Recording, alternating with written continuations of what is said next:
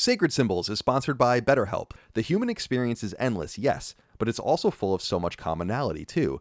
This is why talking to someone who can relate to you and help you really does work. BetterHelp can bring you on that journey now. It's time to find where you're going. Let therapy be your map with BetterHelp. Visit betterhelp.com/symbols today. That's BetterHelp.com/SYMBOLS to get 10% off your first month of therapy sessions. That's betterhelp.com/symbols to begin your therapy journey. Again, that's betterhelp.com/symbols. Sacred Symbols, a PlayStation podcast, is brought to you by, well, you. If you want to learn how to support our show, go to patreon.com/laststandmedia.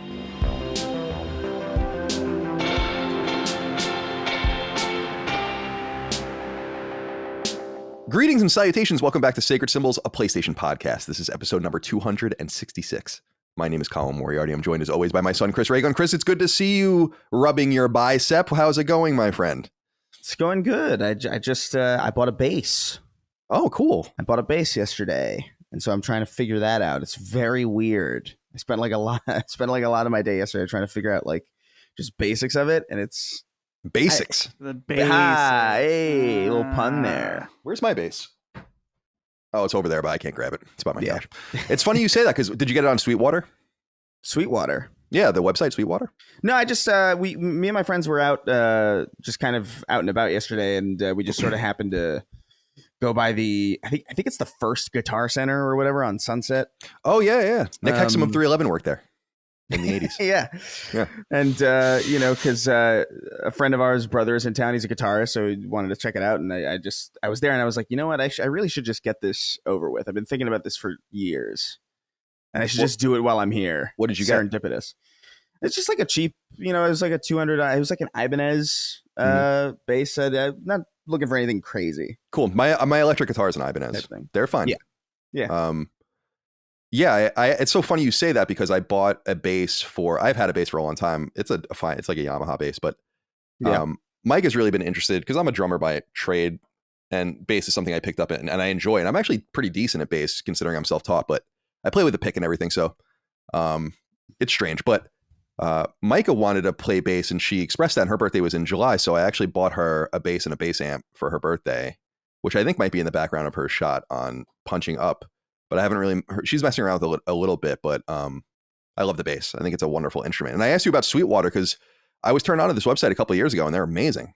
This website, sweetwater.com. I've never heard of it. They're based in Indiana. I think it's like in the music industry, I guess it's like a pretty renowned website, and it's pretty cool. Like they're mega good customer service, very good prices. Oh, wow. And cheap kind of shipping and everything. So that's where I got my drum kit and my cymbals and stands and throne and everything. Yeah. That's crazy. Yeah, it's good. I've highly recommend it. Yeah, I've never heard of any of this. Yeah. I wonder if they do pedals. Perusing. Oh, they do everything. They'll definitely have pedals. Dope. Yeah. Cool, man. Did you get a bass amp? No, I've just been I'm in an apartment. I don't really I'm not really going to get much use out of an amp. So you're just playing analog? So I'm playing analog, but I have a setup where I can plug it into my computer, and my computer basically processes it like it's a DAW, you could just kind of plug it in and get amp sounds. I'll get an amp eventually, but right now I just want to learn how to do it. Cool. Yeah, when I got my bass a long time ago, I threw it away when I left California, but I had like a shitty guitar amp and I fucking destroyed that thing with the bass, which is why I asked. Like the bass just obliterated the amp. Yeah. Because it's not made to go that low, especially when you're dropping and you're playing that corn, which is like he's barely even. I love corn because it sounds like he's not even playing any notes. It sounds like he's playing a string because it's so low. Like the string is so loose, the E string is so loose on his bass. It's like just sounds like you can hear the string moving instead of the actual bass note or tone. Yeah. Anyway, cool, man. Glad to hear that. Dustin Furman, executive producer, welcome to the show. How are you today, my friend? Doing fantastic. While we're on the topic of music and gear, a little lore for the background for the video listeners. This room was once a practice space for both my dad's bands and the bands I had growing up.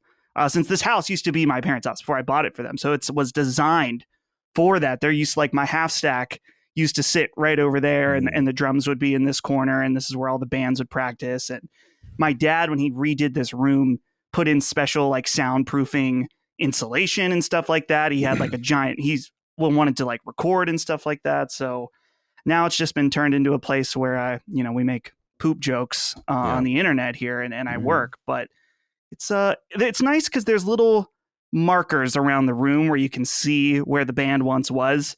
For example, you won't be able to see it on video, but there's a dent in the ceiling over there. And I think it was a guitar head, like the headstock of the guitar just went boom right into the ceiling. There's like marks on the fan from all the different times a guitar hit the fan and stuff like that. So they were rocking. Oh yeah, were they throwing their guitars around their body like Fall Out Boy? Not quite like that, but definitely a lot of good. I tried to do that once or twice, and you gotta have strap locks. It's essential. It's not gonna work for me. Yeah, just kind of fell to the ground actually.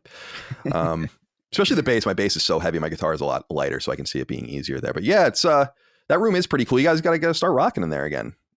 Start getting down a little bit in there. Yeah, I play every day almost. You got to start rocking it out a little bit. I got my half stack in the guest bedroom still. I just need to hook it up, but at some point I will. Fair enough. That wasn't a very, you don't seem enthusiastic about it. I want you to be more enthusiastic about it. I want to. I just I don't know. I'm too busy playing Pikmin to play guitar. That's the problem right now. Is that it's just like, and then there's something else going on. I got to do this. I just need to. You got to do like little steps, because there's like the thing where if you want to practice and do something, you should set up as few barriers between you and the thing. Because right now it's like, oh, I need to set that all up, and that's a whole process. But if I just start, put the guitar out, maybe one day, then set up the amp, and then there's no barrier, and then it's just you can just do it. It's funny, man, because I got to play almost every day because it's good for my anxiety to just get out there, sit behind the kit. I put on my noise canceling headphones. I put my earbuds inside them, just blast music and then play along to it. I've actually been playing along a lot with a band that I actually have a lot of love for, but that I don't talk about very much, the Gin Blossoms. Oh. And their first two records, New Miserable Experience and Congratulations, I'm Sorry, those are classic 90s records. And I'm actually going to see them in September. Colin, going to a concert? It is. I haven't been in a couple of, I haven't been probably since. Okay. Have I been anything? Yeah, I haven't been anything since I was here. So I'm going to see them, Sugar Ray, Tonic. Oh yeah, I remember. Yeah, I remember you mentioned this now. I'm really, really excited about it because I unironically love Gin Blossoms and I unironically love Sugar Ray. I think Sugar Ray is a great band. In fact, I think Sugar Ray, the thing that made Sugar Ray so fun to me was their complete self-awareness of their situation. Naming their follow-up album, that's really technically their third album, but naming it 1459, as in like their 15 minutes is almost up, I think is one of the most self-aware, funniest things. They're great. And I think Mark McGrath is awesome. I love Sugar Ray, so I'm excited to see them. But I'm especially interested in seeing Tonic because they sing that song You Wanted More, which I absolutely am obsessed with from American Pie. And so I'm excited to see that live. Fastball is going to be pretty good too. Yeah, I haven't been to a show in a few years. I used to go to see music all the time. I don't know. It's first of all, I'm in the suburbs. Yeah. So I'm not in a city anymore like I used to be. It was trivially easy to see music when I lived in other places. Yeah. Even when I was in upstate New York, it was kind of a hassle to really see anybody because no one came. No one went up there. You have to take a train to the city, and that was $40. So like, I don't know. Yeah, I used to take a train in when I used to go to Roseland or Hammerstein to go see a bunch of shows when I was in high school in New York City. And then in Boston, I literally probably saw 100 acts when I was in Boston. No, like easy. Dude. It was very easy to see shows because there was all the venues were right next to each other across from Fenway. And you used to just be able to go. I remember like crazy nights where bands that I loved at the time, where it was like Zebrahead was playing, POD was playing in another venue, and like all these, Korn was playing, I think, and it's just like, wow, this is kind of crazy. And you could just go walk to any of them, Yeah. I loved that. So I used to take advantage of that. Dustin. Yeah.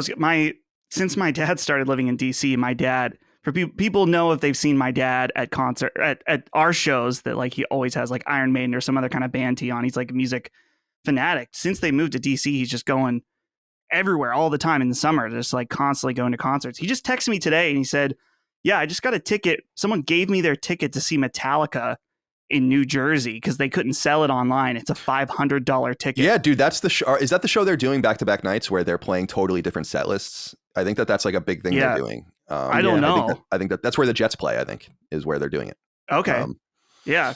I was like, damn, that's For a free, dude, that's a thing. I don't know if it's a thing in cities or whatever, but a lot of the tickets my dad has gotten is people that they just buy them when they see they're available and they don't know if they can go. And then they can't sell them or something, and they'll give them up on like Facebook Marketplace or something, or yeah, Facebook group. I've done that before. Yeah. I've gotten tickets that way. Yeah. But yeah. dude, So $500 ticket for free. I'm like, that's insane. I mean, good for him. He's gonna have a great time. But yeah, I'm looking. Yeah, they're playing where the Jets play the 4th and the 6th. I'm trying to see if this is this is the one where it's no repeat weekend. I love that kind of shit where you can see a band back to back and they promise that they won't play any of the same songs. So yeah. And the first night they're playing with Pantera. Whoa. Which I would love, which would be dope. Let's see. My dad's going. Which night did the 4th or the 6th? If you're going the 6th, it's Five Finger Death Punch is opening tomorrow. Wait, he said.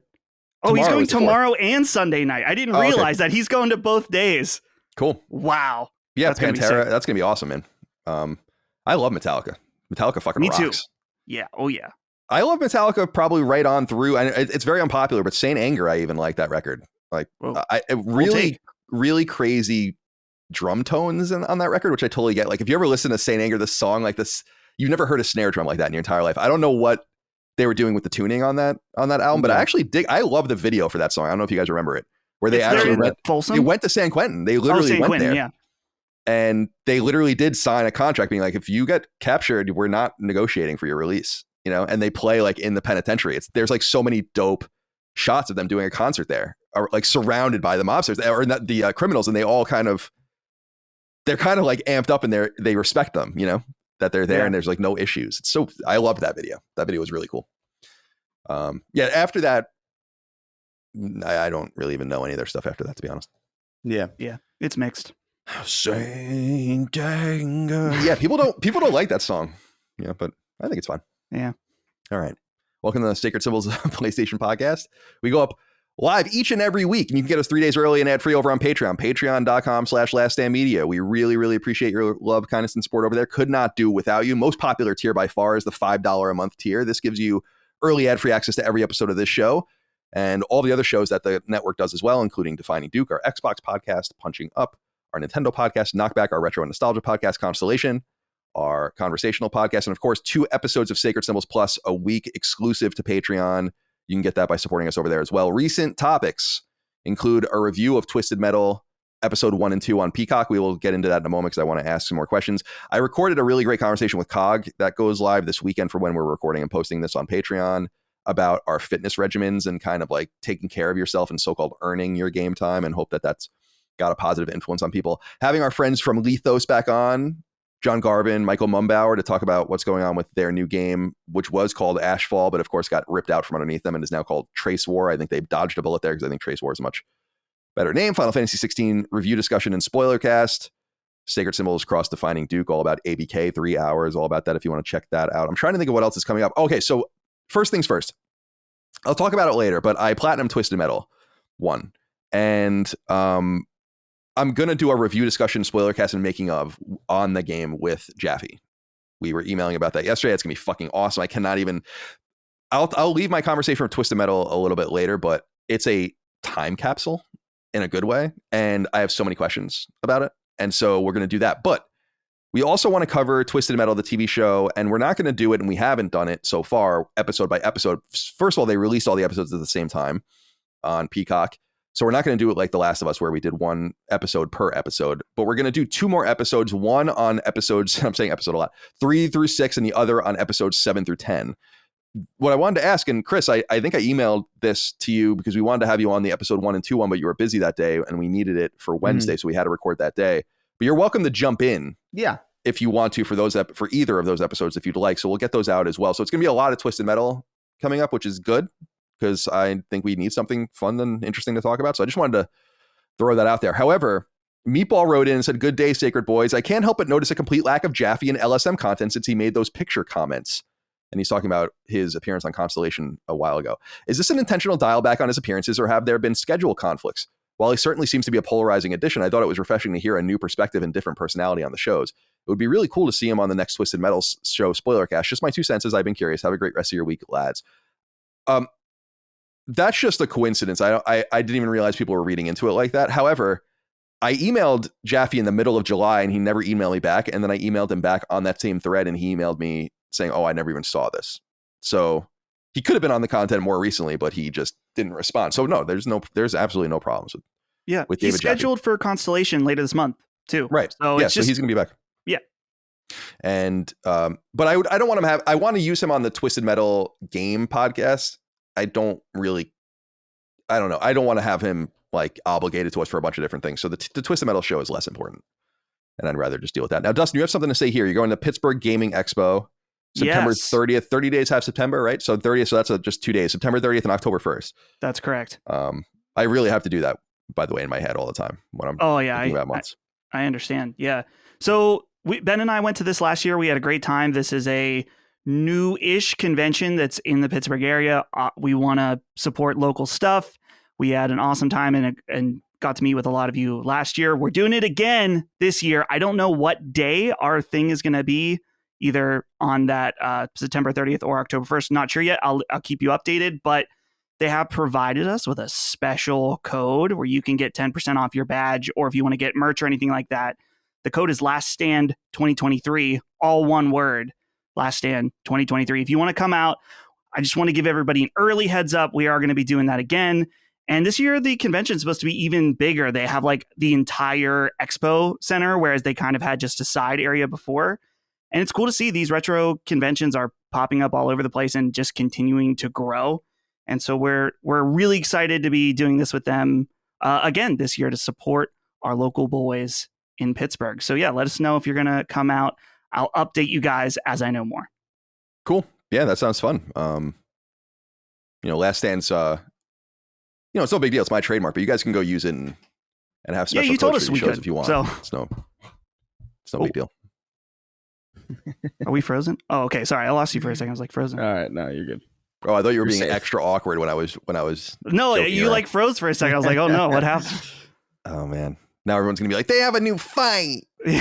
They're fighting. Sleepgate has become there's Yawngate, Sleepgate, and there's Yeah. Sleepgate. Those are two different things? Those are two different things, I think, because Sleepgate became the controversy around me making fun of you. Yawngate is Chris's complete indiscriminate yawning during the show.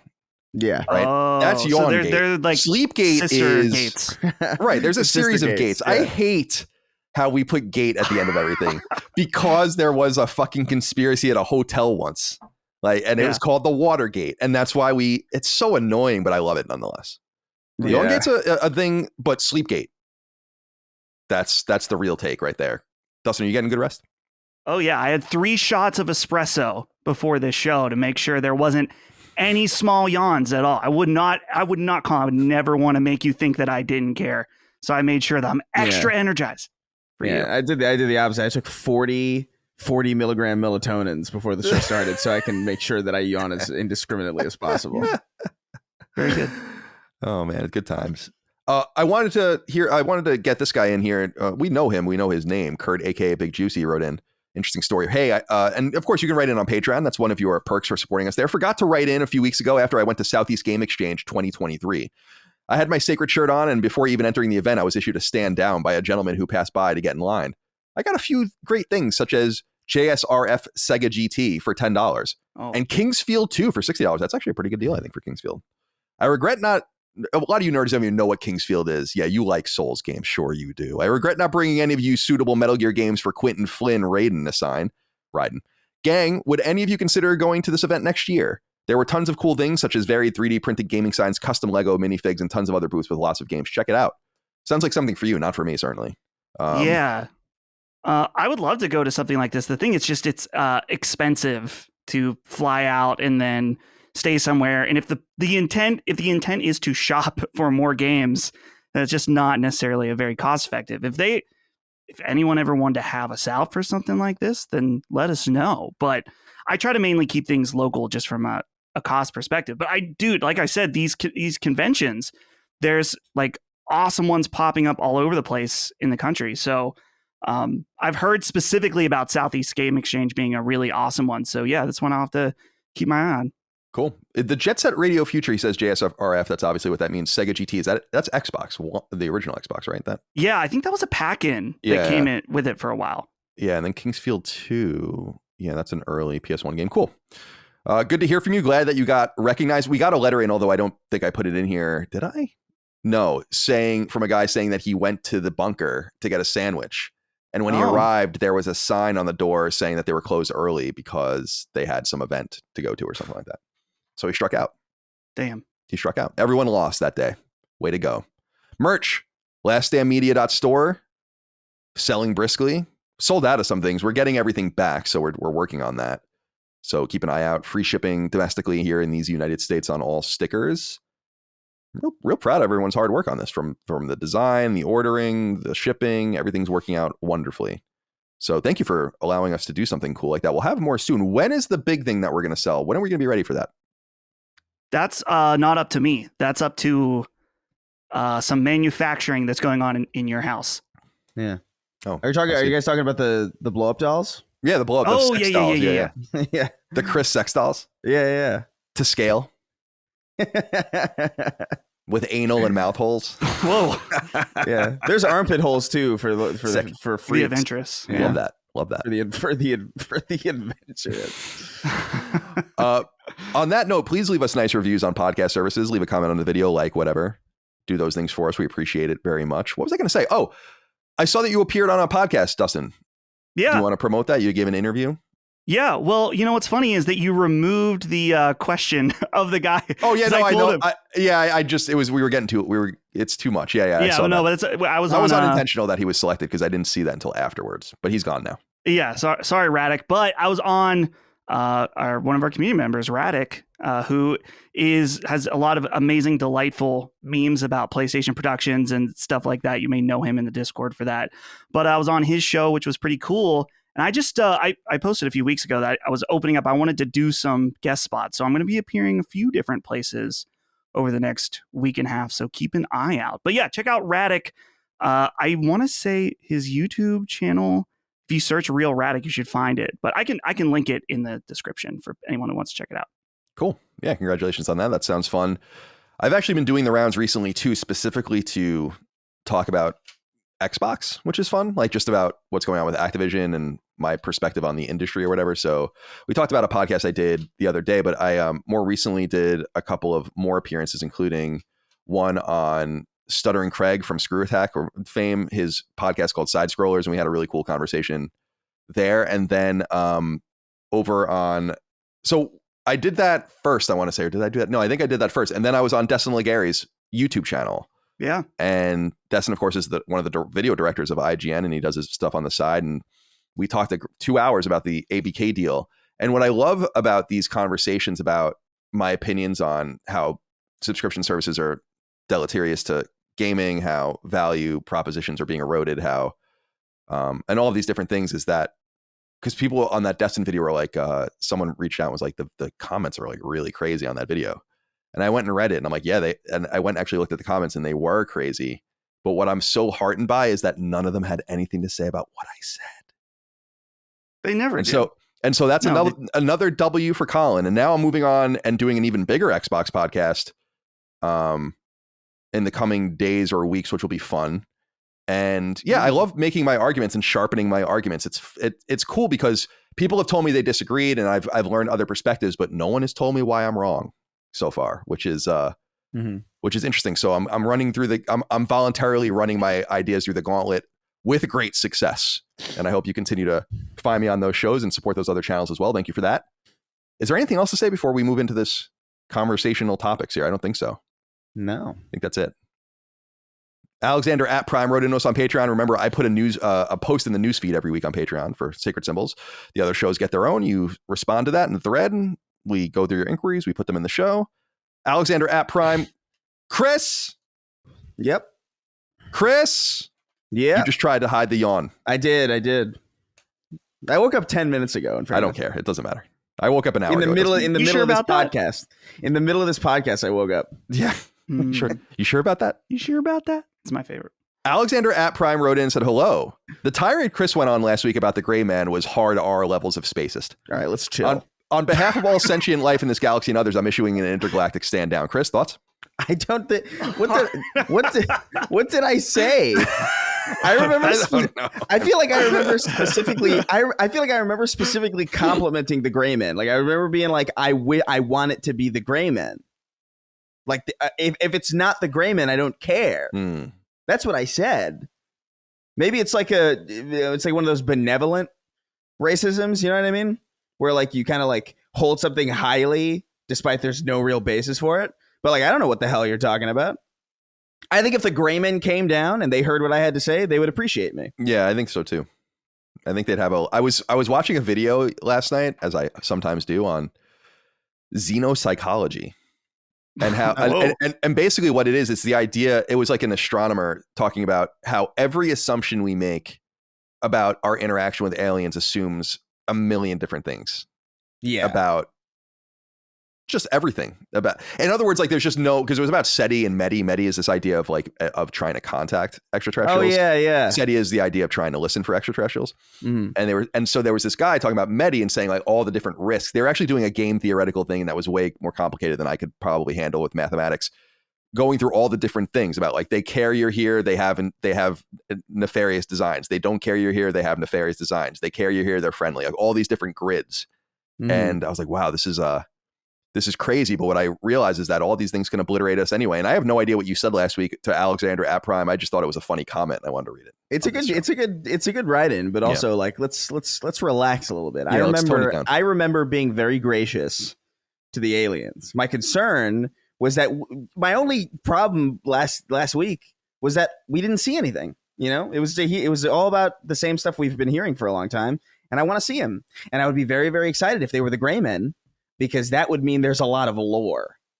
There's a lot of lore going on that has actually been like real the whole time. You know, like if it was like if some UFO crashed and out walked like, I don't know, some like a biblically accurate angel, or you know what I mean, like something like incomprehensible, like the eyeball or whatever it is. Yeah, you know? Like something like that. Then I would be like, oh, this is like fresh and new, and that's cool, but like it's inherently less interesting because it means all of these stories from our past are just kind of completely bullshit. That's why I want the Gray Men. That's deep. It's a little bit anthropological in some way. Sacred Symbols is sponsored by BetterHelp, the accessible, affordable, and effective way to experience the myriad benefits of therapy. You can learn more for yourself right now at betterhelp.com/symbols. My friends, the yin and yang to wellness is a healthy body and a healthy mind, and today I want to talk to you about the latter. As someone who suffers from depression and anxiety, I know how important it is to seek professional help for whatever ails you because it works, and I know. But I also know that for many people, access to a qualified therapist is a luxury, one that potentially requires you to take off work, drive to an office, sit there in person, and repeat the whole process in reverse when you're done. And you may pay an arm and a leg for the honor. But what if I told you that with BetterHelp, you can avoid many of the common pitfalls in the pursuit of better mental health? It all starts with accessibility, a key component of what makes BetterHelp tick. I see a guy in person in my own life every month or so, and I'm lucky to be able to do so. I work from home, have a flexible schedule, and a means of transportation. My insurance even covers the bill. But BetterHelp allows you to circumvent so much of this, lowering the barrier to entry and the cost alike. With BetterHelp, you can talk to your therapist over video, audio, or even just over text, at a time that truly works for you, with someone qualified to listen to you and to help you from the comfort of your own home and at a reasonable rate. There are no tricks. You can even change your therapist without any issues. If you feel like you aren't syncing, which, and I say this as someone with experience, sometimes happens, that's okay. Therapy is a very personal thing, but it's also vital to pursue with an open mind. I see its use in my own life, and I believe it can have utility in yours too, whether you're depressed or anxious like me, or are dealing with a whole host of other common issues, trouble at work, issues in relationships with friends or family, sadness, loss, and so on and so forth. The human experience is endless, yes, but it's also full of so much commonality too. This is why talking to someone who can relate to you and help you really does work. BetterHelp can bring you on that journey now. It's time to find where you're going. Let therapy be your map with BetterHelp. Visit betterhelp.com/symbols today. That's BetterHelp.com/SYMBOLS to get 10% off your first month of therapy sessions. That's betterhelp.com/symbols to begin your therapy journey. Again, that's betterhelp.com/symbols. Yeah. Why did I just call you Devin? Dustin, where did you go? So classic moment here happening once again. I locked Holly out of the house because sometimes when I get in the house, I lock the deadbolt And I think Holly doesn't have a deadbolt key for some reason. So we need to make a duplicate for her. But I just locked her out of the house, so I had to go let her in. Let me be honest. I don't even know where my keys are. Oh, I use my keys never. First of all, I could just use a code to get into my garage, and that's easy enough. On the outside, you just press the code on the buttons. But I have no idea where my keys are. I'd probably have to break into this house if I got locked out of it. That's great. That's so wild. Yeah, I can't even imagine that. I always know where my keys are. I have like almost like a GPS in my brain of where my keys are. I've never lost my keys, ever. I used to lose them all the time when I was in high school, and my dad used to get and understandably so, like so mad. He probably had to change the lock a half dozen times when I was in high school. Yeah, I remember like I had a keychain that was like remember Exxon had, I think it was Exxon before it was ExxonMobil, had the tiger. It was like a tiger. I mean, you guys might be too young for this. Yeah, I don't remember this. But there was like these heads they would give away and he had a bunch of them, and so every one of my keys was attached to this tiger head. I would just end up losing it somewhere. Like a fucking tiger, like a Tiger Schulman's tiger. Like, what do you? It was like a cartoonish Exxon. It was like supposed to be like a cartoonish tiger, right? And I don't know why. And then they would just give these heads away and so we had a bunch of them. And then so every time the key would be attached to it, and I would just lose it every time and he'd get so mad. But these days, I'm very persnickety about the key situation now because you got to be, or not now, but when I was older, after that, let's say, not now. And so clearly I'm not persnickety about it now. I can't deal with losing my keys to the point where I've just psychologically made it impossible for me. Like I have like a bit, like a Crash Bandicoot. Oh my God. Like a question box hanging off of it, which is like such an awkward shape, but it's an awkward shape because I know if it's in my pocket or not, because it's like, ooh, there's that awkward shape. I even recently decided to pull an emergency plug and decided to unify my phone and wallet. Oh yeah. Because I got sick of having them separate. Look at that thing. It looks like a Bible. No. What are you reading, the Old Testament? You just need a belt clip for that, man. It's like, you're set. It's actually not that big. It looks big because I'm a very small person, but like it's it's so much better. I like that. First of all, I have a free pocket now. Whereas before I was just like, if anybody handed me anything, it was like, so I'm fucked. Chris, you're a keys in pocket type of guy. I use the carabiner, and it like I tuck the keys into my back pocket when I'm walking around, so they're not jingling all over the place, Oh yeah, no, I have my keys in my back pocket too. That's why I never forget them, because I'm always sitting on that awkward box. Oh, yeah. Your back is just ruined after this. Yeah, it's okay, nerve damage from a Crash Bandicoot keychain. Yeah, it's okay. I'm gonna have my family sue Activision when I finally die. Oh, good. Do it. No balls. What were we talking about here? Oh yeah, Alexander at Prime. Thank you for writing in. Yeah, stand down, Alexander. I do have to. I don't really go anywhere, so I don't really need to. See, I'm always wandering about the neighborhood or my yard, like I say, but I just never have anything except for my phone. Just wandering around, like just wandering about. Just wandering about. I want to see. I want to see a photo of you wandering around your neighborhood, but like blurry and like looking back, like the Bigfoot photo. Yeah, that would be so amazing. That'd be a great poster too. I have cameras in the front and the back of the house where like they totally get me doing all these things. It would be funny to go and just show like the random things I'm doing out there while I'm just wandering about my yard. Just a screen grab. Just like picking up leaves and mowing the lawn and playing with the dogs and doing whatever. Yeah, little screen grabs. That would be fun. It's funny, man, because my neighborhood is manifestly safe, but which I'm very grateful and lucky for. But we still obviously lock our doors. But yeah, I feel like this is the kind of neighborhood where you wouldn't want to break into these houses because then your life is in your own hands at that point, right? Yeah. Or actually, no, your life is in their hands. The second and same here, you're trying to come into my house. Get inside this house, all bets are off for you, my friend. I'll tell you that much. It's like a Home Alone situation. You got it's gonna be a lot worse than a Home Alone situation for that person, but yeah. It's gonna be a hell of a lot worse than Home Alone, but yeah, fair enough. All right, Chris McCarthy wrote in. So hello, sacred ones. Over the course of 1 week, we got to see Devin Townsend live. Hell yeah. Had our entire gaming setup fried by lightning. 1 bar trivia against a team of 5, despite joining halfway through the game, thanks to an Ayn Rand question. Ooh. And 1 under contract for our first home. This show has been a constant over 7 years in an apartment. And though we haven't had as much time to listen lately, you guys have gotten me and my wife through some really tough times. Cheers and thank you for everything. Onward and upward. Congratulations to you, Chris. I would love to. Didn't you see Devin Townsend? Yeah, literally like 2 weeks ago or You something. might wonder, is he on tour? Yeah, he is. He's okay. I was wondering. I was wondering if you guys Yeah. were maybe at the same show, but probably not. There was somebody who saw me apparently at the show and just didn't say, or maybe I just didn't hear them because it was fucking loud. But yeah, it's him and Dream Theater and Animals as leaders. They're all touring on some Dream Sonic tour thing. But that's nuts. Dude, when I lived in San Francisco, every once in a while someone would recognize me in my neighborhood when I was like going to a store. And there were a couple times where my neighborhood was pretty quiet too, where like someone would be driving the other direction and be like, Colin, and I just didn't acknowledge them because I'm like, I want them to have some sort of doubt that I don't live here. You know? So it's not me. I don't know what you're talking about. No excuses because it was dead quiet. Could have heard a pin. That's so just, funny. just like, Charlie! All right. Chris, happy for you and your wife. Glad to be there. What was the Ayn Rand question? Yeah, I'm curious. I'd be interested to know that. Ayn Rand is one of my favorites, as people know, not for really political reasons. I just love the stories. I mean, the political reasons are there too, of course. But my favorite thing about Ayn Rand is that everyone that insults her can't tell you the first thing about any of the books she wrote.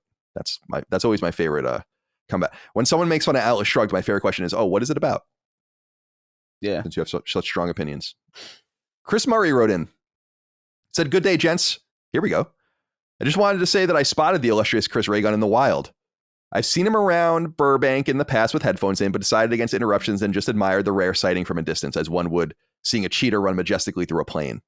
But today he was in my neck of the woods but a mere feet apart from me. I took the opportunity to engage and compliment him for the badass that he is. With a group of his friends in tow, I aimed to stay respectful of time used and kept it short and sweet. But I'm pleased to say Chris was quite friendly and accepting the greeting with grace. All in all, it was a pleasant, Sacred Symbols fourth wall breaking experience. The thing he doesn't know is I was listening to him in Colin's Sacred Symbols Plus episode when I ran into him. Ooh, meta. Thanks for all the entertainment and making the day just a little more cool. Cheers. Chris, you met Chris Murray. Oh, that's so funny. That's that's so weird that you would be listening to the show at the same time. Yeah, I think I've had two experiences exactly like this. So I'm not sure which experience this is, because this sounds like both of them. I was with friends but like this is probably when I was getting my bass. You know, I would imagine that that's probably what this was. And I was walking with my friends to the Guitar Center and we were talking, and yeah, you were cool. I appreciate that we were both walking in separate directions and you acknowledged, but you kept walking, you know, like to insinuate that I didn't have to like stop, which is nice because it's like, hey, you know, great work or whatever. And I'd be like, thanks, you know, that's a nice interaction. I like that. I don't love it when people come up to me like with my headphones on necessarily, like while I'm walking, and then because then I have to stop, and then it's an immediate stop. It's like it's over. It's like making eye contact with like one of those the weeping angels. It's over. But yeah, it was a good experience. Good, cool. Yeah, I don't get recognized here almost ever, which is nice. Not that I ever go anywhere, but yeah. It's in the cities. It was much more common. Good to hear that you had a good experience. Good to see that everything was copacetic. I had a few. I've never had a bad experience really meeting people, but I've had people come up and hug me and stuff, and that's like, I don't know. That's weird. I don't know what you're doing. Yeah, no one's ever done that. Thank God. Like a dude when I was in Santa Monica, very touristy. I was walking down the street to like Paper Source or something to get fucking envelopes, and some dude from Sweden like ran up to me and hugged me. I was like, holy shit, what the fuck? Like before I even knew what was going on. Yeah. I love you. And I'm like, that's crazy. Yeah, no. This is America, son. I'll kill you. You're lucky. Back up. The LAPD are gonna come beat you. Yeah, that's true. I've never really had a bad experience either. Like I think the only weird experience that I ever really had was like in Glendale, like 7 years ago, maybe like 6 years ago, where like I ran into this group of these two guys, and they like tried to sneak a picture of me while I was talking to them, and that was weird. Because you could have just asked. If you just want a picture, just ask. That's fine. You could have just asked. It's fine. Like, it's not a big deal. Like, I am at this point, like, where I don't really leave the house that often or, like, venture out to that many places. But if I go out, I'm generally at least one person will recognize me. Like, it's at that point. And usually everybody's been normal. Like, pretty much every single time. It happens a lot at the movie theater. I assume because there's a lot of overlap with people who go and watch movies or like work at the movie theater and people who like watch this kind of stuff that I do, or maybe. But I got recognized at Oppenheimer and at Barbie, and that was kind of weird back to back because I was kind of embarrassed. Because like, which one? What were you embarrassed about? I was embarrassed at Barbie because like, not because like I was embarrassed to see it. Like, it was actually a fun movie, but like I was sitting there, like I went to a dine-in theater, and the food didn't get to me until the third act. So I was kind of like in a bad mood. Oh, that sucks. Yeah, it was really lame. It was really fucking annoying, and it was cold too. It sucked. But so I was just in a weird. I was just thinking, oh man, it was like a lame experience. And then somebody comes up and they're like, "Hey, what's up?" And they're like, "Oh," I had to snap out of like a really annoying frame of mind to make conversation. It was brief though. Yeah. It was like fine. But yeah, that's annoying because you want to be eaten probably by the end of the first act, I would say. Yeah, dude. Right? Like it was, dude, my lemonade came at the end of the second. I was like, excuse me? What the fuck is going on here? Yeah, This is crazy. got to get your shit together. I don't like that. I don't like that at all. I got to go see, I'm not going to go see them, but I have to see both those movies. I'll see them maybe when they. Dude, Oppenheimer is so good. I'm sure it is. I still haven't seen Tenet, so I need to see that first, and then I don't think you need to see Tenet. Skip Tenet. I like to see all of his movies. I've actually really been dissuaded because everyone says that about Tenet. It's not very good. I'm like, come on. How can it really be that bad? I guess maybe it's not that it's that bad. It's just that I would say it's like really. To be fair though, I'm not a Nolan person. Like I've never really been that much of a Nolan person. I liked the Dark Knight, I guess, and Dunkirk. How about Interstellar or I thought Inception? Interstellar and Inception I thought were good, but like I didn't care about them that much. And Dunkirk I finished. I remember being like, that was a decent, like, I don't know. I just didn't get it. But I think this is like his best movie. Like I loved it. Like I want to see it again. Oh, cool. As far as in terms of filmmaking prowess, like I was actually saying on that interview I did yesterday that I like Interstellar better as far as the subject matter, but this is his best movie without a doubt. As far as like the craft of filmmaking, this one is for sure his absolute best. Yeah, I've been going into like rabbit holes about this guy. J. Robert Oppenheimer, because it's so fucking fascinating. Yeah. Like obsessed. I'm loving to hear that. I love history. I love the Manhattan Project. This is what weren't we talking? Who was I talking to about me? This? Oh, okay. From the Twisted Metal show, the first 10 minutes we talked about. Right. I was like, didn't I just talk about this? Yeah, that's a subject. I was telling. It's so funny you say that because I was telling Dustin that I am so pleased to see people really engaging with a deep historical situation that a lot of people never thought about, and because the bombing of Japan is an inflection point in the world. And I personally, and I was saying on the podcast, is that all things being equal, I actually think it was probably the best outcome for lives saved. And I was telling him that I read the DMG and Greco book Hell to Pay, which is an amazing book about what the Americans and the Japanese would have assumed would have happened during the invasion of Japan and how many lives would have been lost. And the Japanese basically saying that they would fight to the death, like to the absolute death. And that ironically, by killing 150,000 people with an atom bombs, and that sucks that happened, that we might have saved millions of Japanese lives by not having to actually go and shoot them one by one on the beaches of the Kanto Plain and all of that. So I love regardless of where you stand on it, from it being the biggest atrocity ever to it was a showmanship for the Russians to whatever. It's awesome that people are engaging with this piece of history because it's a major question. And I think it brings into balance a question that I've been bringing a lot about recently, which is in the last couple of years, especially, which is like, you don't want nuclear war. You better do everything possible to get away from this precipice with countries that point these things at each other. It's good that people are engaging with this. I appreciate that. It's just so ironic that it happens alongside Barbie, which I am still of the mind, and I haven't seen it, but I'm still of the mind that it is supposed to be a meta commentary. And it is. I would assume so. So I actually think that they kind of go together. I've seen a lot of, I feel like a lot of people are missing the point of Barbie in a lot of ways, because it's like, it's very clearly not like a kid's movie at all. And I remember like a lot of the reviews were like, this isn't a kid's movie. Like, this isn't and it's like, dude, it's not. It's not a kid's movie at all. Like, not even slightly. Chris, I had a question. I wanted to see if you would join me in peer pressuring Colin, in that I felt that the Oppenheimer theater experience, especially as a history fan, is pretty essential, especially compared to Colin watching it with his TV speakers at home from a sound perspective. Why are you such a hater of the TV speaker? I don't understand. Oh man. Well, yeah. Listen, I don't even need to answer that. Listen.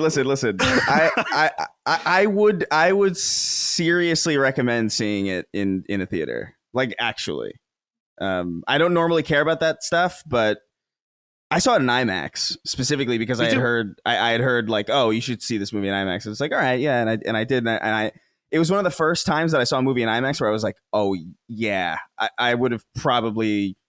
I get the sense that I would have lost a lot not seeing this in IMAX, which is like I would rarely recommend that for really anything, but it's really fucking good.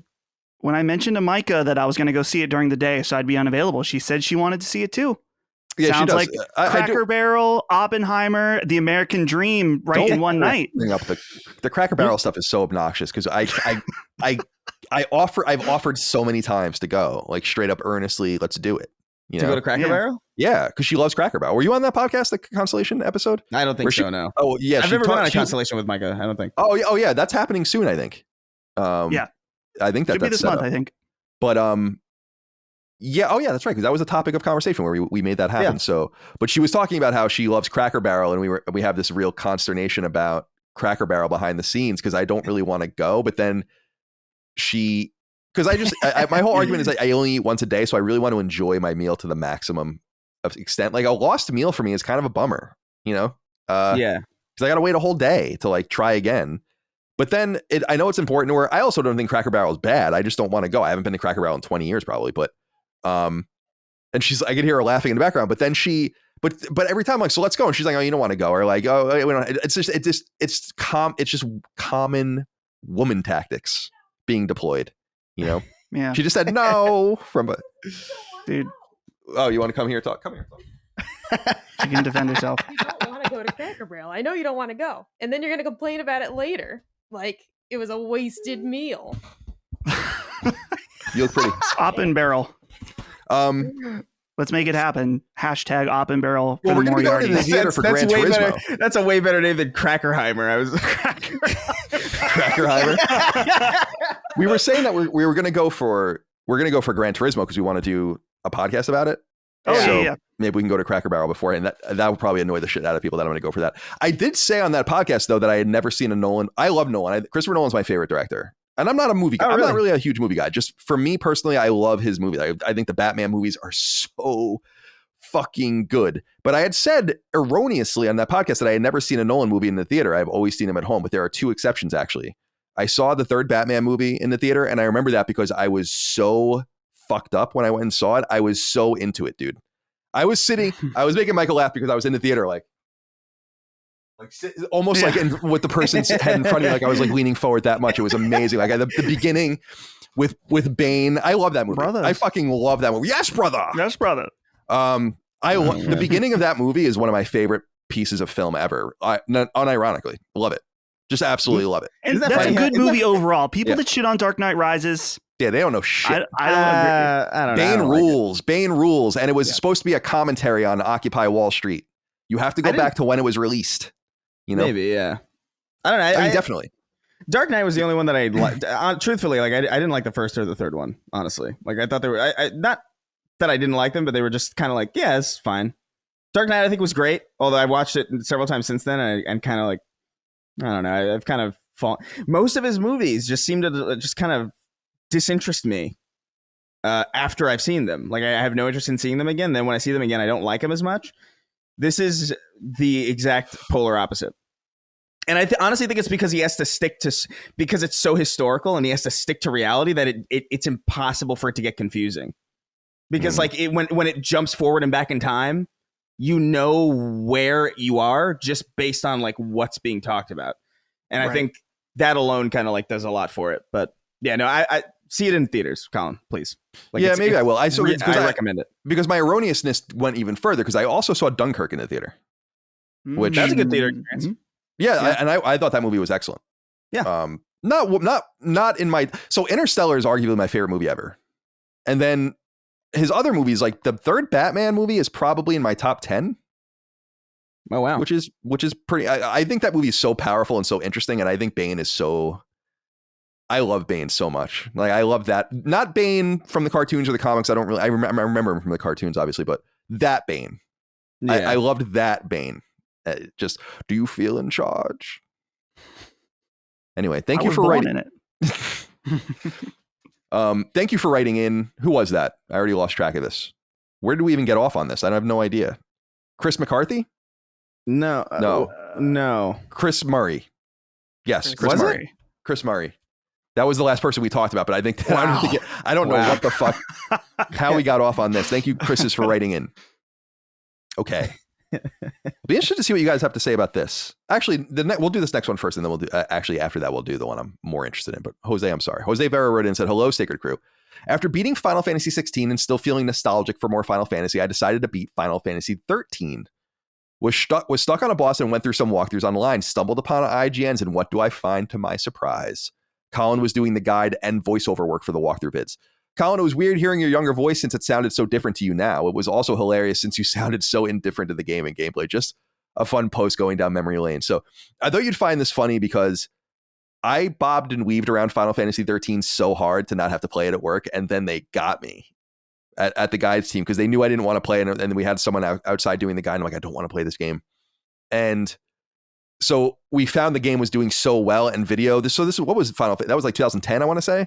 So the video started doing so well at IGN that they're like, Colin, we need you to go into a bay and play all of Final Fantasy XIII, record the entire thing, cut out your boss battles, do commentary over your boss battles, and post them to the site. And so that's what he was listening to. And I remember doing that, and I probably sounded indifferent because I didn't want to be fucking doing it. Dude, so I remember that task specifically, and that's why I wanted to call this up. I thought it was funny. Dude, you sound so defeated in these videos. It's crazy. I'm gonna save these. They're very worth going back and watching. Yeah, go check those out. Yeah, go. Jose, thank you for that memory. That was funny because I remember that so specifically. Being like, God damn, man. I almost avoided it. Yeah, so you're gonna want to go get these components. Is that what I said? It's so funny. I just clicked on some random one, and it's I love that. I love that it's just so obvious. Yeah, it was also I was mega anti-video at the time. Like I was a writer. And I'm like, I don't want to do this. I don't know why you're making me do this. You didn't hire me to do this. That was the first time I ever edited. I edited those videos.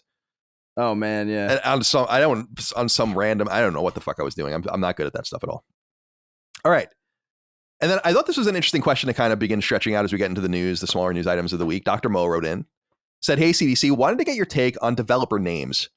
What are some of your favorite studio names, and what are some that make you cringe when you hear them? For any that you choose, do you know the history behind the name selection? Wonder if this might make for a possible Sacred Plus episode of ranking studio names best and worst and reviewing their founding." No Sacred Plus there, but I think this would be an interesting conversation, and I was curious what you guys would come up with if there was any. So, Dustin, I wanted to go to you first. Are there any names that strike you as great or not great? I'm not even going to go into the not great ones. There's a lot of the studio names that I think are bad. Well, can I call it? I just want to call out one negative one. I don't want to be rude to the people there. You can do whatever you want, my friend. But the only one that comes to mind that I really dislike is the studio. I don't think they've released a game yet. That's No Moon. Just because it's so obvious. It's like, we get it. It's Star Wars. Yeah. That's the line. That is a corny ass name. I agree. You know, I don't like that. But Colin, I think you and I have something in common about there's some kind of charm about these names, like Creative Unit 3 or the Final Fantasy 16 team. Yeah, name yourselves, for God's sakes. Please name yourselves already. You've earned it. Yeah. You've earned it. So them. Why am I so mad about it? I don't know. Yeah, go ahead. I always, I'm biased, whatever, but From Software, I think that's just a weird and unique name. But I really liked other weird how your favorite studio has your favorite name. It's not my favorite. I just think I'm shouting it out. Now, what is your favorite studio? What is my favorite studio? Yeah. It probably is From Software. Oh my God. All right, go ahead.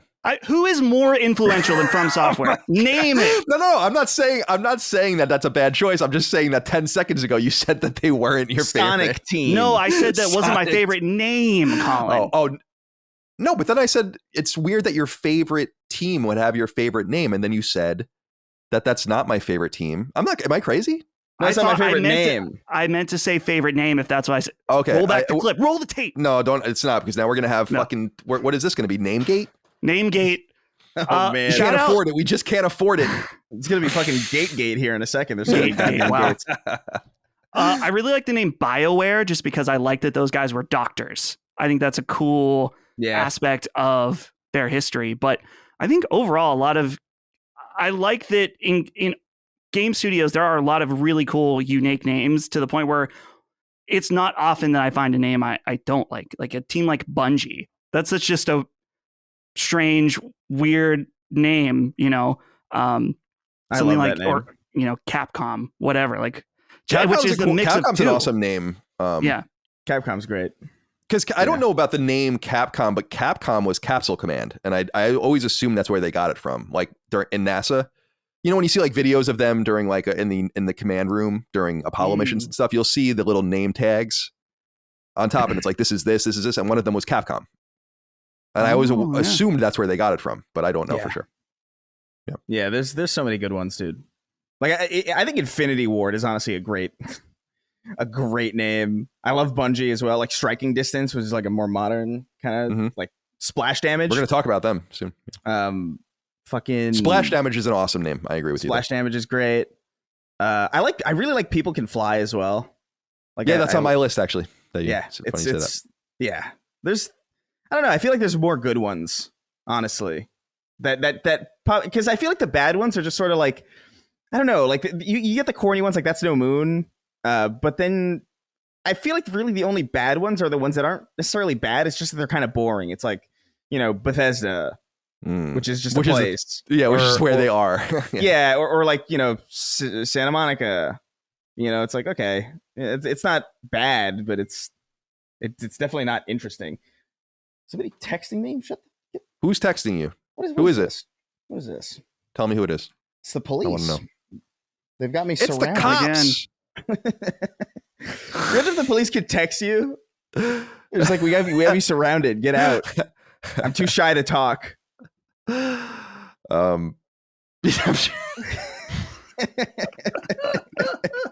It's like that meme that goes around where it's the dude was lost in the woods for like 3 days. Do you know the meme I'm talking about? And they kept calling him on his cell phone and he wouldn't answer because he didn't recognize the number, but he was lost in the woods and he could have been saved like much quicker. And so people always circulate funny. like a Wojak meme next to the news item, and it's the Wojak meme saying like, please don't call me, text me, or something like that. Yeah, I love that. That's good. Stupid. All right, so I have some written down here that I thought I would go through. Just some random ones here. So Grasshopper Manufacturer, No More Heroes, Killer 7, all of that. I always loved that name. A name I bring up all the time, even though I don't really play their games, is probably one of my favorite names, actually, is Harebrained Schemes. I think that's a dope name for I mean, that's obviously a term, but Harebrained Schemes is a dope name for a studio. And their logo is dope because it's a light bulb with a rabbit inside of it, and it just says HBS next to it. And I was like, they nailed that. They nailed it. How about a little bit of Nintendo love? Intelligent Systems, the Fire Emblem studio. I love that name. Speaking of Japanese studios, Level 5, my beloved Level 5. You got Rogue Galaxy and Dark Cloud and Ni no Kuni and all of that kind of stuff as well. How about not a very popular studio these days because of Dennis Dyack and his kind of decline, but Silicon Knights, the Canadian studio, really, really cool name. Obviously well known for Eternal Darkness and the Metal Gear 1 remake. And I wrote down some other ones here. Arc System Works. Love that name. Oh, yeah. Supermassive Games. I think that's a cool name. Creative Assembly. Sega's Creative Assembly. I think that's a really cool name. Tokyo RPG Factory, the Square Enix studio. I think that's a great name. In the first party, Media Molecule, I think, is an awesome name. Yeah. Let's see. Omega Force is a cool name. The Koei Tecmo Musou studio. People Can Fly, like we said. And finally, Quantic Dream, I think, is a great name, too. Quantic Dream is great. The one name that I will say, I don't hate it. I just think it's unfortunate. And a lot of people disagree with me, is I think the name Naughty Dog is kind of... I like Naughty Dog. It's fine, but a team with that provenance, I don't know. You would think that they would be named something different. I think it's cool that they have that provenance and that name, though. I think that like stands out. Oh, shout out to Drinkbox as well. Drinkbox, yeah, that's a good one. Our boys, it's a great name. Yeah, so there's a lot of them. As far as bad ones, I don't think they're bad. I think there's just lost opportunities. Like you said, wouldn't it be cool? Think about Microsoft Studios with like Turn 10, right? Okay, so sometimes you don't want to, and 343, you don't want to like get them all involved in just this one thing. But if that is what they do, then I think you should embrace it. And so something like San Diego, shouldn't they have a team name that indicates something about baseball? Like, you don't want to do something stupid like Grand Slam Studios, but some like term of art with baseball, some weird term or some weird reference, baseball reference, I think would be cool for that team. And Santa Monica Studios as well. Like, geez, man, Sony just did that over and over again. And I think that a lot of that has to do with Psygnosis, because when Sony bought Psygnosis was explicitly remained third party, and we're making games for everything. And that really annoyed Sony. Like, Psygnosis had a lot of power. And so when they renamed them and they kind of reformed them, Liverpool Studio, Sony Liverpool, that's where that whole Sony London, Sony Japan, Sony Santa Monica, Sony, and it's like, it's only the teams that come from outside that are named differently. Sony doesn't start teams with actual names, even, polyphony and all of that. It's interesting. Yeah. I mean, also 343 Industries is a terrible name. I hate it. Well, it's because it's the bad guys, isn't it? Well, it's the name of a bad character. It's not even the name. It's a reference too. It's like industry. Why does this guy have industries? Like it's just what's all he making? Like, what's he making? Like it's just very. I don't know. It would be like if the Gears of War studio was like General Ram Entertainment. You'd be like, what? This is fucking horrible. Yeah, I'll be interested to see what happens with 343. They seem to be in trouble. I have a question about one of the strangest names in the industry. I don't know how I feel about it, but I think about anytime I hear this name, I think that's a weird one. Toys for Bob. I feel like that's one of the most unique names in the industry. I'm not even sure the provenance. Hold on. Toys. Yeah, the etymology of that. Like, what's the reason? Yeah, there's got to be a reason for this. The studio adopted the name Toys for Bob as a way to stimulate curiosity and differentiate themselves from other studios. It worked. I mean, I guess, yeah. What's the other one? There's like another studio that's like, oh my God. It's like exactly the same. You know what I mean, right? It's like their sister. It's like a sister studio. It's like in the Activision family? Yeah, like they... Let me see. I forget. I'm looking up the studio names. It's not Raven. Red Octane, Gray Matter, Treyarch, Infinity Ward, Neversoft, Raven. Oh, Neversoft is good as well. Is it the Crash? But those some. Oh wait, here's more. I'm sorry. Treyarch, Solid State, Sledgehammer, High Moon, Demonware, Beanox. Who made? I guess I'm crazy. Is it Beanox? Oh, it might be. Oh yeah, are they the ones that? Yeah, they're the ones that made Crash Team Racing. Yeah. Okay. Beanox is a weird name. Like, I don't know what Beanox is. I remember them from the Spider-Man games they made that were like fine. Yeah, that one of them came to the Amazing Spider-Man randomly came to Vita, I remember, which was strange. That was a terrible game. Jesus. So you can only imagine how that port was. Yeah. Dr. Mo, thanks for the question. I thought that was fun to go through and celebrate some of the great names. But yeah, shout out to Harebrained Schemes. That's my favorite. And Lily Mo, my own studio's name, I like because it's a reference to a dog. So that's the reason why we can get away with that. All right, let's get into the smaller news items. Although the smallest news item here for our show is one of the biggest news items in the industry, which is a leak from Video Games Chronicle. Our buddies over there, Andy Robinson, particularly the head of it, writes sources: Nintendo targets 2024 with next-gen console. We won't get into the super granular details, although I was surprised to learn from this report that they're going to go with an LCD screen. Ooh, stinky. Dustin, I'm curious, what do you think about this? So late 2024, I thought it would be like first half 2024, which would mimic what they did with Switch, but obviously they need more time. It says one of the important components here is that devs are getting the kits and everyone should basically have them by the end of the year. I don't think we've even obviously we're too small, but we haven't even gotten any solicitations to do any of that kind of stuff yet. So this is obviously big AAA studios, and that would make a lot of sense. So what do you think about this, especially because you're the host of Punching Up? What's the takeaway from our perspective? Yeah, it's exciting for like the hardcore gamers, the people listening to this type of podcast, because Switch is old. It's from 2017. It's mobile hardware, so it's gotten the infamous name Stinky Switch. So yeah, we're desperate for something new, but I don't think Nintendo is. They're just released some of their sales data, and they are selling so many games. Zelda's at 19 million, I think. Yeah. Well, dude, and Tears of the Kingdom is already sold half as many copies of Breath of the Wild already. half as many. So it's I think that Nintendo is probably feeling like this is they wanted to stretch out the Switch as long as possible, but I think it is time, and it's exciting what this thing could do because they're partnered with NVIDIA for their, well, at least they were on the original Switch, is that their partnership with NVIDIA, that the proposed specs is that it will be comparable to a PlayStation 4, which I think to some people may sound not disappointing, but a little par for the course. But I think that if it has NVIDIA tech in it, it really could have some interesting like DLSS or frame generation stuff that really could have this thing punch above its weight, punching up. So the LCD screen thing, I agree, is really disappointing just because the Switch OLED is such a really nice premium experience. And what I want Nintendo to do is just offer two options. Offer the version that is a little bit cheaper. This article specifically mentions that part of the thing that they have to do is that they have to put more internal storage just because the games are going to be a lot bigger as things advance. But offer people a LCD version with, I don't know, 128 gigs or something like that, maybe a little more, I don't know.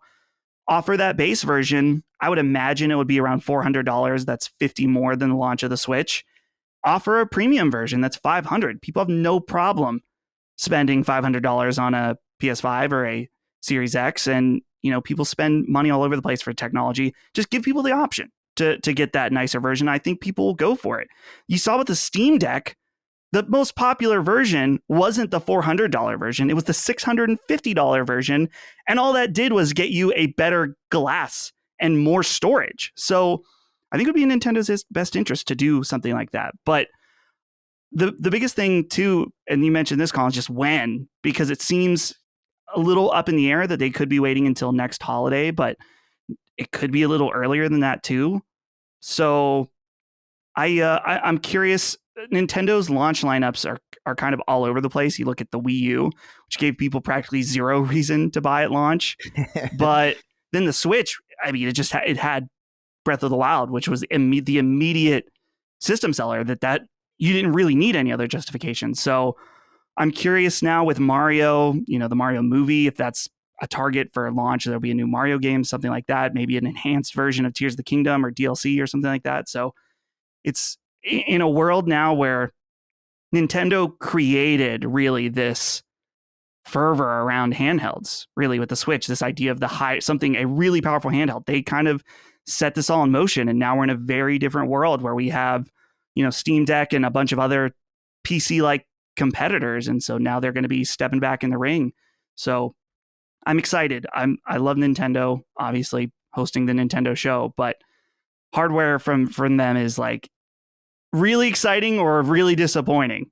So, and they've got a lot riding on this one. So we'll see. What do you think about this, Chris? What's your take?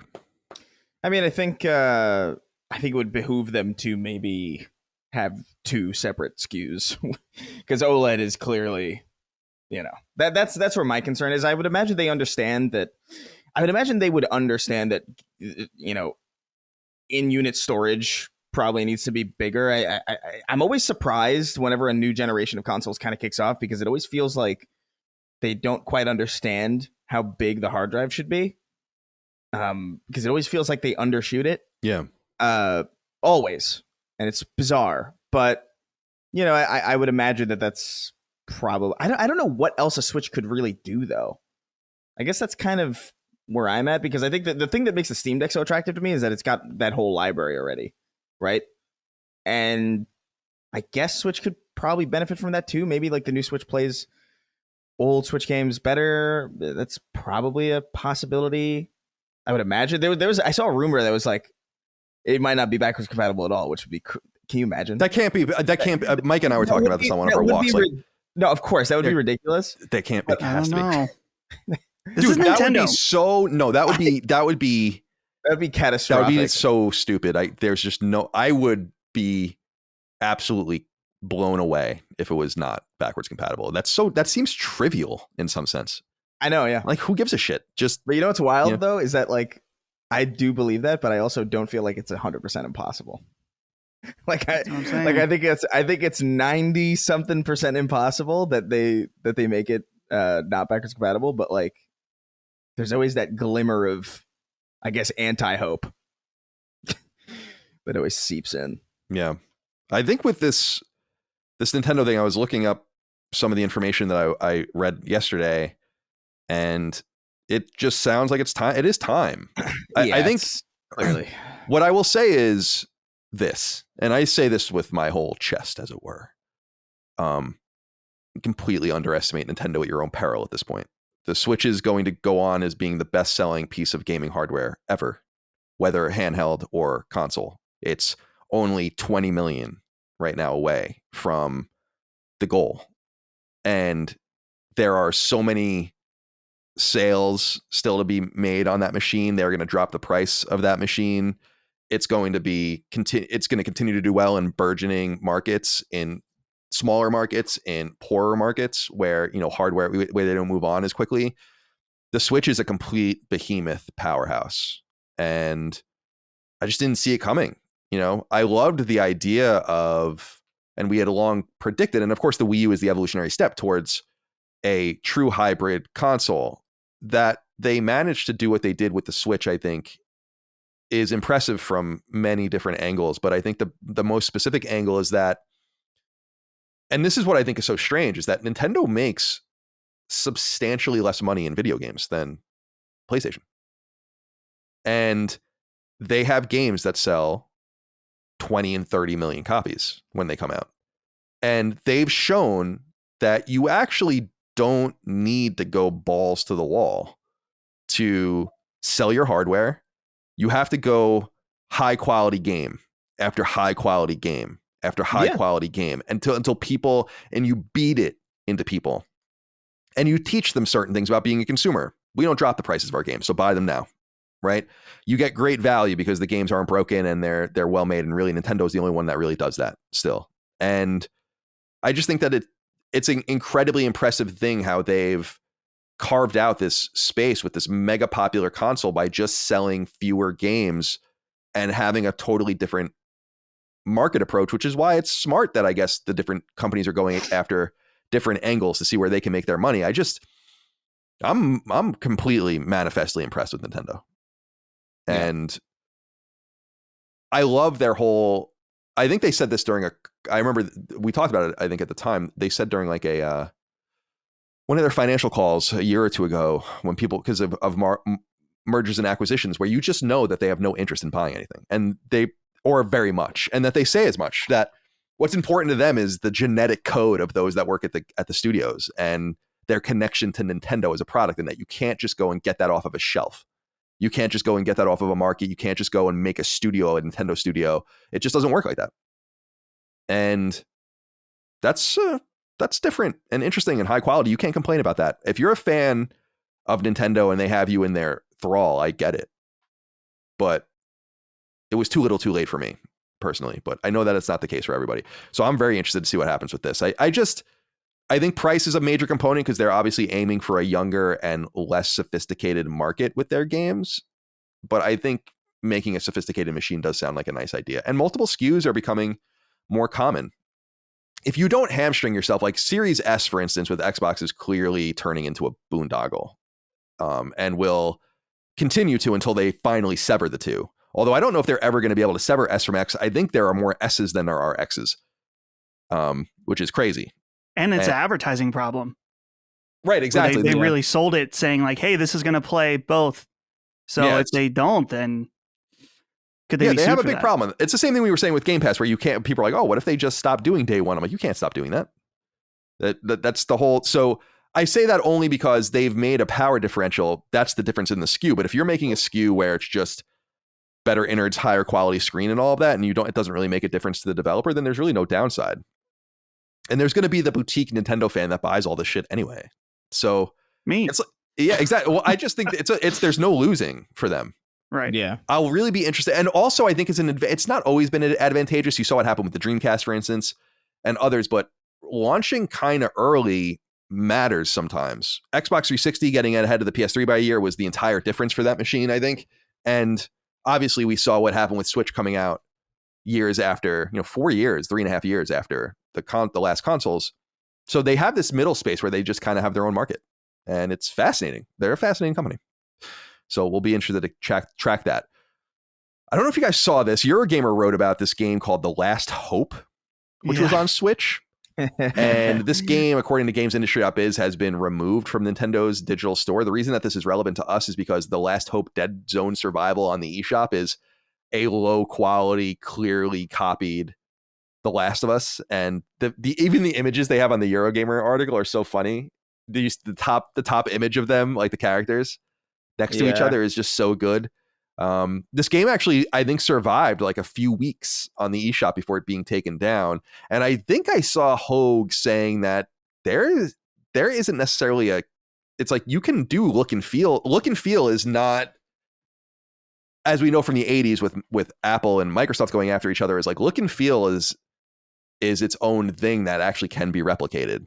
And so maybe there is more here than meets the eye, but nonetheless, it looks like Nintendo was convinced by Sony to take this thing down. And I think that even the trailers have been stricken from their original sources and stuff as well. Dustin, did you see this? What do you think?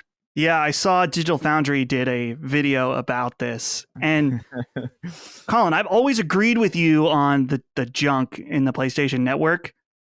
It is nothing compared to the Switch eShop. There is these shit like this is a dime a dozen, where it's games that have clearly false advertising screenshots of what the game looks like, and then you boot it up and it's something totally different. Just absolute garbage littering. And this is one example that was just the most egregious in terms of its copying and trying to look like something else. So it's unfortunate Nintendo doesn't go and take these things down on their own or have any kind of filter, but I understand why Sony would maybe want to take this down, make sure it's not on there, no one's getting confused about it's one of those things where it's so obvious that it's not The Last of Us that I find it hard to believe that anyone would be confused. But I also understand from just an IP perspective that they're like, we don't want any chance of this garbage being associated with what we do.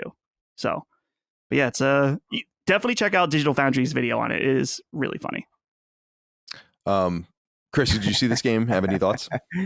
Yeah, I mean, I feel like almost, I feel like it's not even necessarily a copyright. I feel like they could honestly get away with it. I think the big deal though is that like Nintendo, they're getting this attention from Sony. It's negative attention that they don't need. Also, the game is horrible. Like it's just objectively like not a good or complete game. So I think that's probably like the thing where it's like, oh well, we're not going to fight this. Because what do we have to gain from fighting? This isn't like some artistic expression. This isn't like a genuine case of like some genius who's making something that feels somewhat similarly to something else. I was actually like, I was watching the gameplay footage and I was like, yeah, there's some images that look like The Last of Us, but this looks like it's like a really early alpha build of like State of Decay or something, where it's like it's copying like a million things. I just want to know not good. I just want to know who's making this shit truly. I'm not saying that, my studio that I co-own, we make indie, side-scrolling, old school, 8-bit and 16-bit games. They're not the most complicated games in the world, but we take pride in them and we think that they're good for what they are, like what we're trying to do. I always wonder, like, who the fuck is making this crap and releasing, like working on this in earnest and releasing it? Like, who are you? It reminds me of that Black Tiger game on PS4. Yeah. Where it's like, what is this? What are you trying to do here? There's some audacity in like trying to release that to an audience. And I think it's crazy that there's not more controls just from a quality standpoint. Why would Nintendo ever want something like that on their platform? It's so strange. I've heard Switch is a wasteland, and it's real bad. That's too bad. That sucks, because they could do something about that and they choose not to. And I still argue that these companies don't make more money by allowing more games on their platform. They make more money by curating games and bubbling things to the top. And we think the reason that Super Perils of Baking had such soft sales of about 5,000 units is in part because it was impossible to find. It was like during that era where there were 8 million games a week and they didn't do anything about it. It's like, well, we're done. Our game is already the 150th selection. If you didn't even know where to look or what our game was, which you wouldn't, then there's no hope of you seeing it. So I don't know why Nintendo would want to do that to their real developers, like the people that make real games. And that bums me out a little bit. And it bums me out that the audiences don't rebel more. Like the Sony started hiding those games because people started complaining. And they're still on the PSN, but you have to search for them. They don't show up otherwise. And that's the way it should be, frankly. There should be, I hate when people say like, oh, it's an objective thing. And I'm like, yeah, or a subjective thing. And I'm like, yeah, it's a subjective thing to say if a game is good or not. But I don't think it's a subjective thing to say if this game belongs on your console or not. You could simply look at something for 5 minutes and be like, we don't want this. Yeah. And I just remember that conversation I had with Adam Boyes years ago where he was just so wrong about everything he was saying in hindsight. And I knew it at the time. And I wish we had people in positions of power at that time that saw things differently, because we would have never come to that point. All right. This was over on Insider Gaming. Now we're back to insidergaming.com. We're not on that. What was that other site? Key to Gaming. Yeah, something like that. What are you guys doing? They report Helldivers 2 could release this October. And the story says Helldivers 2 could be releasing this October, according to a Sony partnership program mission briefing, which was sent to Insider Gaming under the condition of anonymity. According to the mission briefing, which appears to be a mistake on behalf of the publisher, creators are told to, quote, mention that the game will be released in October, end quote. Unfortunately, though, no exact date has been provided. We obviously know that Helldivers is coming later this year because it was dated as such at the showcase back in May. And the reason that this would be disturbing, I guess, Dustin, is not disturbing, but just confusing, is because Spider-Man 2 comes out October 21st. So why would you release both of your games that you have from your first and second party at the same time? And this is confusing. I believe this leak because it sounds like they're obviously engaging with their creator ad partners to get this thing going. So I don't know why they would speak out of turn about when the game was coming out. It seems like that is going to be a thing. So what do you think about this? Do you think it's a mistake, or do you think it doesn't really matter? I don't know if it matters too much, as long as I would say it has to be early October, right? In order to space it out a little bit. The only thing I can think of right now is that there is another second party game that's supposed to come out this year in Stellar Blade. So maybe they're trying to space that out a little bit. Maybe Stellar Blade's coming in later November, or maybe Stellar Blade is just going to get delayed because we haven't heard anything about it at all. So these are two different types of games. I see that, people one being multiplayer and one being more single player focused, that one could be one, Helldivers could be one that people come back to, or they don't need to play like, oh, I got to play through the campaign before I can do anything else. A lot of people do like to juggle games. It seems like, why would you do that if you don't have to for some reason? Maybe late September, space them out, maybe a month apart. But it seems like to me there's more than just this going on behind the scenes, that if we knew about that might explain this. Chris, what do you think about this? I'm of the mind that it doesn't matter for Spider-Man where Spider-Man comes out or where Helldivers comes out, but I think it matters for Helldivers. I think I just don't know why you would don't you want Helldivers to breathe? In fact, I would think Helldivers would be an interesting almost December release. Like release it in the first week of December. I mean, it's so different now. You can get away with doing stuff like that.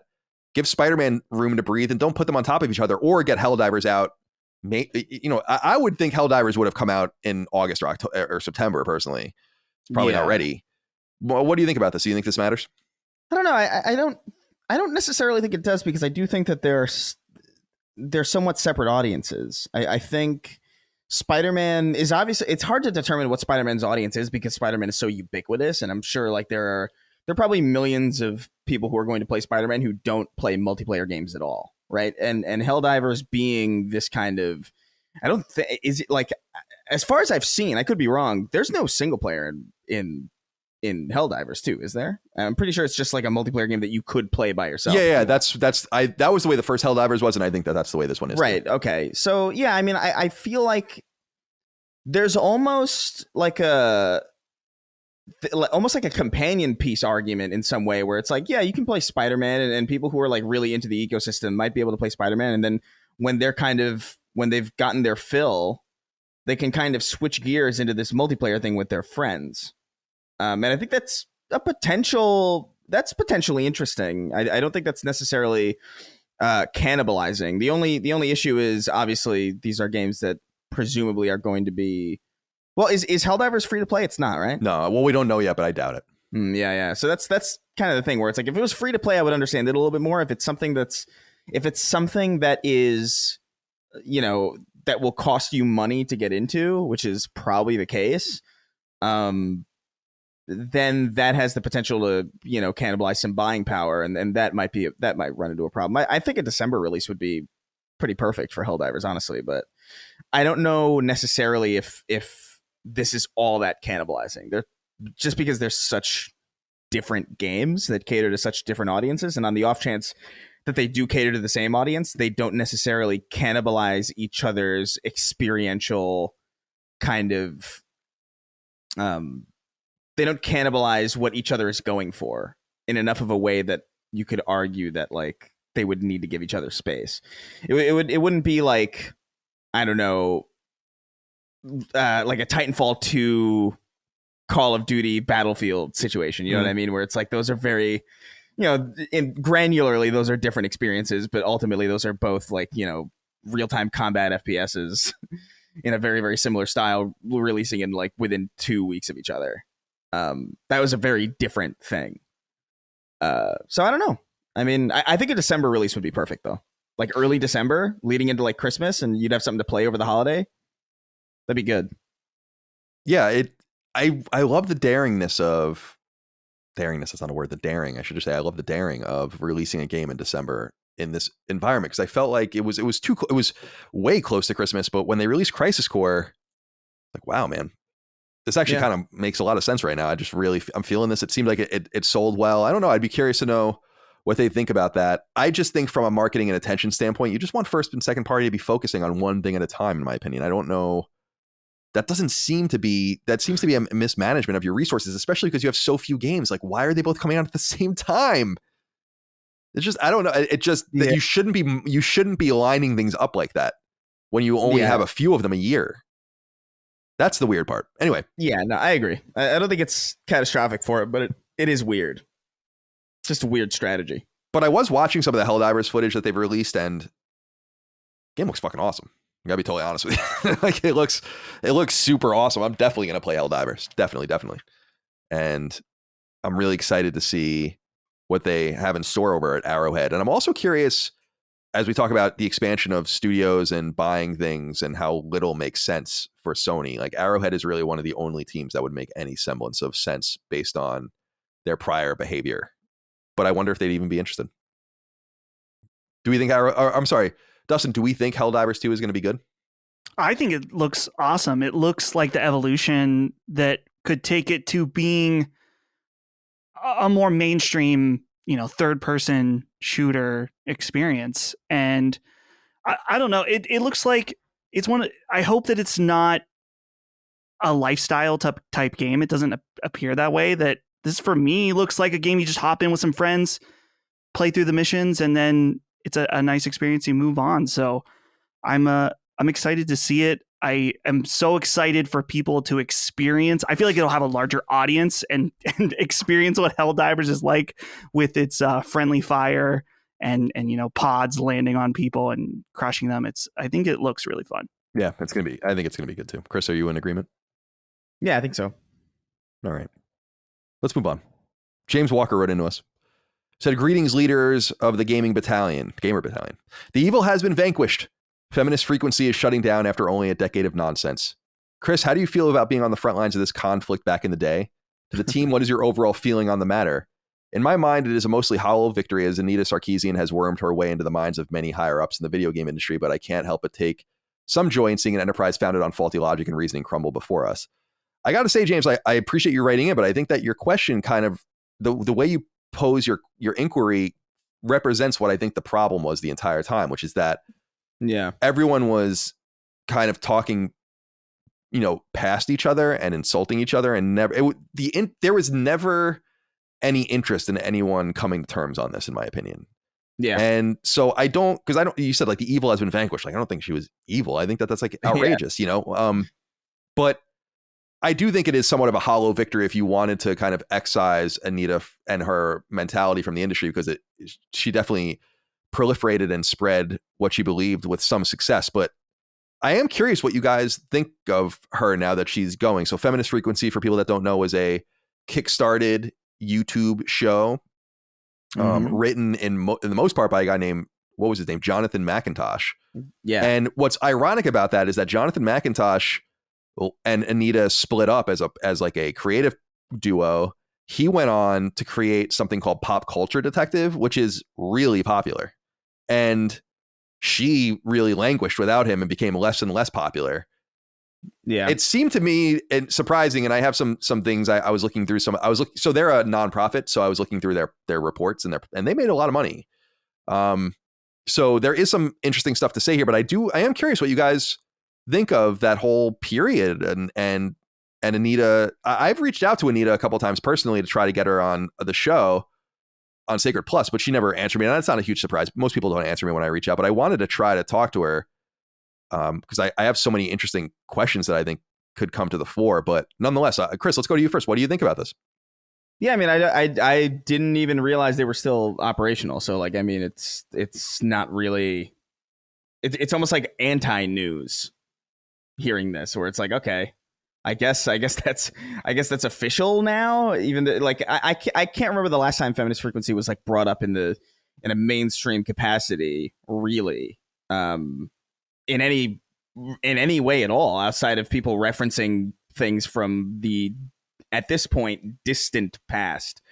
But I don't know, like I don't really care that much. Like, to me, it was always just like, this video series is like really poorly done and really poorly researched and makes a lot of really bizarre and provably inaccurate claims, and I don't understand why it's being so lauded when it's so fraught with errors. That was kind of my main complaint with it. And I think a lot of people kind of jumped onto the idea of like, oh, well, it's like the concept of feminism in and of itself is like evil. And it's like, no, this is just a really poorly done video series. Like, I remember very specific instances of that series where it was like, you would see gameplay on screen and you would hear, you know, Anita talking about like a very specific point about like how like this game encourages you to do X, Y, and Z. But on screen, you're seeing the game literally penalizing you for doing it.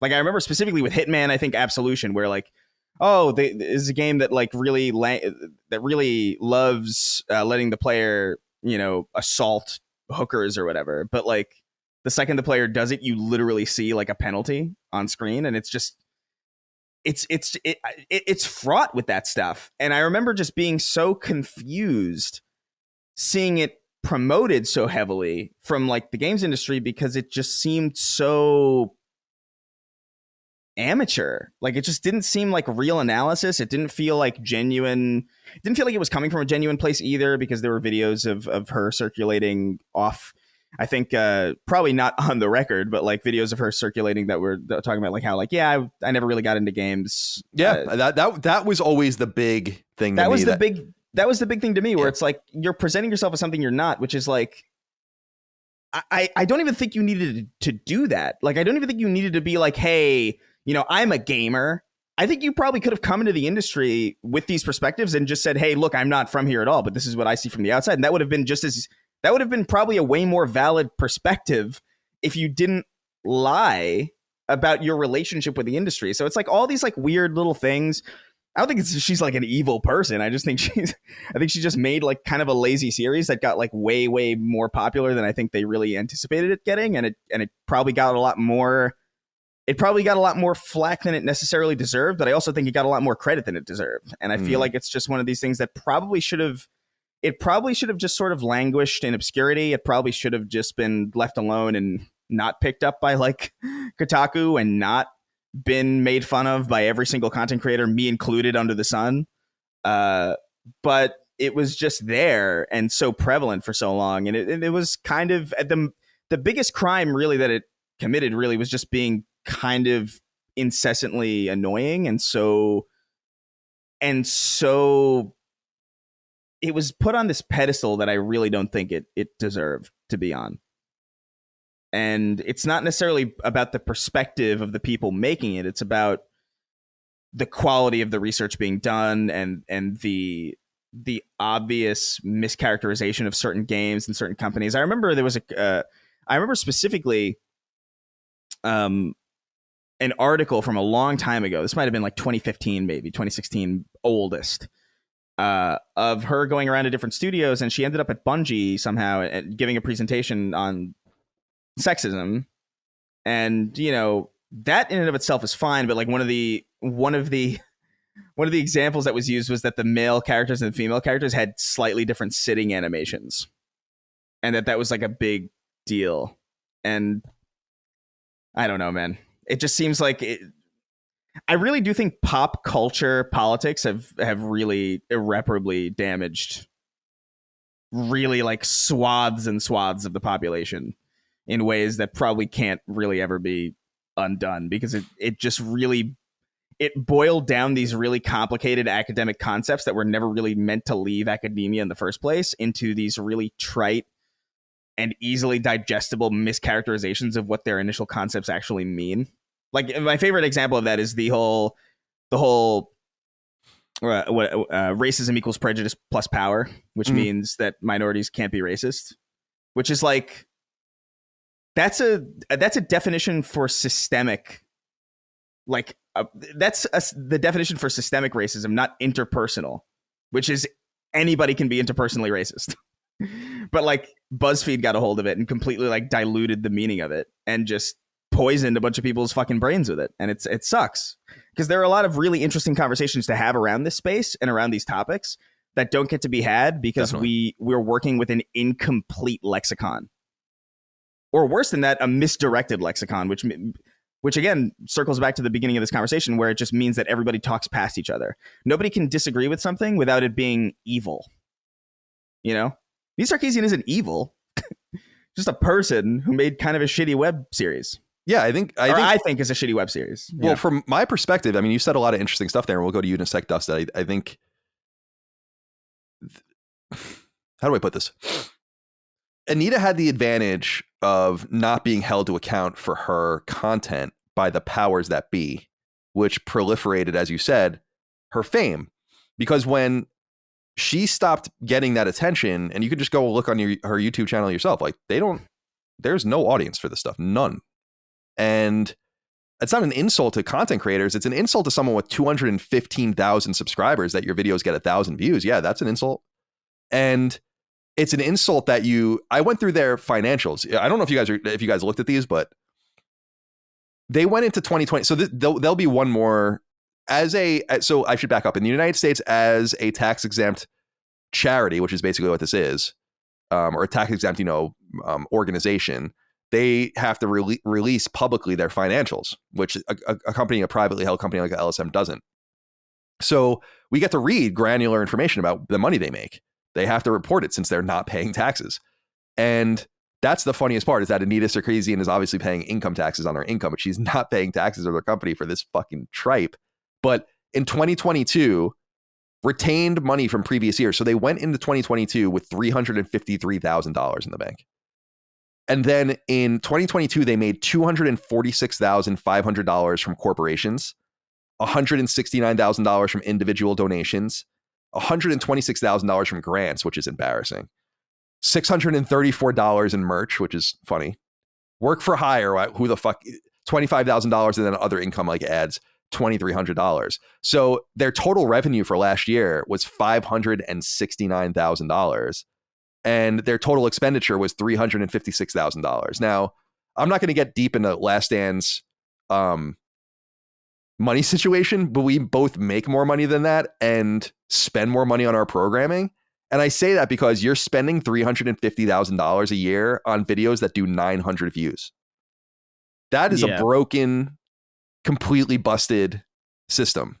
And the reality is that because of the wedge that the company or Feminist Frequency had kind of put between companies and some people, they were still able to extract lots of money from these companies for no real reason. When you think about Anita's greatest period of notoriety, it was really when she appeared on Colbert, and that was 8 years ago. So this thing has been shambling. Right, yeah. This thing has been shambling on, making sometimes $500,000 or more in revenue, really doing no content that people listen to. And that to me is, it's not fraudulent or anything. You're allowed to do what you got to do, but it's just like, what a fucking dude. I hear the word grift all the time. That's a grift, because you're not actually providing any services for anyone. She makes, and this is a very modest salary, frankly, especially for being in, you know, the tech space. If you read the documents, Anita makes a $70,000 salary.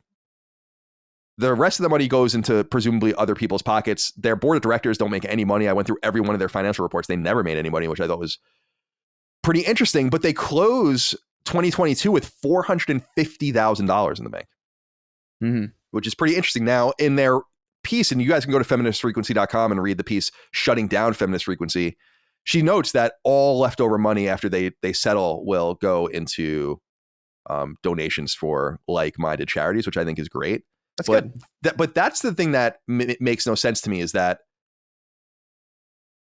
Feminist Frequency was doing $500,000 in revenue, doing nothing.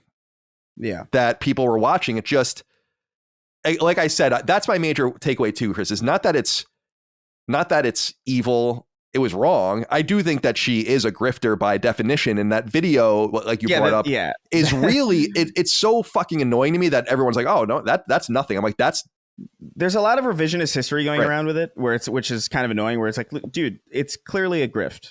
And whatever, dude, get your money from, if people are dumb enough to fall for a grift, get their money. Like I could care if you manage to get that much money from corporations, God bless you. I tend to agree with you. Yeah, like totally. Absolutely. Milk them dry. Like I don't care. But you know, it's very clearly a grift, and that's fine. Like whatever. Like I don't stand by it personally. Like I don't abide by it. I don't support it. But fucking, I mean, she got to be on TV.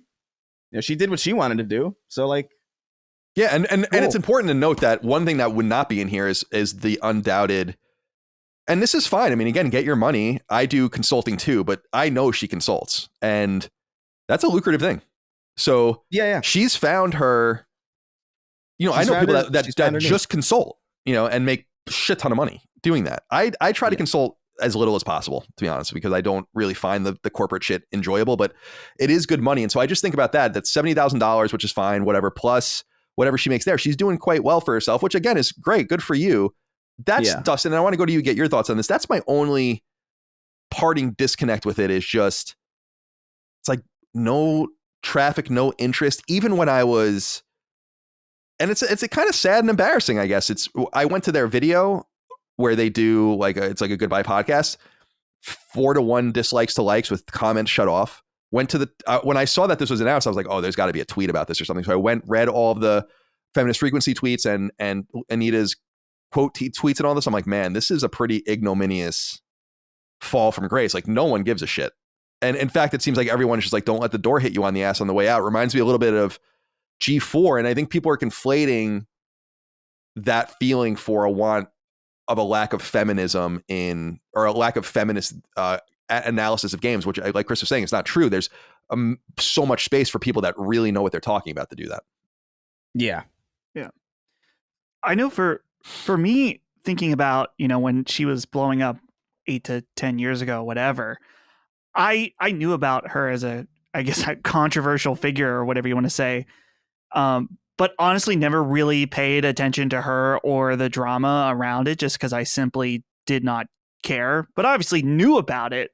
But the thing that I'm seeing now, just looking at the channel and how it just totally imploded, is that I think part of it is that 8 to 10 years ago, YouTube was YouTube and the gaming space was just completely different and a lot less saturated. And you also around that time have Gamergate going on. So on both sides of that, you know, whatever, people are going to be propped up. And just looking through the last 6 years of YouTube, they clearly did not adapt with the rest of the industry in terms of how you market yourself and how you make content on YouTube. Like, just the main thing I'm seeing is that these thumbnails just don't do anything. And the way they made content just became totally boring. and just as the market started to saturate with more and more creators, they didn't really do anything, it seems, to differentiate themselves other than just ride off of that initial success. And, like with that, you're just going to eventually bleed out the people that do watch, to the point where now, like you said, it's really interesting seeing, because I scrolled all the way back to 8 years ago, and you can see just like the views go down and down and down till, like you said, there's videos that are like, not all of them, but quite a few of them under 1,000 views. But it's like, dude, when you're making a thumbnail with just a banner at the bottom and a basic screenshot of something, it's like, that's not how YouTube works anymore. Yeah, you can't just do that. It's not going to catch on, or the way you title your videos and stuff like that, unless you really have something compelling going on that is causing people to share it or something like that. Right. But We totally, or I guess totally shoot our own show in the leg every week by refusing to give it titles that would be good for YouTube, because I don't care. But that's right. We would do much better if I named it like some crazy shit, but we're able to do that because we have an audience already. We have an audience already, and we're able to ride on the fact that the audience that does show up watches a lot of it. And so the algorithm knows, like, oh, people are going to click on this because of what it is, not because of the thumbnail necessarily. But just doing, a screenshot of something is, when you only have 1,000 views overall, it's not, no one knows what that is. No one's interested. It doesn't have anything eye catching. So, but yeah, so it's one of those things where I think some people could see it be like, oh, there's less voices, like, or like one of them is going away, but it's like, now there's just so much more out there that if you don't differentiate yourself, then this is the type of thing that happens.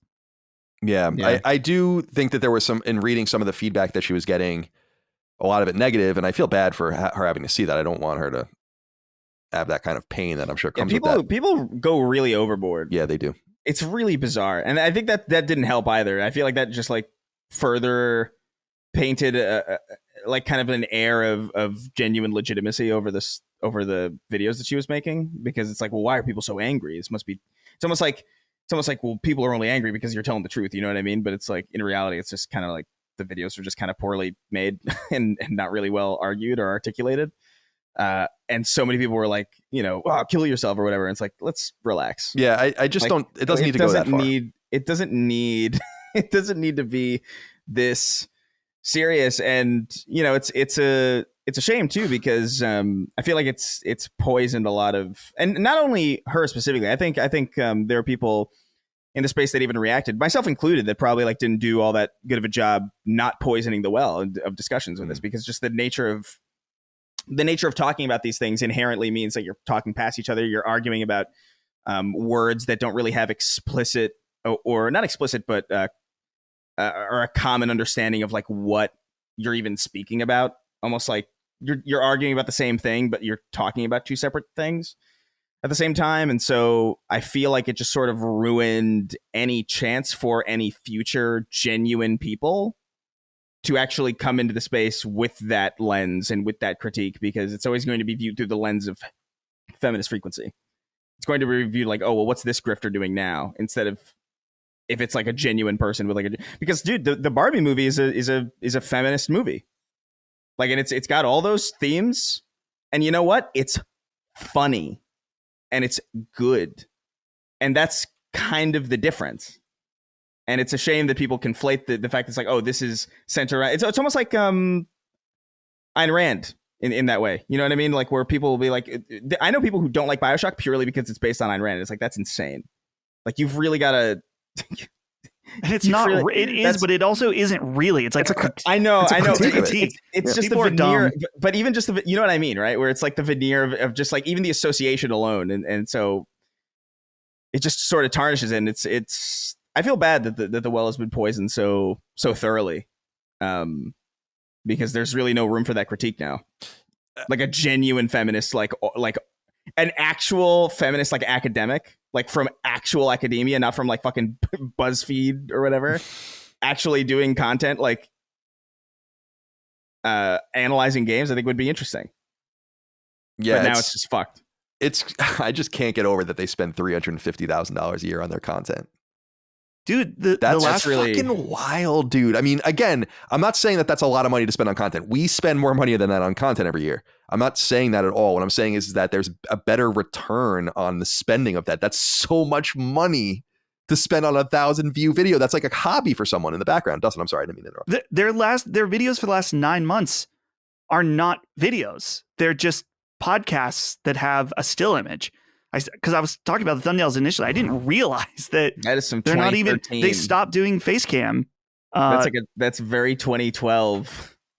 Like yeah, even before that, dude. I mean, to be fair, we on the Star Tank were doing that for a while. We did that on Sacred as well. We didn't give a shit. You gotta adapt though.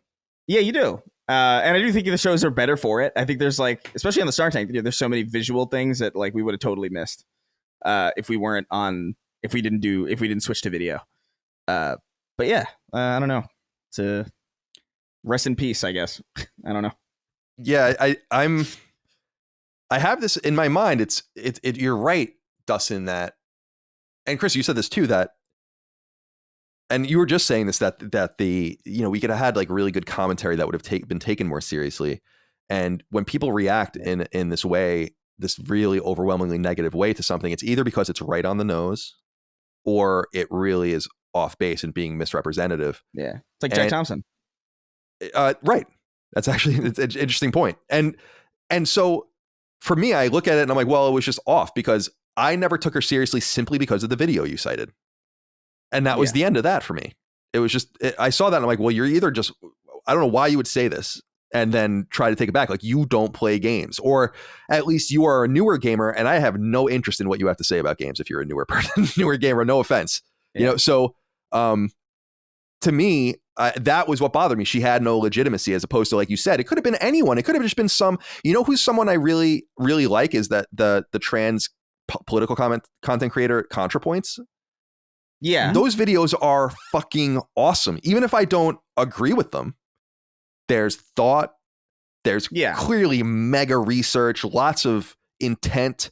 So when I watch a video, like I watched her J.K. Rowling video back in the day, and I wasn't crazy about it, but I was like, very compelling, very interesting, very well done, very thoughtful. Like that kind of analysis is what we would need. Almost something like ContraPoints meets Jim Sterling is what you could imagine something like that being. But I like Jim actually, but to me, it's like you look at that content, you know that there could be something there. There probably is something there. There is something to say about the sexualization of women. There is something to say about the princess, and there is something to say about all. Yes, sure. Just not from you. Yeah. I guess is like kind of the end of the day. And it really all goes back to that one video. And I think that's why she makes herself somewhat inaccessible. And what I wanted to really ask her about when I had her on the show, if I ever had her on the show, which was, if I knew I was gonna have her on the show, I would have really went deep into the content and really prepared. But I really wanted to ask, like, do you fundamentally feel like you understand games well enough to be doing this because of what you said here? Like, why can't we talk about that? Yeah. And because games aren't something you have to learn and you have to play and you have to be enmeshed in it. Yeah. And you actually have to, you don't know anything and you also actually have to play them too, because I remember there was like a big controversy about how like every bit of footage that she used was like kind of stolen from like World of Let's Plays or whatever. Let's Players and stuff. Yeah. So, and dude, like I talk about it a lot actually. Like I made a video. It's like one of my favorite videos that I've ever made. It was like it was I think the Daily Wire going after like I think Matt Walsh of the Daily Wire going after video games or something. And it's the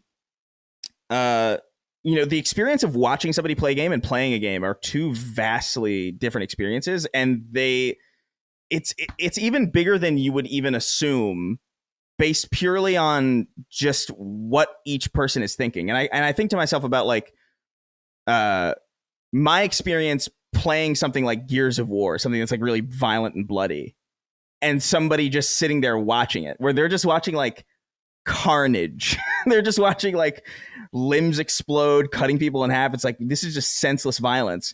And when and you shift over to the person's mind who's playing, and it's like a game of strategy, where you're thinking like, how am I going to bounce off this wall and kind of get around this guy to come out. It's like it's almost not centered on the violence at all, which was what that specific article that I was responding to was about. It was like the senseless violence, when that's really just kind of the coat of paint over it. And to really get deeper into what the game is, you have to play it. You have to really understand like what's going through the person's mind when they're playing. And it's very, very different. And I feel like that's very much the same, even if it's not, bloody violence. Even something as simple as, sexualization, where like if you see like in a Hitman game where someone's, knocking out like a prostitute or something and throwing her in a fucking locker or whatever, visually, if you're not playing, that's fucked up.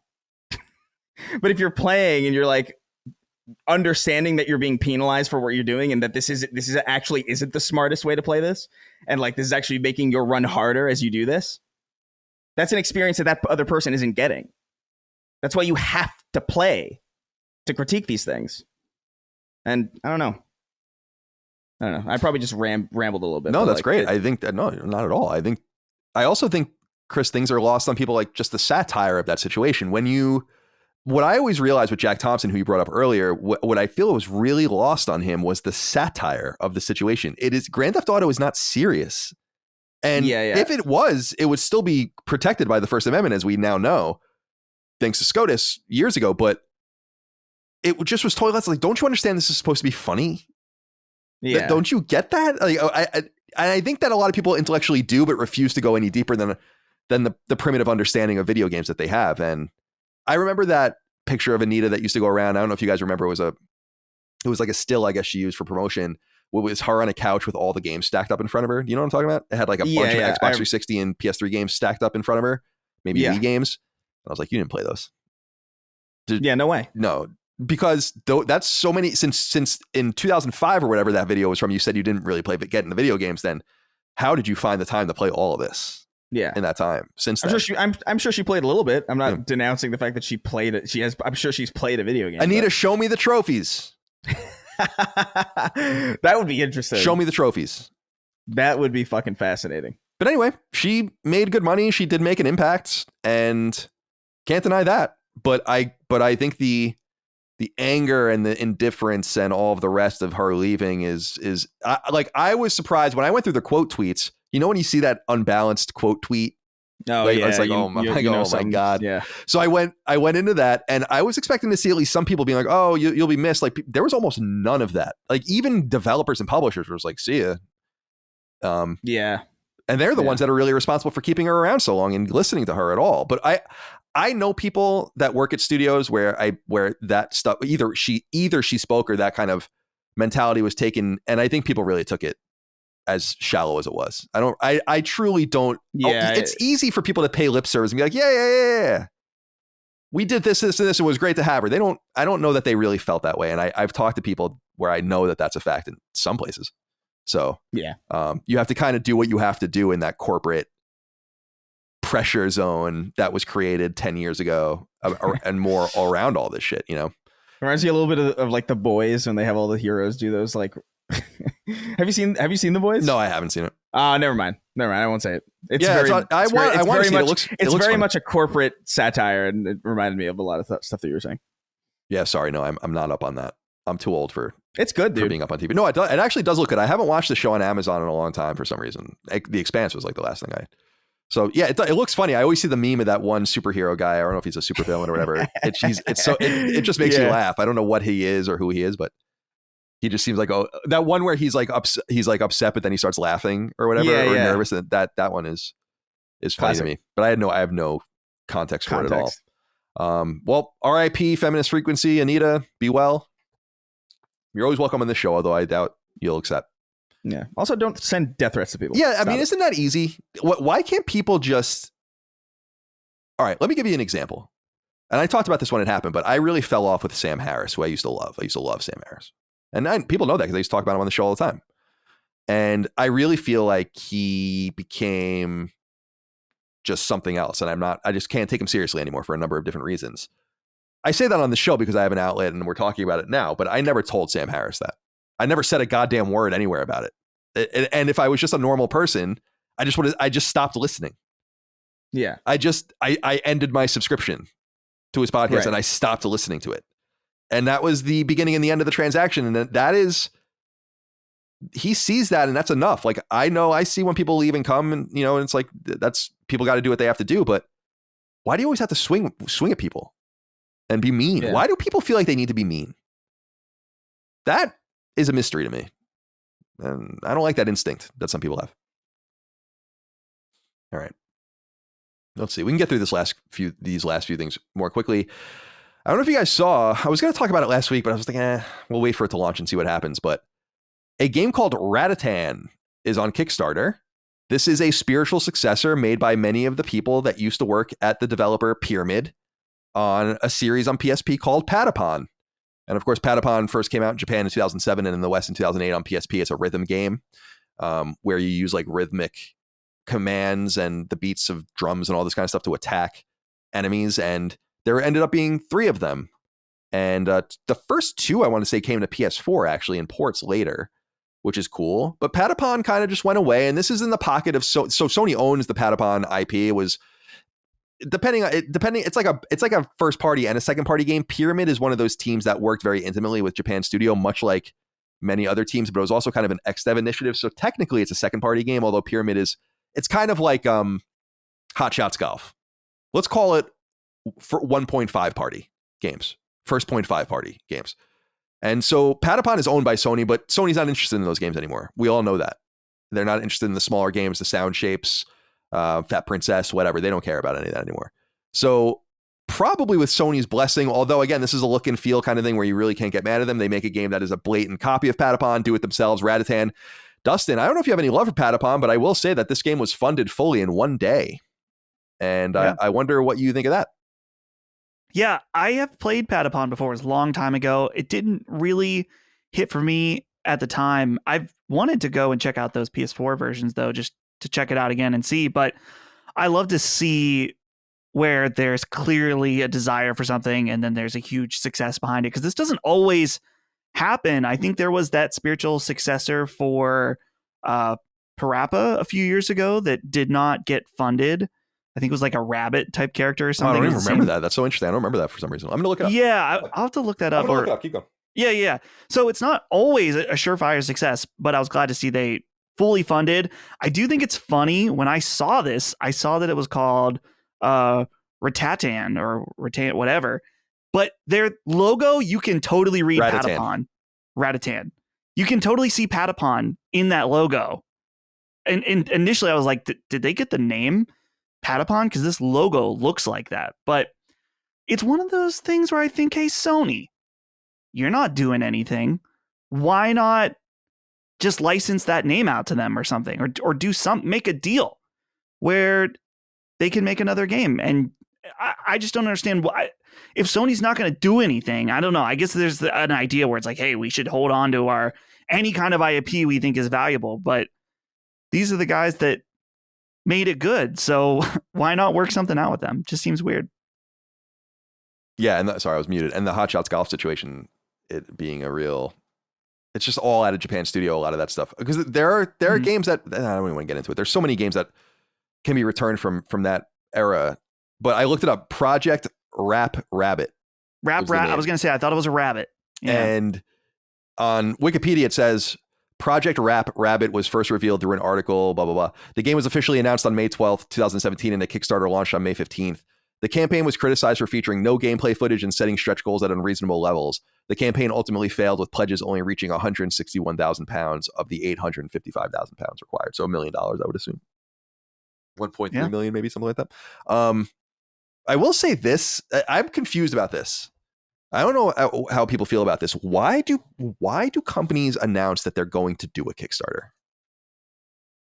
Why don't you just launch with the Kickstarter? I do not understand what advice people are getting where it's like, yeah, what you want to do in a fucking world where no one remembers anything and you might have 5 seconds of someone's time is to tell them that you're launching a Kickstarter later. That's really smart. It's fucking crazy. You want people to like action. I don't understand that at all. It's so dumb. People still do that to this day, and I think it's fucking stupid. You capture their attention and give them the way to spend the money right away. It's like when we launch a show, what do, Dustin? What do we do when we launch it? When we announce a show, we launch it, right? Like, we just put it out. We just put it out. Then if you're interested in financially supporting it, you have an example. And we can get you right there, because we're not going to say, like, oh, maybe later on we'll do something and you can kind of hang out and come back in the Kickstarter. I can't imagine how many people just in one ear and out the other that would have supported a lot of this stuff if you just act. It's so stupid. Dumb. It actually annoys me, because there are just certain business decisions where it's like you are getting manifestly bad advice. You're getting horrible advice. You want, if your Kickstarter campaign is 30 days and you're going to announce it and then launch it in a week, then you cut it down to basically 21 days and you'll still get that 30 days. But that attention, that first 30 days of attention is the most acute attention you'll get. So you want to, I don't know. That just seems obvious to me. It's crazy that people do this, but nonetheless. Oh, Jambi, you wrote in about Patapon, but I didn't use your question. Sorry. Maybe next time. I don't know if you guys saw this. Video Games Chronicle reported on it, although it's circulating on LinkedIn and social media elsewhere, is that Striking Distance Studios, the team that made the Callisto Protocol, has experienced layoffs. However, the layoffs aren't that severe. It sucks. 32 people, according to VGC. That's not the full team. And that indicates to me that maybe they'll live to see another day and do something else, perhaps a sequel where they can really take advantage of this. But what I want to say and remind people about this game was that it wasn't bad. It was actually good. It was fine. I thought Callisto Protocol, I platinumed it. It was that it cost them over $150 million to make it, which is obscene. And there was not a single thing about that game that said $150 million. You're getting to PlayStation first party territory with that kind of money. And no. So I don't know. $50 million, I think, would have been a good budget for a game like Callisto Protocol. A 7 to 8 hour game, linear.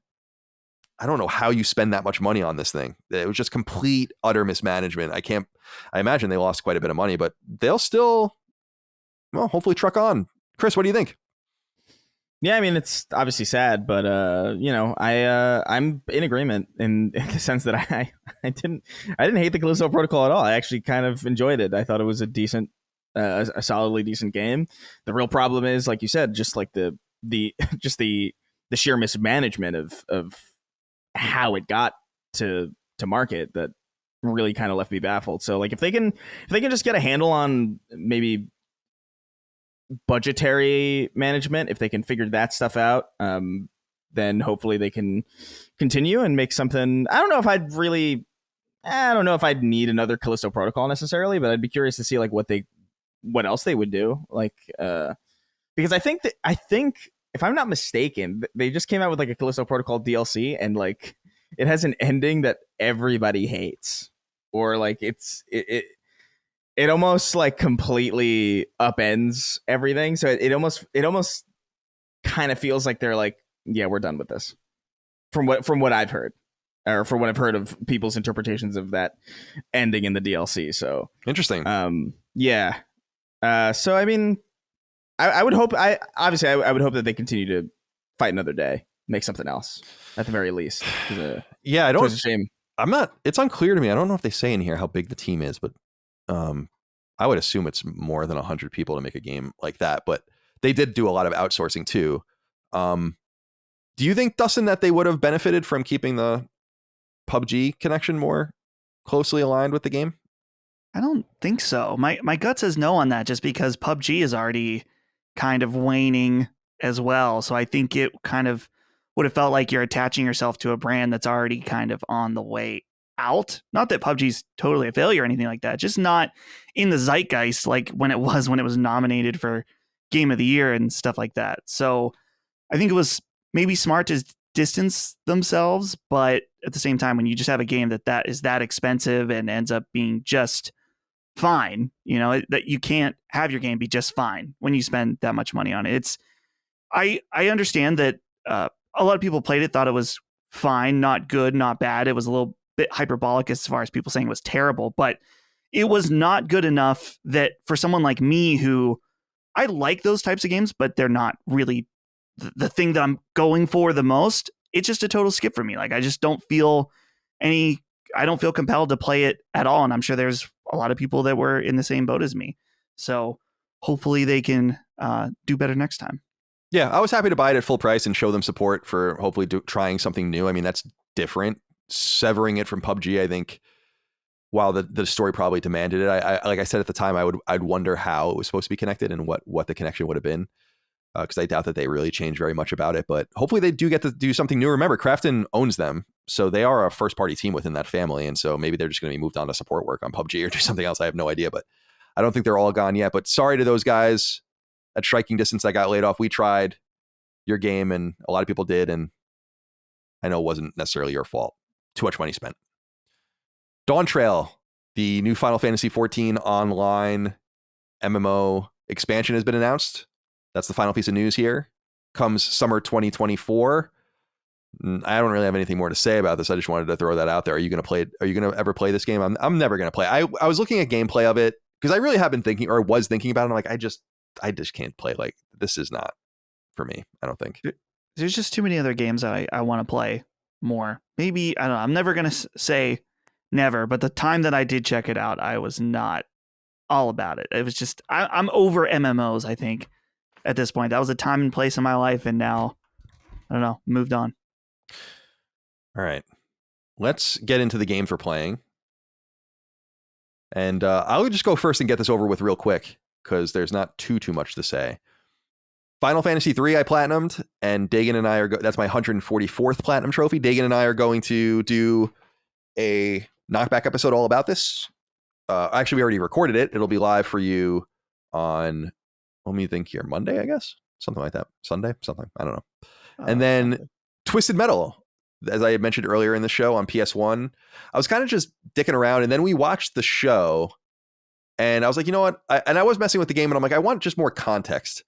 And I ended up getting a lot more context because I platinumed the game. I beat it with every character, and I spoofed it at the end because you can just use codes to get to the last boss and then just fight it with the different characters. So I wanted to see everyone's endings, and it's just all text endings with Calypso and all of that.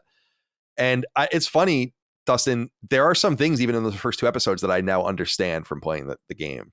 You know the scene, I will be vague about it, but you know the scene where Sweet Tooth shows you his friend? Yeah. That's in the game.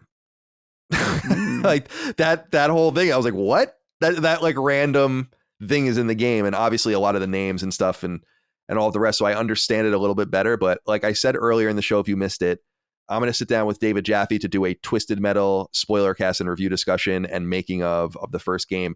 I emailed with him back and forth, and he's like, man, I'm excited about this. I really hope you played the second one, though, because that's the one, everyone really loves. And I'm like, we'll do that separate. We'll get to Twisted Metal 2 later. Because Twisted Metal was a game as a kid.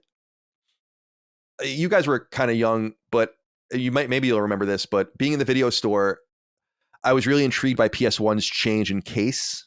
I don't know if you guys remember, it used to come in tall cases, and then they started the long box. Right, the long box. And then they started bringing more like Saturn games, but with paper really, or cardboard. And then they moved to jewel cases and later on. And for some reason, I was always really fascinated by the games in those long boxes on the shelf at the store. And Twisted Metal the original Twisted Metal was one of them. And so I remember renting it, but I really had no recollection of playing the game at all. And I can't wait to talk to Jaffe about it, because there's so much to ask and there's so much spirit in it. And he was so seminal in getting that game brought to fruition that it's kind of crazy. That's like that's a launch game. And it doesn't hold up very well. I was telling you it's really hard. I had to play it on easy after a while. I was like, this is I'm fucking so bad at this. And I'm playing with the analog stick, which you're not supposed to do. The analog stick didn't exist in 1995 when it came out. You're really supposed to play it on the D-pad and all of that. But I see here, Chris, that you're playing it too. I assume you're playing the first one, not Twisted Metal 2012. The first one. So what's your experience with this? How are you feeling it? Have you beaten it? Who are the characters that you like? Talk to me about this, because this is the game I platinumed it, platinum 145. And so I've seen it all with all these different characters. I have quite a bit to say about it. Well, first of all, I want to say I don't remember those long boxes at all. Like that's something that's completely new to me. Oh, I'll show you a picture. Dude, I have the Twisted Metal long box downstairs. Oh, that's nuts. Every game, I don't remember that being a thing at all for the PlayStation. I from my entire memory, it's always been the jewel cases. So that's fascinating. You got to ask Jaffe, his name is on the back of the box, which is really unique. It says designed, I think it says like designed by David Jaffe, which I don't think I've seen any other game do that. That's crazy. Yeah, I will. You guys can be on it if you want. I just don't want to assume. I'm putting this Reddit thread in here for you. Here, I'll go get my box. Yeah. Give me one sec. Show me that box. That's so interesting. Dustin's going to show us his box. That's so weird. Do you see him here? Yeah. That's so, wow. That's so bizarre looking for. Yeah, so that Twisted Metal case that is there, that's like what I remember, Yeah. And then it shrunk down to the jewel cases that we understand. Because I saw one clip in the show where like the box falls on the and that was the one on his car, and I remember being like, why is it so tall? What the fuck is that? Like I remember being like, is that a Genesis? Like I remember being so baffled by it. I was like, yeah, that's the case. That was the original case. Yeah, like, oh, interesting. I sent this to Jaffe and had him sign it. Is it open or is it? Oh yeah, I could open it. Shrink wrap? I just have it in a protective case because it's a rarer. It's not super rare, but yeah, it's like curious. All cardboard. Weird. And it has these long, tall manuals, and this one even has like foam in it. That is so fucking weird, man. Yeah, that's like looking into an alternate reality for me, because I just don't remember that at all. Like by the time I was even remotely cognizant, every PlayStation game was in a jewel case. Yeah, Wipeout came like that, and it's funny. So Chris, then you can envision like as time went on, and then PS1 became really, really popular, and then the games went to jewel cases. You would see those cases mixed in, and for some reason, those always really intrigued me.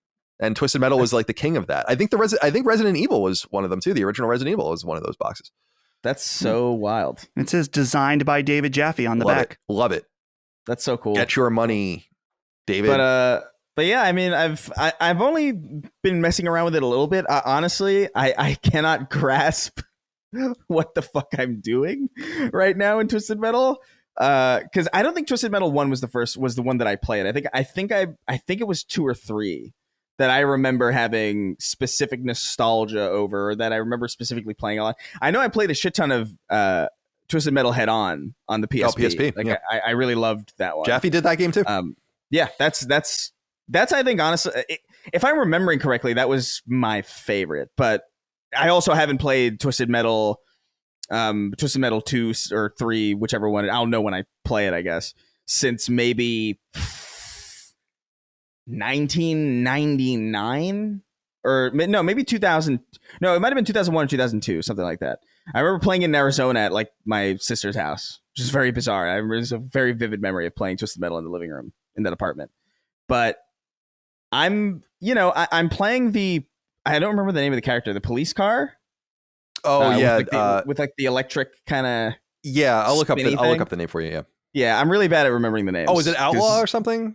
Something like that. Yeah. But so I'm playing that character right now, and the game just sort of starts, and it's immediately jarring, and I'm trying to remember like, oh, what were conventions at this time? Like, do I have to hold X for gas, or do I have to? And it's like, no, you just sort of go forward, and then you go off ramps, and if you turn, and then you're aimed in a specific direction, like the second you land, you go zooming in that direction, and it's like, oh my god, there's so much learning, and it's very clearly like an early PS1 game. I imagine they get because it's not what I remember from Twisted Metal at all. In the sense that there's like a clear jank in Twisted Metal 1, but I'm really bad at it. I'm playing it on what are the difficulties again? I don't think it's easy, medium, and hard. I'm playing it on medium. Yeah, and I tried. I got to the 3rd stage on medium, and then I was like, I can't do this. Like I'm getting my shit kicked in thoroughly. And I'm having such a rough time with it. But I love how chaotic it is. Like there's something, and I know that gets refined the further on you go. So I'm actually like really excited to maybe like delve into like some of the future ones that I can remember, because like I know that chaos gets refined and kind of shaped and sharpened.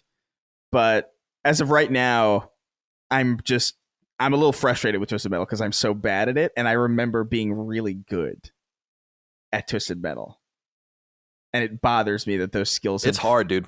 It's a hard. It's hard. Game. It really is. It's really difficult, and I don't know if it's because it's the Twisted Metal that I never played, because maybe I never played the original and I'm like misremembering, or if when I do get to the one that I did play, having not played a game like that in so long, my skills are just gone.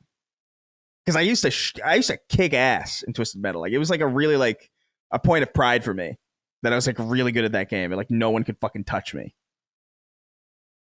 And now it's over.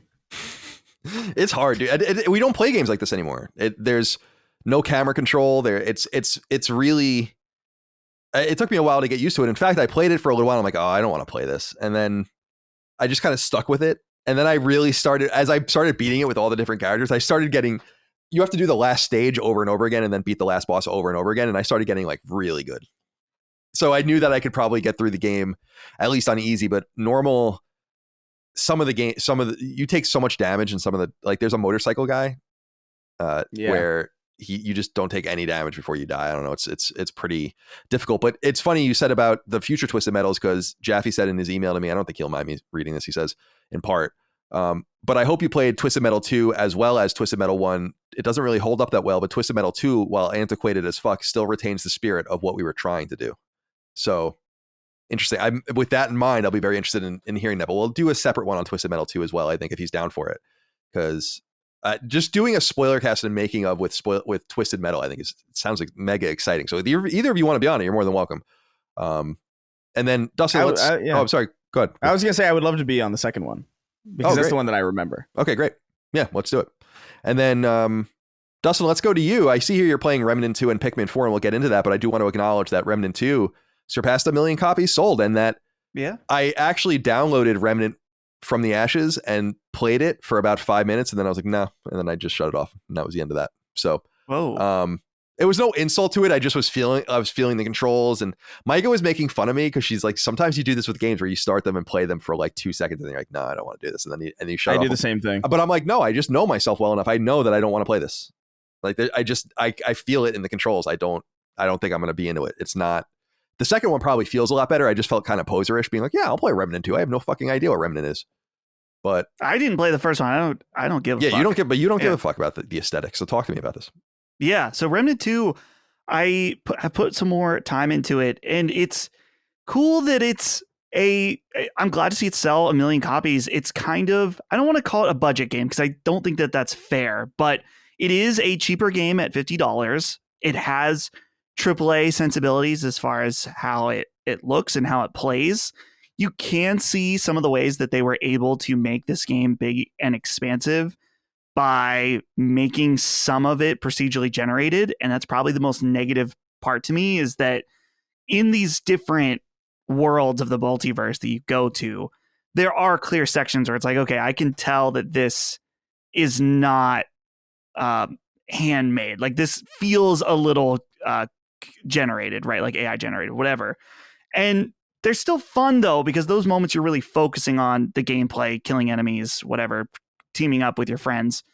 But the boss battles for this game are really cool. There's this one boss battle. This was in the IGN review where there's like these cubes that you have to shoot these different glowing points on the cubes. And that the fight is against these giant cubes. There's no single boss, but they're going around and they're like slamming on the battlefield and kind of rolling around, kind of like there's the sand level in Mario 64. Remember where there's like the cube rolling, but there's like a little place where there's one side that you can have it land on you and survive. Right. It's like that. It's like that Tears of the Kingdom box boss. Like those weird box enemies. Sort of like that, yeah. So the bosses are pretty unique and cool. And there's lots of ways that you can customize your gear. And one thing that I just got into the last time I played was, so there's basically different classes you play as. So I was playing as the gunslinger, which gets you this special ability where you're able to shoot all critical hits at once. And there's like some different ammo related stuff you get. But you can also pick up a second class. So I picked up the healer class, which gives you this ability to do like AoE healing. And it gets really cool when you have a team that's all different classes together. So you can strategize. My one friend, Brandon, he has a class where you have a dog that runs around, and the dog's cool because he can go around and revive people on his own. So it's like, we've got a healer, we've got the guy with the dog. Ben and I weren't very coordinated when we started the game because we're both gunslingers. So it's a little bit of a wash on that. But yeah, it's a neat game. I'm glad to see it's doing well because it's, like I said, it's saying budget is not the right word, but a game that it feels like it was maybe made a little bit more cheaply. It has a bit of a cheaper price and selling 1 million units. That's great. The other game that I'm really, really super invested in is Pikmin 4, which I just never expected to be this into this game. It has a really satisfying flow of collecting where you go into a level, there's treasures everywhere, and there's different like weird creatures to fight. And I've gotten in this mode. I'm not usually like this with games where I have to 100% a level before I move on. And so I've 100%ed the first 3 levels, and I could have easily beaten the game by now if I didn't care about doing that. But it's so satisfying to go and collect everything and see the different treasures. And it's really fun that there's different like collections of treasures that if you collect all in the collection, you get a bonus. But one of them is a Nintendo collection. So you can find like a GameCube disc for Wave Race or something. I think it was Wave Race. There's like an NES controller, a Game Boy Advance SP that you find, and you get your Pikmin to go and take. And there's a surprising level of strategy to it, just where your different Pikmin have different strengths and weaknesses. So like blue Pikmin are good in water. The yellow Pikmin you can throw further. There's these purple Pikmin that are real beefy boys that are of the weight of 10 Pikmin. So you can really use them to slam different enemies and stuff like that. They're fat asses. Yeah, they're the chunky boys. They're great. Yeah. They're kind of rare though. You got to be careful because you don't want them getting eaten because they're like only available in the underground. So I'm having a fantastic time. And I know that I'm pretty sure there's 6 total levels, and I'm pretty decently into the 4th one. So I'm probably going to be playing this for another week, but just a fantastic game. And it makes me kind of want to go back to play the old Pikmin games, but I just wonder if it's not going to be, it's hard when you're on the newest and the best one. This is the one that Miyamoto said, like, if you're new to Pikmin, play Pikmin 4. So I think maybe going back wouldn't be an ideal experience, but I'm having an absolute blast. And so is Holly. We're both playing at the same time, which is always fun because we can talk about different aspects and strategies. Can I confess something? Sure. Yeah, of course. I have no fucking concept of what Pikmin is at all. Yeah. Like I've only ever seen images of them and that weird like long frog with like it's almost like a big that eats the Pikmin, that guy. Yeah. That is all I know about it. I don't know what the fuck game it is. I don't know if it's a platformer or if it's like a tactics game. I have no clue. Well, I'm kind of glad you brought that up because it is a very unique game in that I've never played anything like it, in that it is, you control an actual character, which in this game it's a created character, and you have all these Pikmin that follow you around, and you're basically throwing them on things, or you're like telling them to charge. So it has a little bit of an RTS feel to it, where you're commanding your Pikmin to do different things, whether it's attack things. That's so you're weird. Telling some to pick up this treasure and take it back. I would have never got that from the images that I've seen, that it's RTS style or in some way. It's really not. It's not an RTS in that. Is it like one of those like weird like Brutal Legend type games where you're like, what the fuck is this? Like it's just like, because Brutal Legend had that weird multiplayer mode that was like RTS, but you were running around and doing combat, and you're like, this doesn't even fit into like a genre really at all. I'm not sure about the Brutal Legend part because it's been so long since I played that, and I never played the multiplayer. But it does feel. It would feel wrong to just say it's an RTS because it's not like an overhead view and you're controlling a character, right? But it's almost like Nintendo's weird Nintendoized RTS version, or what their idea of like, what if we take a character, not character action, but you're playing as a character and you're going around and doing RTS like things where you're commanding these little Pikmin. So I've always been really curious about it because I've always thought that like the design of Pikmin was like really cute and fascinating. I just never really had I didn't own a GameCube around the time that Pikmin was kind of new. I didn't really care. I wasn't invested in the Wii at all, or I didn't own a Wii U. So I just missed out on pretty much every possible way to experience it. But like, I'm getting kind of curious about it. There's a demo available on the eShop that is the beginning of the game. And perfect. So you can check out, and a lot of people I didn't play the demo beforehand, and it transfers over. So You can try it risk I'll probably free. do that. Yeah, I'll definitely do that then. Sorry, I walked away. If you guys are on video, the dog was not. The treble was freaking out, so she saw something. Yeah. She It's saw probably a something that ghost. she has no control over and is not threatening in any way. No, yeah. All right, my friends, only 3 news items I wanted to get into this week of a broader range here. They're kind of all easy to get through, although I think one of them will bring up some interesting conversations. We'll get to that in a second. I do want to get through this first, though. Number 1, a robust new PlayStation 5 firmware update is being readied for mass consumption, and as such, some listeners and viewers of our show may have received a beta code to test said update. Did you guys get a code? No. I never get them, although I don't really want them, and I don't think I would get one anyway, but I don't want one because I'd be afraid something would break. I don't know if that actually happens, but as noted on the official PlayStation blog, this firmware refresh comes with some key new features that are sure to be interesting, at least to some players. The biggest feature for some will actually be the smallest part of the update, so small that it's buried in the post. Disabling the beep your PS5 makes when it's being turned on, off, or placed into or out of rest mode. Long understood to be a household cue that you were playing PS3, PS4, or PS5 somewhere in the house. Such a feature will allow players to dodge the ire of significant others and more. I loved the celebration over this particular aspect. We'll get over it. I will get into it rather. But let's get into the other features, starting with an interesting one. A single player can now use two DualSense controllers at once if you like, whether to play with someone collaboratively, help a child with a difficult part of their game, or for mere accessibility for the disabled. Another big update for audiophiles is an update to 3D audio that now supports Dolby Atmos-enabled devices. And that's something I really care about. Various UI updates have also been included, such as with Party UI, screen sharing, and game tournaments. Your games library will now be searchable. Game cards on PSN will show more information about trophies and activities and more. Finally, M2 SSDs with a maximum capacity of 8 terabytes will now be usable with PS5, with the previous limit having been a mere 4 terabytes of space. As beta users will be giving Sony feedback on this list of new features, it's unclear when this firmware will be available more widely, but will undoubtedly do so in the coming months. Joshua Anderson wrote into us. Good to hear from you. He says, "Sup, fellas? I know another PS5 update talk is on the muting of the beep, but I think the announcement that Dolby Atmos is in beta and coming could be the larger deal. I tend to prefer playing third-party games on my Series X over the PS5 due to this support. I know COG does too." Dustin, talk to me about this. This seems relevant to your interests. Should I get a setup that would allow for this in my room, my living room? I would definitely be better than what you're doing right now. Let me tell you. But the Atmos is cool. I have a pretty nice Dolby Atmos soundbar that is really nice, and it's basically the thing about Atmos. If you have a legit Atmos setup, then you have speakers on your ceiling that shoot down, which sounds like overkill, but it does create this cool like sound bubble effect where it feels like the sound is all around you.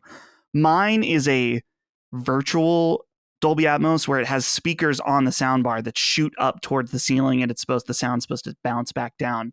And getting this native support is awesome. Just, if you have the hardware already, being able to get better use out of it through official support is great. This is one area that Xbox has been ahead of PlayStation. So to see that official support come in is awesome. And I know that there's some people that are excited about this because basically there's been some issues if you have this type of setup on PlayStation with latency, where like the audio will be slightly out of sync. And I've figured out how to set mine up that it doesn't exactly have that, even though I might not be getting the full effect. So to see it officially supported, that hopefully that kind of issue will go away. So this is exactly the type of feature that I want to see added to the system. So I'm like you, Colin, though, where I'm sure someone be willing to offer me a beta code. And it seems like the betas are fine, but I would rather just wait because I don't want to risk not being able to play any games, just to try out a feature like this early. Let me level with you for a second. Yeah. I find it, how do I put this? It's weird that this ridiculous sound setup is necessary for the fidelity of a game when we're watching something on a flat screen. It almost never really made sense to me that there's no level of immersion with the visuals. The visuals get more lifelike, but there's no immersion to them, right? Like we get more high quality resolutions. So like, I guess I just never really understood the point of surround sound when we're watching that thing and that thing is making noise, Does that make sense to you at all? Like, I guess that's the same way I feel about movie theaters, where it's cool. Like the experience is cool. I get it. I love it. I get it. But like you're talking about it with what we were kidding around with it before, like the vitality of the experience. I'm like, I don't really feel that way. I feel like I'm watching something that's making the noise. It's beautiful. The noise is in stereo. It sounds good to me. Sometimes I wear my 3D headphone, 3D audio, whatever headset. And it's certainly an enhancing quality, but it almost feels, and I think Micah agrees in some way, it almost feels that outpaces the visual performance. Like to me, that kind of audio surrounding makes sense in 3D or in VR, where you're in the game. And so you want to have a spatial audio experience. It really just doesn't feel essential to me. And I say that as someone who loves high quality musical audio. But that's like another thing and I don't need the musical audio to come from every corner of my house because it's coming from a fucking stereo speaker. So, and I understand that, so there's two different things here, Colin. Yeah. I'm interested in what you think about that. Number one is that the thing I'm not even me giving you a hard time is not necessarily about surround sound. It's simply about the sonic quality. Like even if you just got surround sound gate, sound gate. Here we go. Sound gate. It's about the fact that those speakers in your TV are ass and you're getting like a horrible amount of sonic range from those, that it's not even necessarily like if you wanted to go all out and get surround sound, cool. I think surround sound's fun. I like it. But even if you just got a basic stereo setup that maybe you're getting crazy with a subwoofer, at least then you're going to be able to hear the full range of what's being presented, Subwoofers are so fucking nice. Yeah. Oh, yeah. The subwoofer is, I feel like, an essential. I somehow missed that whole part. Well, I guess it's not a surprise, right? Because I'm not into really video tech or computer tech either. So why would I be into this? And Chris was saying, or no, it was Dustin that was saying that was on a podcast we did. That's something you actually appreciate about me is that I just really don't care about technology. I don't know. Oh, yeah. With your old iPhone. Yeah. With my old iPhone. And like the TVs I have in my house are TVs you picked out. Mm-hmm. Yeah, I'm like, get me a great TV. I don't know. I have no fucking idea. What'd you get? What'd you get? LG OLED? LG C9. Yeah. That was at the time the newest one. Yeah, I have 3 of those, I think. I've never had a problem with any LG OLED aside from that terrible UI that they... Can I say something as well? Please. This is an open letter to LG. I don't like where you put the buttons on the TV. I feel like I'm doing something really nasty. Yeah, you're like there's something finger in it. There's something really off-putting about the way LG decides to make their. It's always like some fucking clit at the bottom of the TV, and like I hate the dial. I hate it. Hold on. So I have one here because I have an LG. It's this. You don't like that feeling right there. No, well, that also bothers me, but the fact that it's actually on the monitor and you have to go like under the fucking. I know exactly what you're talking about. Yeah, it's so I hate it. It's perverse. Yeah, it really is perverse. Maybe that's my line in the gutter, but like I would really like them to stop because they make the best TV. Like I love their TVs, but like I always feel like I don't know, man. I feel like a deviant whenever I have to shut it off and I can't find the remote. It's so funny. Oh, I'm sorry, Dustin. Go ahead. Well, no. Go on. I just want to make sure I get to the other point I wanted to make. No. We'll certainly get back to it. I wanted to say it's you. I don't know if you recall that when I moved in here and you picked those TVs out for me, you had to sell me on LGs because I actually had an LG TV that was horrible. And and you're like, no, this really. And I just had to get over that. I had like kind of a one-off experience, maybe. How long ago? And like I bought a TV in like 2008. Maybe. Ooh, yeah. And it just the panel broke over and over and over again. Like they had to keep sending someone out to fix it. And I'm like, I'm never buying an LG again. And then I think I bought a Samsung or something. And it was Samsung's fine, solid.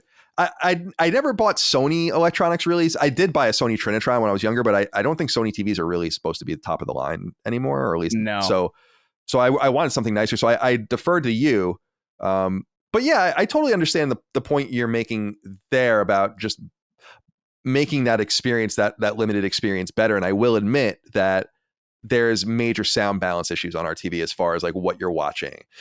So we were watching the Netflix series Quarterbacks, which is, by the way, awesome. And you guys wouldn't like it, but well, actually you might, because it's just good reality TV. But it just follows a few quarterbacks through the season and all of that in the NFL. And it was so low. We had to put we were putting the TV on like 80 or 90, and it was not loud for some reason. I have no idea. And then you would go to YouTube and it would just be blasting you out at 10. I'm like, what the fuck is going on with this? So that there is something to that. And what I was saying was that I dodged the audiophile thing because like my dad is really into audio, and my sister Allie has like beautiful stereo and all this. And I don't know. I just was never, it just wasn't a thing for me. I guess that's especially peculiar because I am a musician. I was always like, no, I got a nice like boombox, or I got a nice like a Bluetooth speaker. You know, I'm like, this is great. I have like a Bose Bluetooth speaker and it just fucking blares. I'm like, yeah, this is fine. So I wanted to, but go ahead, please. You said you had a second point. Yeah, the second point is just that because you had asked about what's the surround sound and the immersion factor. And I think that there's a different way that we look at it where it's not, I think surround sound is supposed to give you a feeling of like, oh, it's not that you're there, but you're like looking in through a window, right? Where when you're looking in and when you're immersed, you're not thinking about the surroundings and that you're watching a box. In theory, that should go away and it's only your mind connecting with the content. But if there's barriers that can keep you away from that, whether it's bad sound, bad image quality, something's not right, whatever. So I'm just to go back, I don't think you necessarily need surround sound, but it just think about when you start a YouTube video that has bad sound quality. It could be the most crispy 8K video ever, but if the sound sucks, you immediately don't want to watch it. So think about how important sound is for something like that. And then if you're only getting like this tiny sliver that sounds bad, you're missing so much of the experience. Like sound is, that's one of the things that for me is just like people that it's shocking because I feel like, man, sound, I can't stand when the sound is bad. It totally ruins it for me. So just because of how much of the experience it is, if you play something, I'm playing a game, I don't even pay attention to what's being the sound at all. You know, that's like, I guess that's the different experience. It's because like, you listen to podcasts, right? And right. Depending on the game. Like, so with Final Fantasy XIV, I played with headphones, right? The entire time. That's good. Yeah. So you got a headphone dent. Oh, I'm sorry. That means you have a headphone dent. You got to like, I'm going to have the headphone dent in my head. Like games I care about, I play with headphones on. And so games like that would be this year, like Dead Space, Resident Evil 4. But when I played Resident Evil 4 a second time through, I was listening to a podcast. I was probably listening to it through the speakers on the television low, and I was probably listening to something else in my headphones. And there are games straight up where I'll play the entire fucking time with it, like not listening to the game at all. And then there are games. So I try to engage when I feel like there's a reason to engage with the quality, the story, the immersion. I want to be in it. Dead Space, I wouldn't betray Dead Space's intent by listening to fucking Lex Friedman when I was playing through Dead Space. I was immersed in that, but I don't think every game demands that. It's surprising to me that people would like a game like Destiny 2 would be an example, right? Not that I play it, but I can imagine never listening to that game after a while. Like you must hear it in your sleep after playing it for 300 hours. You could probably be better served listening to a book on tape while you're playing the fucking game. That's like literally my outlook on it. You know? Yeah, I mean, Destiny, like live service games like that, where it's like you're going to be running through this content like a bunch of times. That's a little different. Although, like, I would still say that the sound quality in Destiny 2 is really I'm not. great. It's kind of a bad example. I guess what I'm saying is like a Borderlands or something, like a game where you're just, it's like, okay, I get it, and maybe I'll tune in and like start listening during a cutscene, but I don't need to hear every audio granule coming out of the speaker. Right, and I do that too. Like now, when I'm trying to collect all the treasures in Pikmin, I have a podcast on at certain points, but the point is when you were really wanting to immerse yourself, your TV speakers weren't good enough. Yeah, no. I would never do that with the audio setup I have. It's funny because I almost never experience a game I truly care about without a headset on. Yeah, maybe that does speak to it, but that's just because I know if I'm playing Horizon Zero Dawn or Horizon Forbidden West, it's like, yeah, I got to listen to the audio. I got to listen to the people talking. There's so much going on in this game. See, go ahead. I'm the opposite, where it's like if I'm really into something, I don't like to have. I don't like, or if I know I'm going to be sitting down with a game for a long time, I don't like having something on my head like that. So I like to have like a good sound system that I can not be encumbered by something, but also if something really demands my attention, like if some wacky hijinks, like the Three Stooges pull down my fucking bedroom wall in the other room, I can still hear it because I don't have headphones in. You know, like things like that, where it's like. I don't know. I actually have to work and get my sound system in the living room all squared away, because my sound system in this room, whenever I'm playing PC games, is fucking crazy. Like I've got like really good speakers in here. I noticed actually when I was playing, oh my god, Plague Tale, Requiem, where I was like, wow, this sounds so much better than every game I play in the living room, and it like bothered me. That's the thing, is that I have no in the PS4 and PS5 era, I have basically no experience playing a video game or maybe in the early PS4 era I did, but like onward with the good audio ever, not one time with like the high quality surround sound. Because at IGN we had the demo room, which was like the most high end shit possible for when people would come in and show you games. You'd go in there and see it on a massive HD projector with all this. It was $100,000 worth of equipment in there or whatever. And that was like the premium experience. But I remember even being in there and being like, God, it's so fucking loud. Like, why is this game so loud? Why does it have to be so loud? I remember playing Gears of War 3 in there specifically. And be like, Jesus, this game is fucking loud. Can we tone it down? But then when you make it quiet and then you're watching it on a fucking huge screen the size of a wall, it doesn't seem... It looks ridiculous. Yeah, but ever since that point, I really haven't... So I don't even know, like maybe I'd love it and I just have no idea. But I literally have no idea. It's just, I just play in that very limited way. I do have a beautiful, beautiful, huge TVs, which I appreciate. And hey, by the way, a closing comment before we get into the rest of what the firmware provides for gamers is for the gamer. Is that I'm open to the idea of change, because look what happened. Look what Chris did to me with frame rate. It happened before everyone's eyes on this very show. Over years, I was a malleable piece of clay. Yeah. And Dusty's gonna do to you with sound what I did to you with frame rate. Yeah, it could be, because I'm just totally a frame rate snob now. Yeah, see no evil, hear no evil. Next, love it. All right, so let's get into the rest of this here. What do we think about the beep? I mean, what do you love about this? Is a symbolic victory, I think, for a lot of people. It really is. Like, I think people are earnestly excited that they don't have to give themselves away anymore like this. And it is interesting that they took so long to do that. Why does it have to make that sound? And it's true that every PS2 basically since PS3 has made it a sound like that. So, yeah. Dustin, what do you have to say about this? Dude, I've seen a lot of great either like TikToks or YouTube shorts, whatever, about how women can hear this sound anywhere in the house. Like, that's the joke, is that it's like a guy's trying to sneak in some game time and they hear the sound. It's like, what are you doing? So, and this is helpful on a serious note for people that maybe they want to turn on their PlayStation, someone's sleeping in the same room or something like that or whatever. I know that people really care about this. Dude, the other thing too is they're giving you an option to just make it quieter. You don't have to turn it off completely, which I'm like, it's not that loud, but a lot of people are happy about this. I've always thought that they could do better with the beep. The Xbox in particular, when you turn that thing on, it does a little doo-doo-doo. Like, it's a kind of a nice little... Sings to you a little bit. Yeah. It does a little song there. And the PlayStation just does like this little like grunt of a beep. And that's it. Yeah, so, it's like a bird screaming after it's being born. Yeah, exactly. I'll be on the Xbox, believe it or not, soon. I do my yearly foray into Xbox soon for Knockback. I'll leave it a surprise as to what we're doing. But it's my yearly annual visit with the Xbox ecosystem for 2 weeks. Nice. And to play another game for Knockback, so I'm excited about that. And yeah, that is more premium. It would be cool if you could do something custom, almost like a ringtone.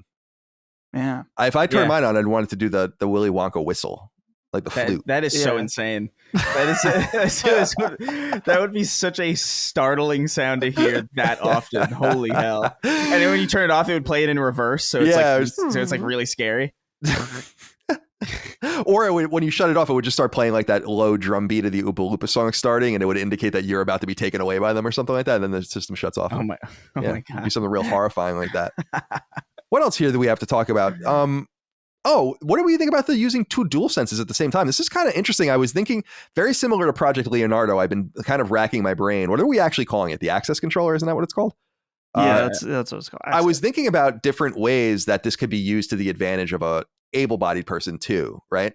Because I love the example of a kid playing a game and you literally have the same exact controller he does. So if he's having a trouble, you just play that part and then he just keeps playing. Brilliant.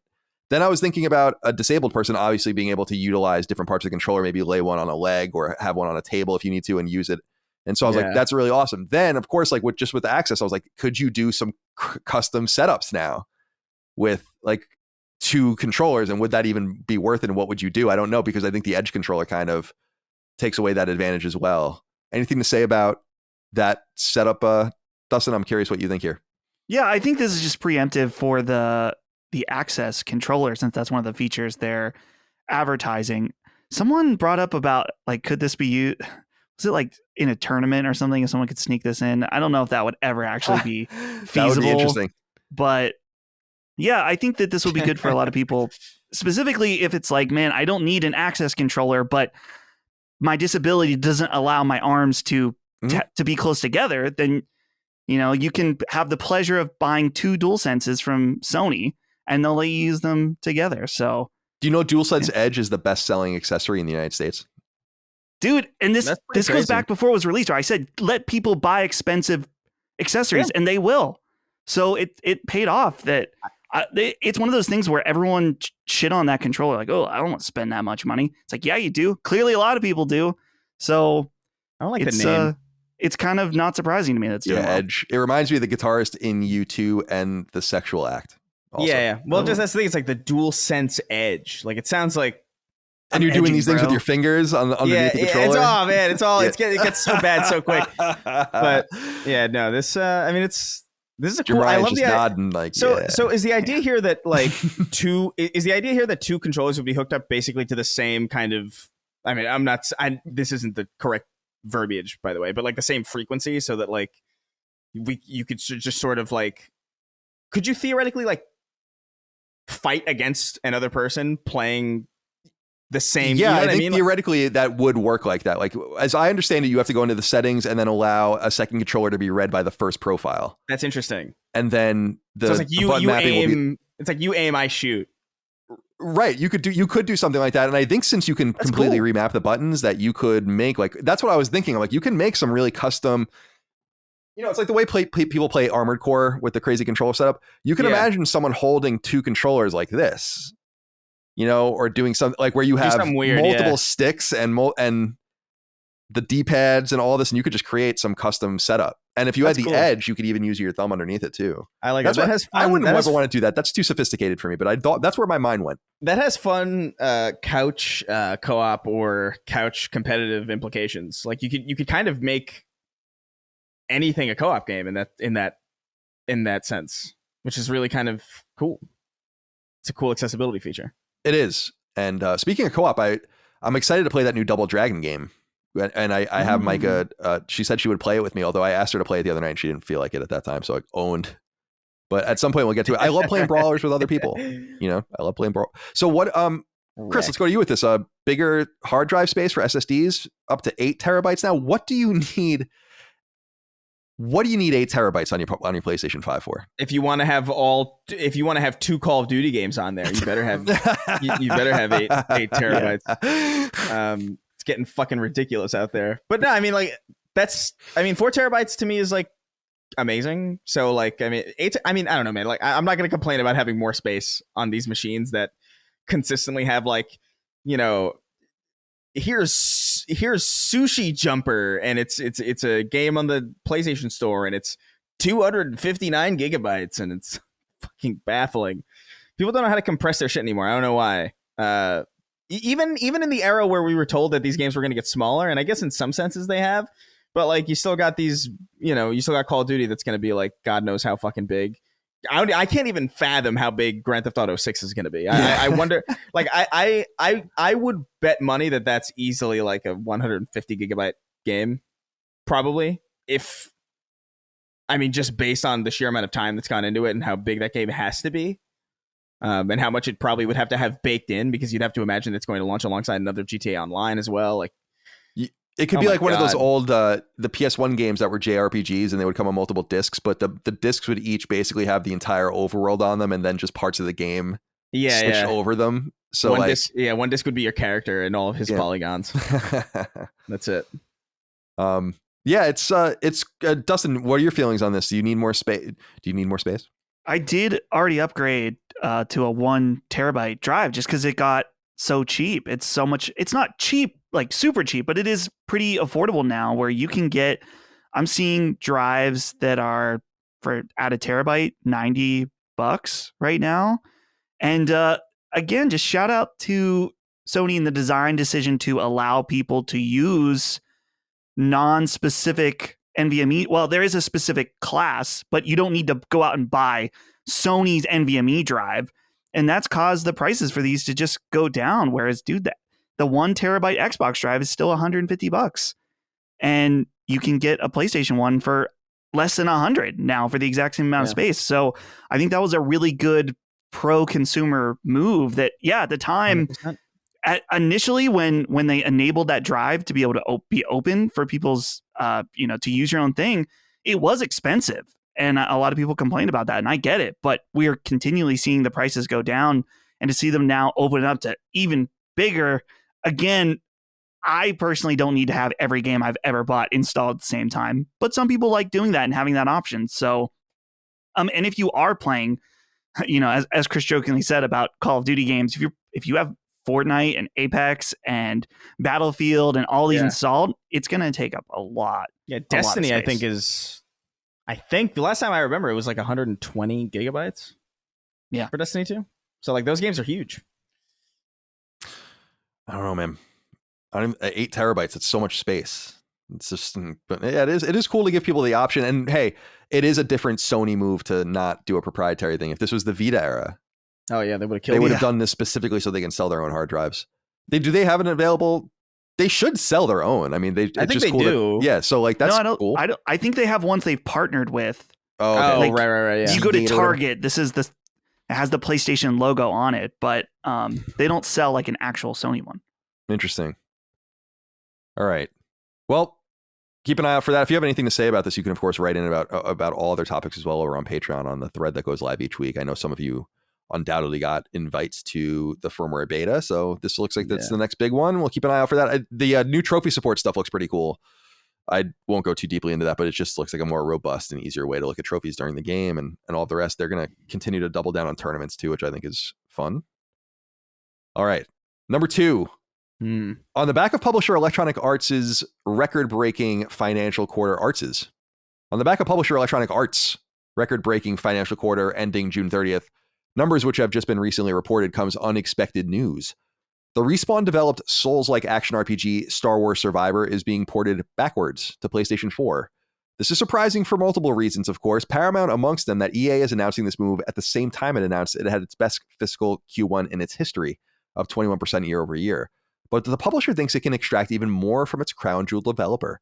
On the financial call revealing these results, as relayed by website Video Games Chronicle, EA's longtime CEO Andrew Wilson said the following in part, quote, Star Wars Jedi Survivor is pure blockbuster entertainment rooted in a timeless culture-defining IP. Our team at Respawn proudly launched this title to critical acclaim and commercial success. Millions of players have already engaged with the game, making this one of the biggest events in the Star Wars galaxy this year. Thanks to the strength of this legendary franchise and community demand, our development team has committed to bringing this Jedi experience to PS4 and Xbox One, end quote. Now, with its vague mention of millions of players reached, but with no firm sales data since Star Wars Jedi Survivor launched on PS5 in late April of 2023, it's hard to know precisely how well the game actually sold, particularly because it's attached only to newer hardware. What we do know, however, is that a third game is ostensibly planned, and that Survivor itself sold extremely well on PSN in digital form, coming in first in the April PSN numbers after only being out for 2 days, and then topping the chart again the following month. MPD has likewise been strong, showing a top 10 monthly performance for the game across platforms in the US since launch. But porting Star Wars Jedi Survivor to PS4 also serves to muddy intentions. PlayStation 4 is a 10-year-old machine, and ideally players wouldn't have to worry about one-time current-gen exclusives being ported backwards, undoing the notion of whether these machines were necessary for this game at all. It's also clear that EA wants more value out of the game and isn't necessarily thrilled with how it did sales-wise when considering that 150 million plus machines they skipped. Remember, it was only last quarter that Sony's data finally showed there being more quarterly PS5 players than PS4. There are a lot of potential sales being lost, though it's curious that EA would care when it can merely look forward instead. Connor Gashian wrote in about this. A lot of people did, though. Said, hey, boys, I imagine it will come up on the pod even without writing in, but with the news that Jedi Survivor is coming to PS4 and Xbox One, how do you think this makes more casual gamers view the newish consoles? Why bother even buying a PS5 or Series X as a casual, as it seems like most games end up on the console of the past gen? It feels like this generation has been even more tied to the previous one than the PS3 to PS4 transition. There's no doubt that that's true. Chris, let's go to you first. I was disappointed to see this news, not because I give a shit about this game, but because it just keeps exposing the realities, I guess, of these new consoles not being as either the consoles aren't as amazing as we had thought or think, and maybe that's true. I don't know, but maybe it's just that the games aren't being pushed as hard as we think they are. And it's very strange, as we said at the time, Hogwarts Legacy, the best-selling game in the world this year, by the way. Yeah. And that boycott did really well. They had problems getting it running on PS5, but then somehow ported it to PS4 and ported it to Switch and all these other places. I understand the frustration. I can't really define it though, because it's like, why on one hand do we care? But on the other hand, it just is indicative of a design that is not truly tethered to this generation. And it seems it's deceptive in some way. I don't like it.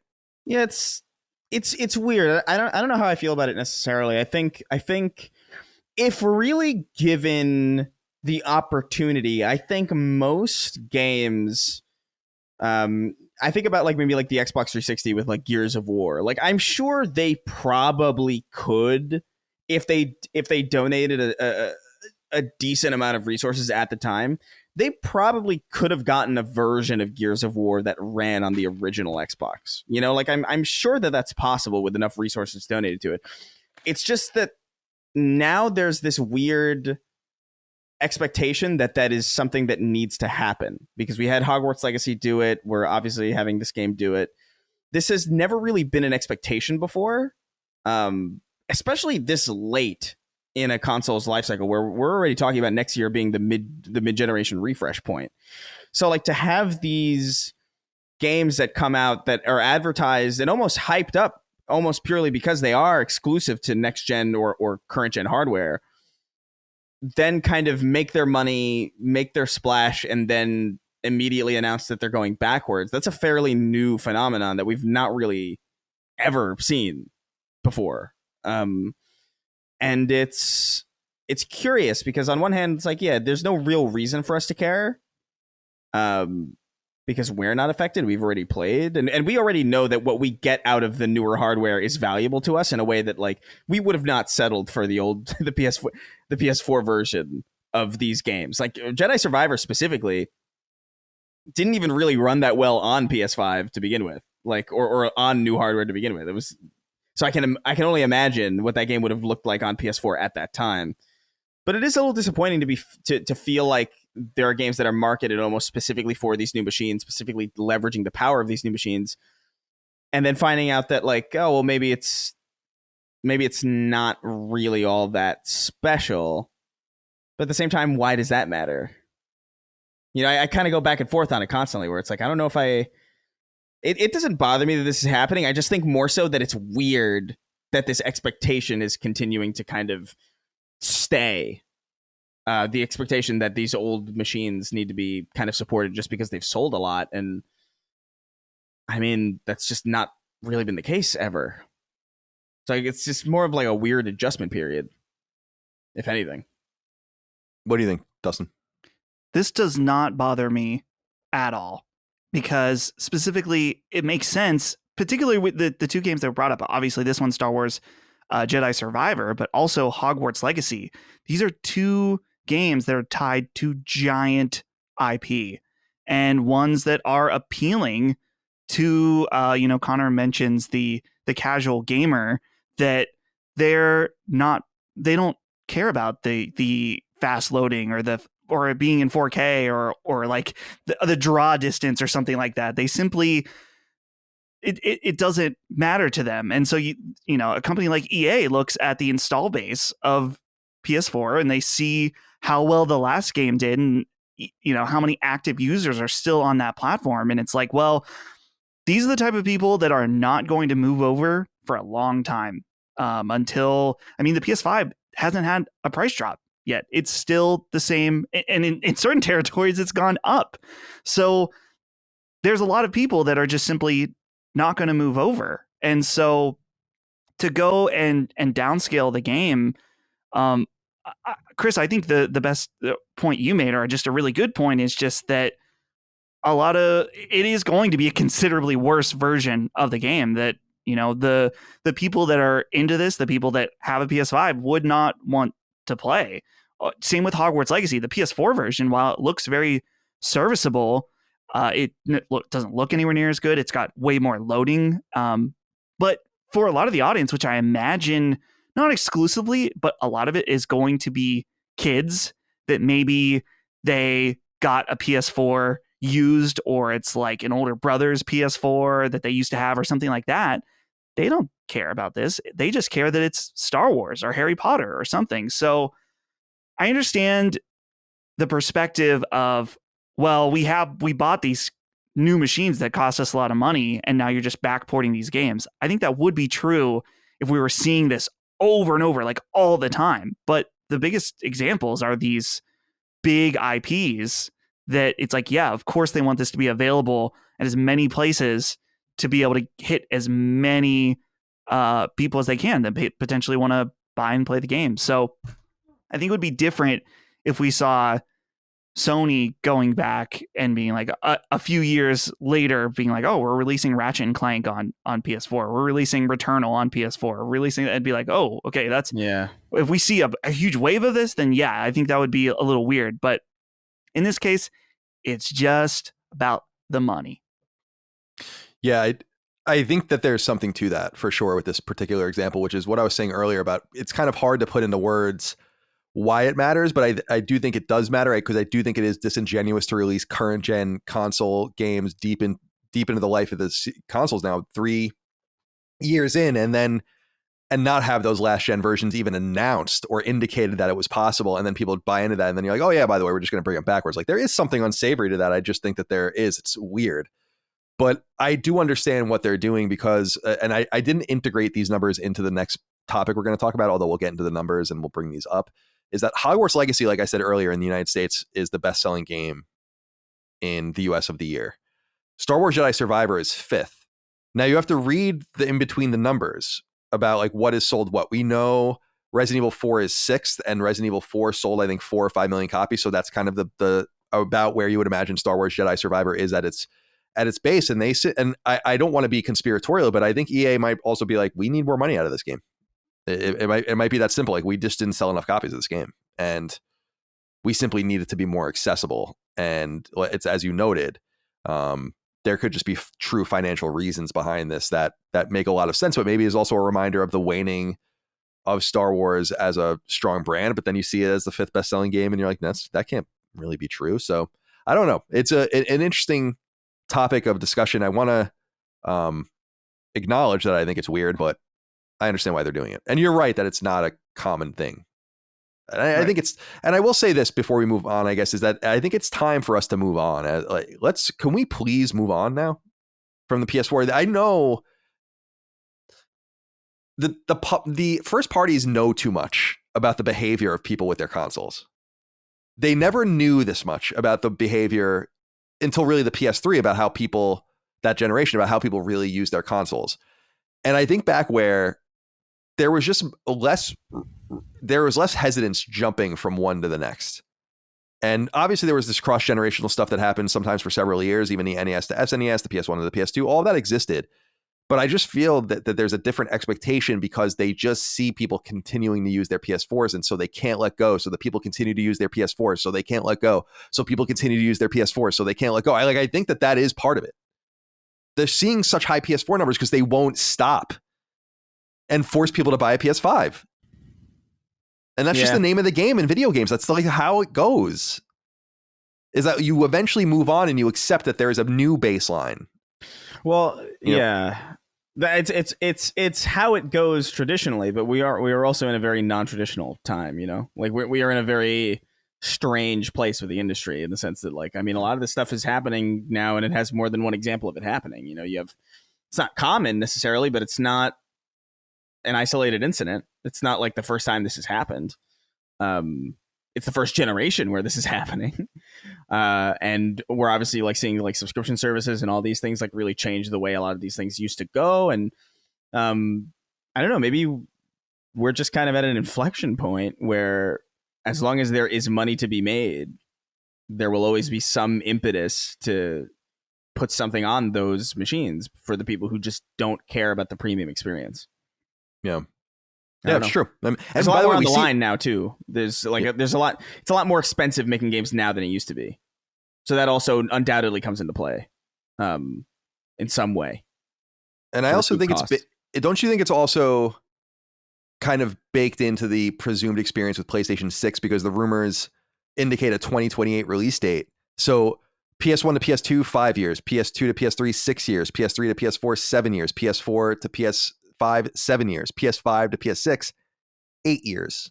Mm-hmm. You know, so it's the at least if those rumors are true and everything's because of the mid-generation refresh and all of the rest. Also, I think that as markets around the world expand and get more and more access, it's very similar to in Brazil how Master System and Genesis just murdered down there for years and years. Like it's a very unknown thing for a lot of people about those consoles that Sega just was doing great business there with those cartridge-based consoles long after they were dead elsewhere. And I think that is going to keep PS4 alive in a new and unique way too, especially with the interconnectivity of PS4 to PS5, presumably to PS6 and so on and so forth. That's the new universal baseline, you know? Yeah.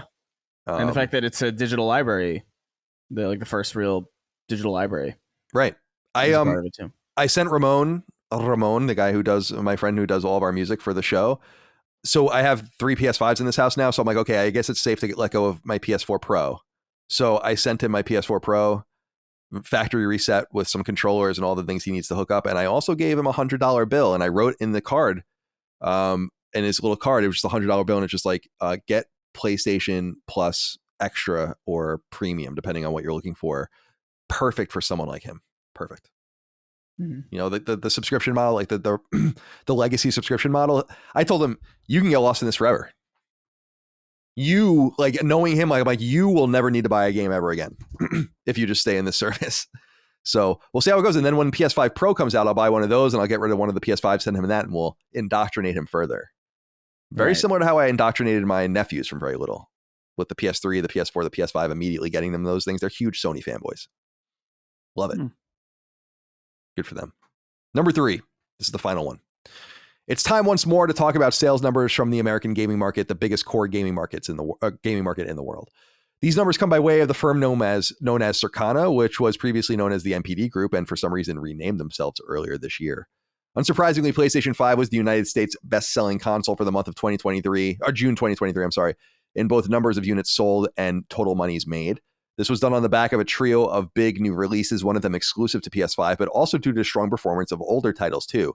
The top 3 best-selling games in the US across platforms and mediums were in order: Diablo 4, Final Fantasy XVI, and Street Fighter 6. Other notable games include Hogwarts Legacy at 5, Star Wars Jedi Survivor at 7, Dead Island 2 at 13, which is awesome. That game is actually like really sticking around, and Resident Evil 4 Remake at 19. However, 4 PlayStation-developed games also played their role in the top 20 this month, 3 of them exclusive. MLB The Show 23 slotted in at 8, Spider-Man Miles Morales came in at 9, and Spider-Man came in at 10, and God of War Ragnarok came in 18th. I'm sorry, I'm not reading this very well. In short, PlayStation is killing it commercially, and the excitement level for Spider-Man 2 is clearly high, spiking a game released in 2018 and another in 2020 in the top 10.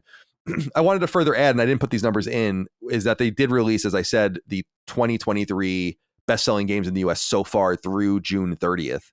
So Hogwarts Legacy, just relevant games for us. Hogwarts Legacy is number 1, Zelda number 2, Diablo 4 number 3, Jedi Survivor number 5, Resident Evil 4 number 6, MLB The Show number 23 at number 7, Dead Island 2 at 8, Final Fantasy 16, you know, the sales failure, only available on PS5, is already the 9th best-selling game of the year. Street Fighter 6 at 10, Dead Space 12, and then some classic games here, Elden Ring at 14. Now, people are not going to like number 16 in that it's The Last of Us Part 1, so you're damn well getting that rumored Last of Us Part 2 PS5 port. There's just no doubt about that. Outselling, The Last of Us Part 1 has outsold Minecraft this year, which is interesting in the United States. And God of War Ragnarok 18, and then Miles Morales was the 20th best-selling game in June. Or I'm sorry, in 2023 so far. So any thoughts on these sales figures, Dustin? I think the biggest surprise for me is just Dead Island 2, that coming from a developer that hasn't done very many stellar projects with what was the North Korea invasion? Homefront, the Revolution. Homefront, yeah. So, and just the development hell that game went through and the amount of reboots that this game came out and people enjoyed it. And I like to see a game that is just pretty good do well. I talked about Remnant earlier, which is a game that I'm like, this isn't amazing, but it's pretty good and it's solid and it's worth checking out if you like this type of game. And so seeing Dead Island 2 continues to succeed. The other thing I got to say, guys, I've been thinking about this past week for some reason. I think it's because a lot of people are talking about Game of the Year already. Throughout the year, people are always saying Game of the Year. Baldur's Gate 3 right now, everyone's talking about, is this going to be Game of the Year or whatever? So I've been thinking now, post Final Fantasy XVI, what's my Game of the Year? I think that the best game from a like objective standpoint is going to be Zelda, but I keep thinking about Hogwarts Legacy as far as it reignited this fandom in me of this world that I loved so much as a kid. And I just think back to my time playing that game really, really fondly, even though it's clearly a very flawed game in a lot of different ways. But it was, no pun intended, a magical experience I keep thinking about and clearly resonate with a lot of people, being so incredibly successful this past year as the #1 bestseller. So shout out to Avalanche, who is just a team that I personally doubted before this game came out to be able to make something like this. And they totally hit it out of the park, and they are being handsomely rewarded for it. Yeah. I didn't put it in the news, but I don't know if you guys saw that there was another round of leaks about the Quidditch game, and like a bunch of videos leaked about it, and then they all got struck off of YouTube by WB, so they're real, obviously. Oh, nice. Yeah. So yeah, Harry Potter and the Harry Potter HBO series is going to be huge. It really goes to show you how disconnected the internet culture in games is from reality. And the reality is that Hogwarts Legacy wasn't just some passive success story.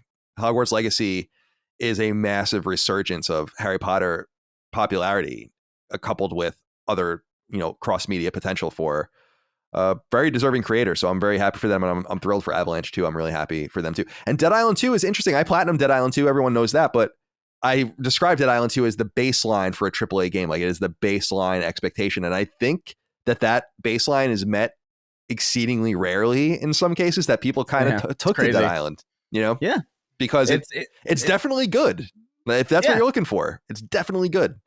Yeah. Chris, thoughts? I just think about this year in general and think about like little surprises like Remnant 2 and Baldur's Gate 3, which is huge. We had this conversation like I think maybe like a month or two ago about like whether or not this is going to be a standout year for games. And I think objectively at this point, like already as is, I feel like if you stopped counting now, it would still be a crazy year. The fact that we have Spider-Man and Starfield, Baldur's Gate happening right now, you have, God knows what other random surprises. Like maybe we get another Remnant 2 style, like random surprise hit. This is like one of the all-time years, I think, and it's going to be remembered that way, I think. Because I wonder like how it's going to continue from here. Like I wonder if 2024 is going to feel like anemic in comparison. Although that's largely because we just don't know what the hell's going on in 2024. Like we're largely in the dark with that still. Yeah, but 2023 seems to be the culmination of a lot of stopgaps put in development and a lot of problems from the pandemic all coming through finally the pipeline to crazy year get to the market. Yeah, it's a great year. It really is. And what's unfortunate for me, I mean, it's great for gamers, and I'm totally happy for fans and players of all these different games, is that just a lot of these games are not for me. You see something like Baldur's Gate 3, like, damn, I wish I cared, but I don't want to play this game. It just doesn't look like a game for me. I totally get it. And I keep getting things like that over and over and over again this year, which is unfortunate. Although I've been treated pretty well this year as well, so I'm not going to act like there's nothing there for me. The one game I do want to, I'm thinking about playing now that its DLC is about to all be out, is Saints Row, and I went to buy it yesterday, and they're still full price. And that's crazy. I don't know, man. I was just, that's nuts. I just feel like there's this $100 version of it, which just seems so outrageous, but it's the game, all the DLC, and then Saints Row the Third on PS4 and PS5, which I had never beat, and I'd like to play that game because that game's supposed to be arguably the best one. But I'm like, I don't know if I can get in good conscience do that. No. You got to drop the. I was expecting to go there because of the DLC and expecting to see the game for $20 or $30, and then I would have been like, yeah, of course, and then I'll buy the DLC, and you see, Colin, you're better off playing a much better game like Prototype than the new Saints Row. The new Saints Row is supposed to be low key good. I don't know. That's what I've heard. I don't know, man. All right, I mean, we'll see. I mean, from a gameplay perspective, I did hear that they tweaked it in some way, but like, I don't know how much that really would. I'm curious to see how you would take to it, because based on what I've seen, I feel like you would really not like it. Yeah, we'll see. Like, maybe I'm wrong. The other game I was going to buy, but I just I haven't gone back to see how the trophy, because the trophies were broken in it, is that what was that 90s shooter that I was going to play? Like, it's not a boomer shooter, but it's Rocket City or whatever. Oh yeah. And I want to kind of check that out too, just because I like the vibe of it, but I don't know if I'll get there as well, because we're kind of running out of time.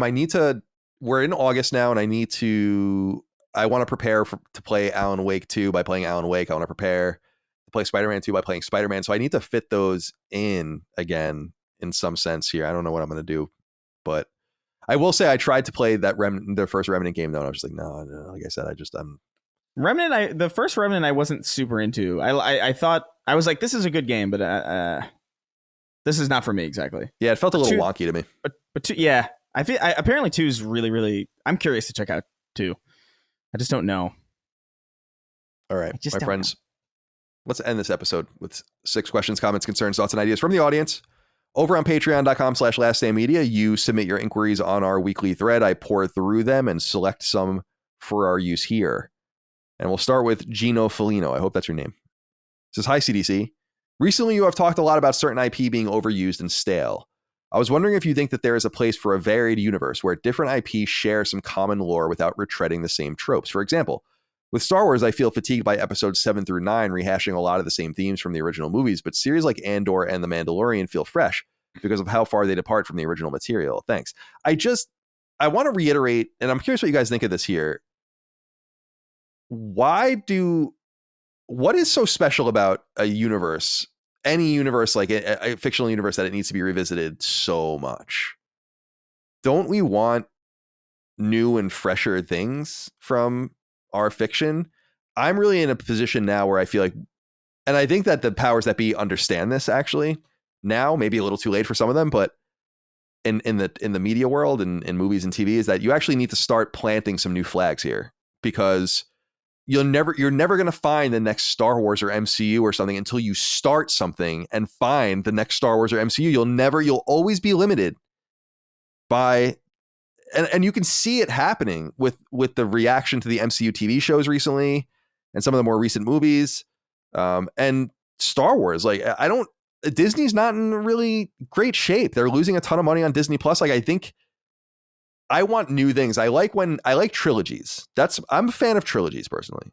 Yeah, not always. Sometimes things can be one off. There could be 2, there could be 5. I don't know. But trilogies, I would love that. If you want to extract maximum value out of an IP, why not just plan a trilogy and walk away from it after that, and then make something new? What is with the safety of these universes and people's just constant absorption of the same shit? Aren't you bored? I don't know, Dustin. What do you think? Yeah, so I have to make fun of Gino a little bit, because Mandalorian, I've seen the first 2 seasons of that show, and it constantly is like, oh, hey, remember this guy from fucking Clone Wars? Remember Luke? Remember this? It's like, yeah, it's a different format, but they constantly are trying to jerk you off with things that you've already seen before. They're gonna make a fucking show about that stormtrooper that hit his head on the door frame of that one movie. Remember that guy? Like, the untold story, and it's like, leave me alone. Right. Which, I gotta say, to be fair, there's that show they're doing in the Star Wars world called The Acolyte, which takes place thousands of years before even the prequels. And that sounds cool to me, where it's like, okay, maybe you can see like some threads of things, like maybe there's like early lightsabers or something. That sounds cool and a fresh way to do it. But getting to his core question, as far as varied universes where different IPs share some common lore, I feel like that's kind of Final Fantasy. in a way where it's like they're all different, but they kind of share the similar DNA that feels familiar, but you get a totally different story, totally different cast of characters. I think that's awesome. And then in addition to there's only 2 games in the series right now, but both Nier Replicant and Nier Automata, those are 2 games that are very deeply connected, but at the same time are really, really different. They take place thousands of years apart and have to do with totally different situations, but are, like I said, still very connected in why things are happening in the story. And I really love that. I wonder too, because we have to, take the criticism too with the things we like. For example, God of War, where we've done, let's see, 3 in the original trilogy, 2 spin-off games, and now 2 sequel games. And it's like, maybe it's time to put that down too. Uncharted is also going to be coming back. And it's like, that's also feeling, I guess my question for you, Colin, then is it okay if we give these things time to breathe? Yes. Is that kind of make it acceptable that it's like, yes. It's been a while since Uncharted. It's going to be like, what, a decade almost in between Uncharted 4, and maybe not quite a decade, but what year was that? 2016? Uncharted, yeah, that was 2016. So pretty close. Yeah, I mean, that's the thing is if you let things breathe, Uncharted doesn't feel stale at all because it's been forever. Even that expansion came out in 2017, and by the time the new one comes out, 2024, 2025, it's going to be a lot of time had passed. I think that this is the thing. This is what I feel about Star Wars is that imagine if it was just the movies. If you had a movie every 2 years, of just Star Wars, new Star Wars movie every 2 years or something, or every 3 years, and that just continued, that wouldn't feel like overkill for me simply because it's like, well, you're taking this massive IP that's very valuable and you're like utilizing it, but you're not beating it into the ground mercilessly. Right. And I don't know why anyone would want their favorite fiction to be mercilessly beaten to death. Yeah. That's the confusing. There is nothing in this world I love that much that I would want to revisit it that much. Even when I think about this, so like G.I. Joe, for instance, like I'm not a G.I. Joe comics guy at all, which is like a huge part of it because that's too much. It's like, I like the cartoons when I was a kid. I love the toys. That's enough.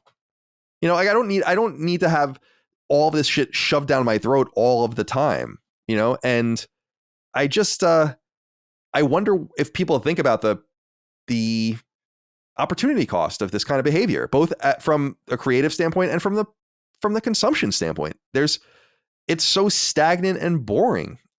Yeah.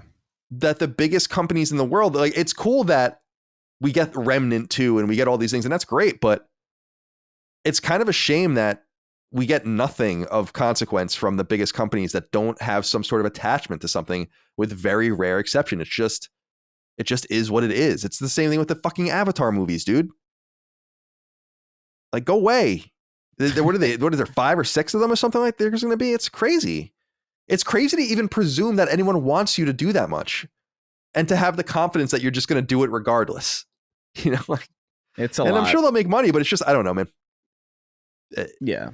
I know this is a beaten horse for a lot of people, but I'll keep beating it. Oh. Keep beating that horse. Keep beating that horse. I'm going to keep beating it.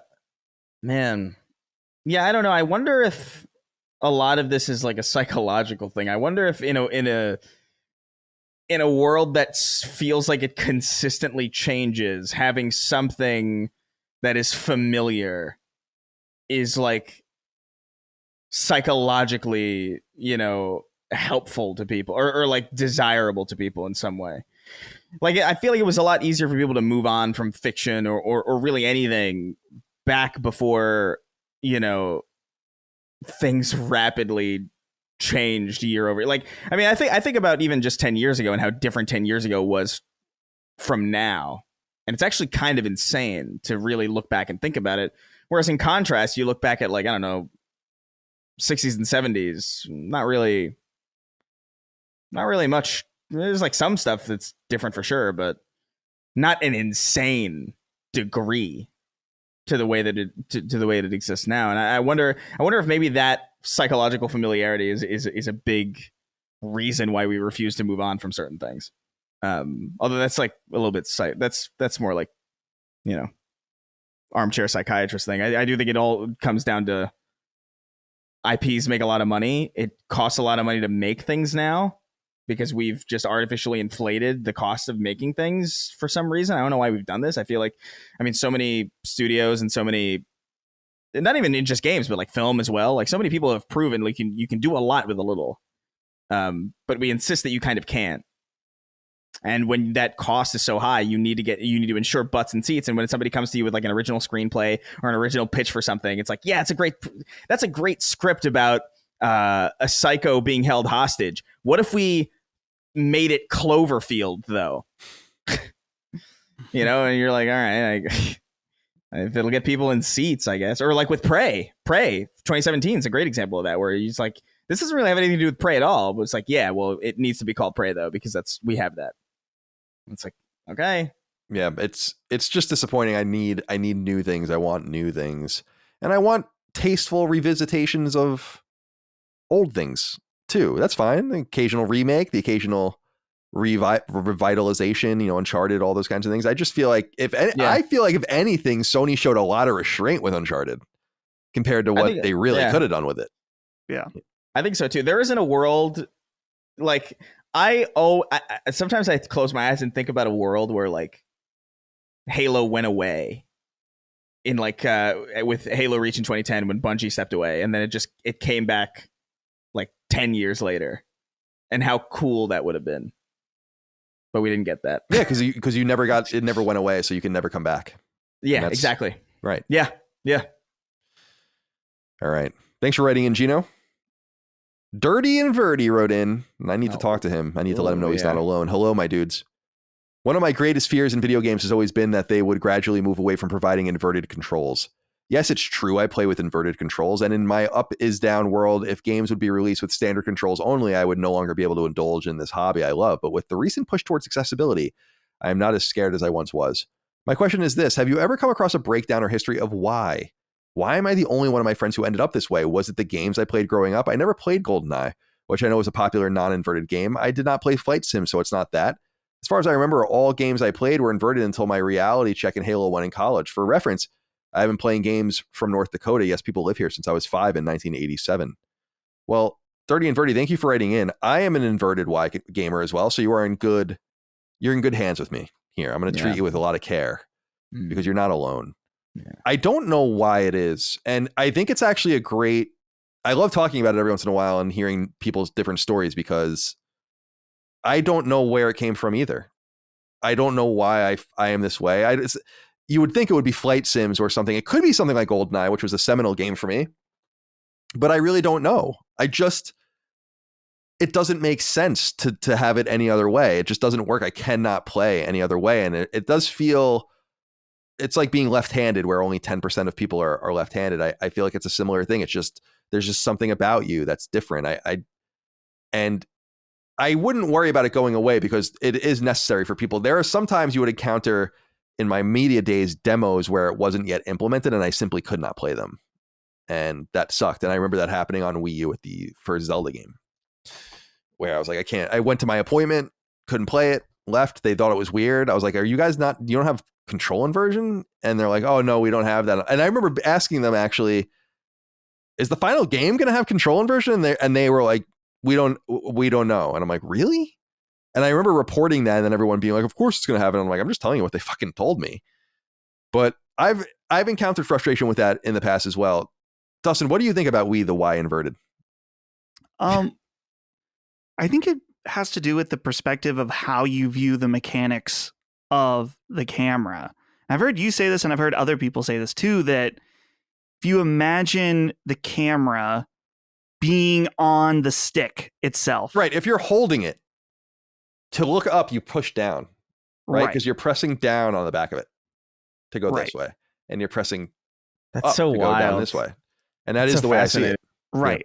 Yeah. I understand why your mind would think that, and for many others as well. But I think I wonder if it is a thing that if certain games, if how you played, whatever game you played initially that was first person or controlled the camera in that way, got you set on a path or something like that. So probably Yeah, I don't know. I don't see them phasing it out of like trying to eliminate the people that you know what I was thinking when he was reading this question. I was thinking of that scene in Inglourious Bastards in the beginning where and I thought about like, you're harboring people who prefer inverted controls under your floorboards, are you not? Yeah. like it's like this genuinely underprivileged class. No, go ahead, Chris, please. Well, I was gonna say like inverted breaks my brain to me because it's like it's almost like imagine if your mouse was inverted, like if you had to pull your mouse towards you to make it go up. Yeah, I don't do that. Like that to me is how it feels in like a video game when I'm playing with inverted. It's like this feels so strange, and I think it's largely because I view the first person view model as a mouse in some way. I don't know why, because I don't think I played PC first person shooters when I was a kid. That was like not until like maybe Half-Life 1 in 2009 or something. I was very, very late to it. So I don't know why I view it that way, but it intrinsically makes sense to me. It's interesting. It scare me. I used to love setting little grenades when I'd go to demos and the controls would be inverted when I'd leave, and then someone else would be like, yeah, all wonked around. But I Googled shooters that were inverted to see if any shooter, and then I got a bunch of stuff about Columbine. So then I wrote shooters that were inverted video games, and it came up that, and this makes a little bit more sense for me maybe now. Time Splitters 2, GoldenEye, and Turok were all inverted, and I played all of those games when they came out. So that might have something to do with that. Turok for sure, GoldenEye for sure, and Time Splitters 2, which was an early PS2 game for sure. So yeah, maybe that's where it came from. Yeah, that's so fun because I remember playing Time Splitters after I played Halo 2, and I remember being like, "What the fuck have they done? This feels so bastardized." It's a very bizarre. I don't know, man. It's like it's literally the exact opposite. It would be like if somebody told you like you had to drive your car by going in reverse. You know what I mean? It's like everything about it was just so. I couldn't do it. I don't even think they gave you. I think they probably gave you an option to invert, although I was too stupid at the time to even like know that you could even customize. I was so late to customizing my controls to things that like I've kind of still to this day refused to do it. Like I always play every game by its default controls, and if I can't do it, then the game's not meant for me. Like just straight up. You want to know what's weird is that I don't invert X, and I don't think almost anyone inverts X. No, that's but crazy. that is the same print. This is the thing that I've gotten in arguments because it's true. It's the same principle. Yeah, you push left to look right. Right. Yeah. The camera you would push this way and it would look this way, but for some reason that does not translate. And I do wonder if it's a product of the N64 era and some other things that will actually maybe slowly wash out. I would love to know, devs that listen, if you have any data, I'd love to know how many people invert in your games. Keep that data secret, or what the data is. We'll use the numbers, of course, but we'll tell what game it comes from. Because I'd love to know that, and I bet you X inversion. Some games don't even allow for X inversion, but I always see that, and I'm like, who the fuck inverts X? I've never met someone that does that. But who am I to judge? I guess glass houses and all this. Dirty Inverty, you're not alone. Manuel Nascimento wrote in. Manuel. Let's go Manuel. I couldn't have been more white saying that name if I tried. Hey, CDC. I was a little surprised last week to hear your reactions on the PS5 Pro leaks. I seem to remember Colin mentioning in the past something along the lines of, we don't need more graphical fidelity than The Last of Us Part 2. Also, I was reminded of Crying Jim's quote that we believe in generations. I was wondering if you could comment on the following concerns I have if a PS5 Pro with more than 2 times performance is rumored is released. Base PS5 games stop having 60 frame modes, and the new SKU introduced making devs focus on the Pro console, so base PS5 versions the games run worse. Didn't we see this kind of thing when the PS4 Pro was introduced? Why can't a generation of consoles be just that? Feels more like half generations to me. Why not wait a year or two and go for the PS6? Cheers and thanks for all your work. We kind of already, thanks Manuel for writing in, Manuel. But we discussed a little bit of this earlier, but I do want to get deeper into the need for the Pro console. And Dustin, as I recall, PS4, I remember being worried that PS4 Pro was going to have an adverse effect on base PS4, but it didn't seem to beyond the kind of there was a lot of like bristling about it from developers when it first started, because it was like a new thing for them to worry about, but it became very streamlined. And I think they realized it was important for their customers as well as they moved on. So what do you make about this idea of the PS5 Pro somehow disrupting the native PS5? And I still think the PS5 Pro is going to be a boutique thing that's only going to sell 10 million units or something. I just don't think it's going to be a thing that they're still going to want. The first thing that they're going to want is the game to work on the PS5 as it is. Well, that's the first thing that I thought, is that he says, didn't we see this type of thing with the PS4 Pro? I'm not saying it never happened, but it definitely wasn't a thing. That it was a problem or something that people talked about. In fact, and he mentions about performance modes. We didn't have any kind of performance modes really until PS4 Pro, with rare exceptions, of course. So sure, I can understand the point of thinking like, oh, well, the two modes are going to be which console you play on. I guess I could see that.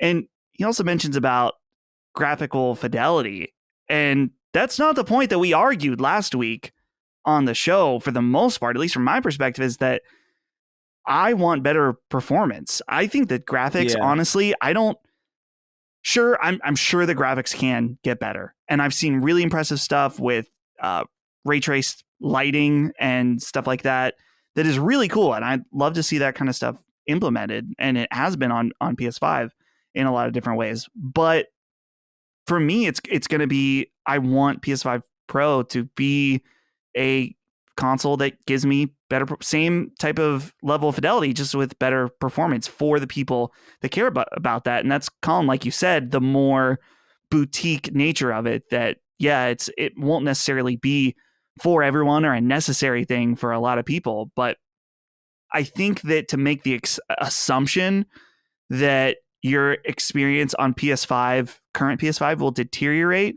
is not in line with history, at least last one. Not saying it's not possible, but I wouldn't expect that, because that's not what happened last time.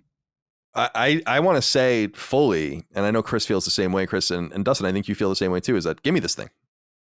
Like, oh yeah, I want it. I want this thing. And I want no concessions, right? And I know that there has to be concessions with the actual game itself, but I wanted to say, like, you don't have to concede either the resolution or the frame rate. In fact, like, you can boost the frame. If it really is as powerful as it sounds like it might be, based on some of the rumors, it's like you could have maybe sub 4K, but still higher than 1440 resolution and 60 frames locked down on everything. And that would be fucking amazing. I mean, that would be so awesome, and I would be so excited about that. But I also understand that that's never going to be the dominant console that they're going to sell. That they'll probably keep them scarce because they're probably going to be more expensive to make, and that they're doing this for. I think I would be surprised, Chris, if the math wasn't something like, we do these consoles for our more boutique audience that buys many more games from us, so we want to keep them as happy as possible, right? By selling this console at cost or whatever, making them somewhat hard to find, but they're going to stick here and not go to PC because they want that high fidelity thing. And then we only need to do that for 10% of the audience. I think it's a pretty safe bet. Yeah, I mean, I think the question is more of a framing issue. You know, I feel like, because you could look at the performance differential between PS4 and PS4 Pro and say, like, oh, games are running worse on PS4 than they are on PS4 Pro, so games that will focus on PS4 Pro going forward are going to run worse on PS4. But that's really, I don't think that's the right framing. I think the correct framing is that games will run as they always have. And now you have an option to make that always have even better, you know? So, like, I don't think you're going to have games that run, like, tragically bad on PS5. I don't think you're going to have, like, games running at, like, 20 frames per second at, like, 1080p or something. I think you're just going to have, like, the standard performance mode and quality mode that we're used to having, where it's like, yeah, you're going to boost to 4K and maybe go to 30, or maybe you're going to go to 60 and go to 1440 or whatever, like lower, maybe some checkerboarded rendering solution to kind of fake that 4K to allow you that higher frame rate. And on the Pro model, it's just going to run and look better. Like, I'm not really that concerned about it. I personally am not playing anything, or I have not really seen much of a reason to upgrade right now. Like Final Fantasy XVI is a very unusual kind of game for me to play. And it was the only game that I saw any kind of staggering in. So I'm sure I will get the PS5 or the PS5 Pro at some point. But it's definitely not going to be like some immediate thing for me because I'm totally happy playing at performance mode at 60 at whatever the fuck resolution the game gives me. Like I just do not give a shit about resolution at all. So yeah, I do care about resolution. I just don't care about it more than I care about frame rate, which is why Final Fantasy 16 apparently drops below 1080, and I don't think I even ever noticed that. No, to me, I was like, dude, I was playing even just a couple months ago, I was playing Ape Escape at 60 and loving it. You know, like that game looks like you could cut yourself on it. It's so goddamn jagged and sharp. Yeah. So I don't know. To me, it's such a secondary thing to me. So like, I do think the need for a pro model for somebody like me who just, as long as those performance options are always there, is probably going to be a little bit less than it used to be, where the PS4 Pro was kind of the only way you could reliably get good performance, because it was like at a time before this kind of streamlining was really set in stone. But it is something that I'm really curious to get. Like I won't go day one necessarily, but I would imagine within that year I'd probably buckle down and pick one up just because I know myself well enough to know that I just like shiny new things. You know, I like opening up a new box. Oh yeah, I'll be all over it when it goes up for pre-order. Dude, sure. I even just like something about tech. I like tech a lot. Like even just playing the Steam Deck, and sometimes you can feel it getting really hot.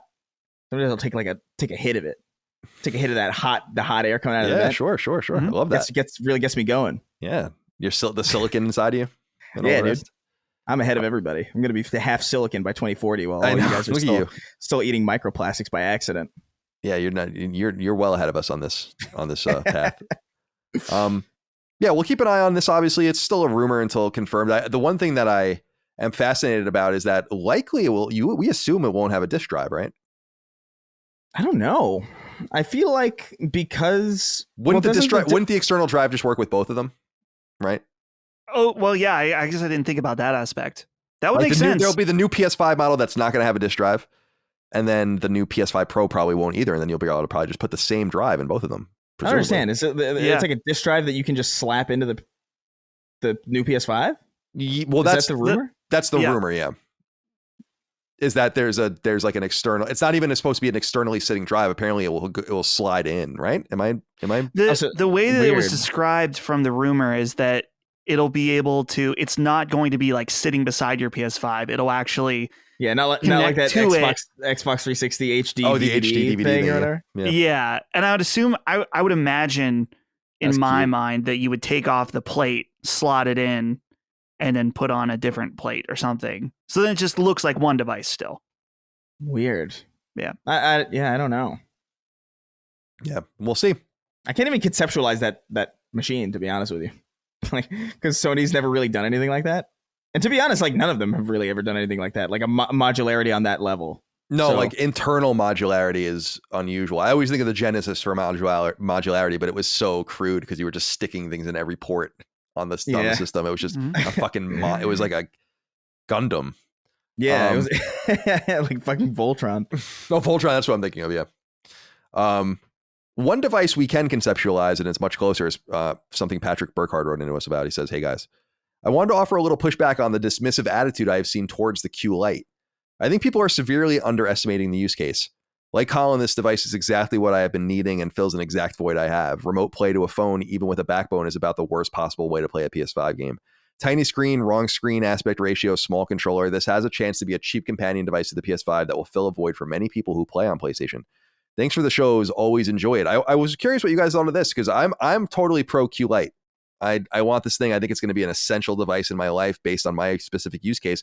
But I am a little surprised about the kind of widespread hate about it. And I wonder if that's because this thing leaked and it's not really being shown in the proper light, with the proper OS on it and the functionality and all the rest. I don't, Dustin, what do you think here about the Q Lite? Is this thing going to just be a dud? Like, people are talking about it like it's a PlayStation TV or something. And I just don't really see it like that personally.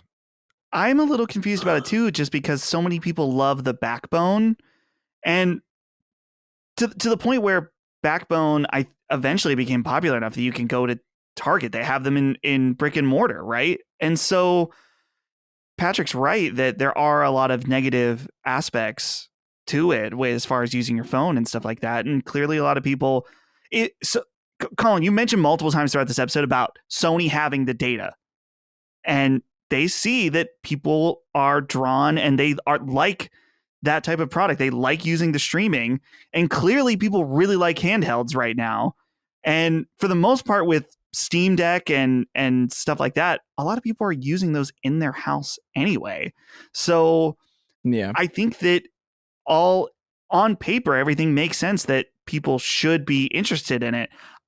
Like I've said before, I'm not interested in it from just my use case, but I don't think it sounds like a bad product. It sounds cool for the people that have those specific use cases that want to use it. I didn't even think about the fact about it having a proper aspect ratio screen would be cool. Like, this will clearly be a much better experience than a Backbone, as far as its design has full, well, if the leaks are, true, and I imagine they are, that it's a full size controller. It's not like having a mini Joy-Cons attached to a phone. This is going to be a much better experience. And so if you don't like it, if you don't need that type of experience, that's one thing. But to say it's bad is a bit premature, in my opinion.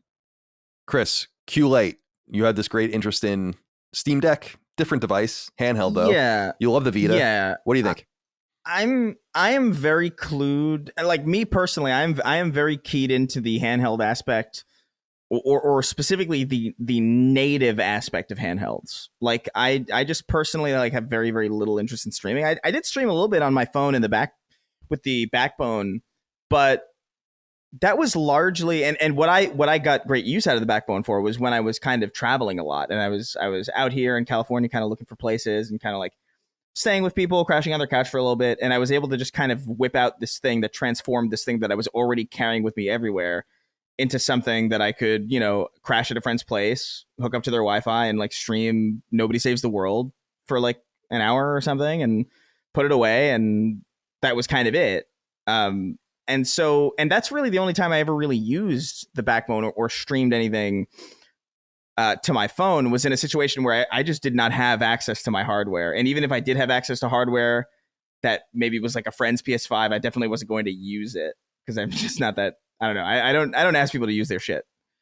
So for me, the use case of the Q Lite is very much, it doesn't fulfill the same thing that the Backbone did for me when I was in the position that I was using it a lot. And it doesn't fulfill what I want out of a dedicated handheld companion piece in the way that the Steam Deck does. So for somebody like me, it just doesn't really serve a purpose.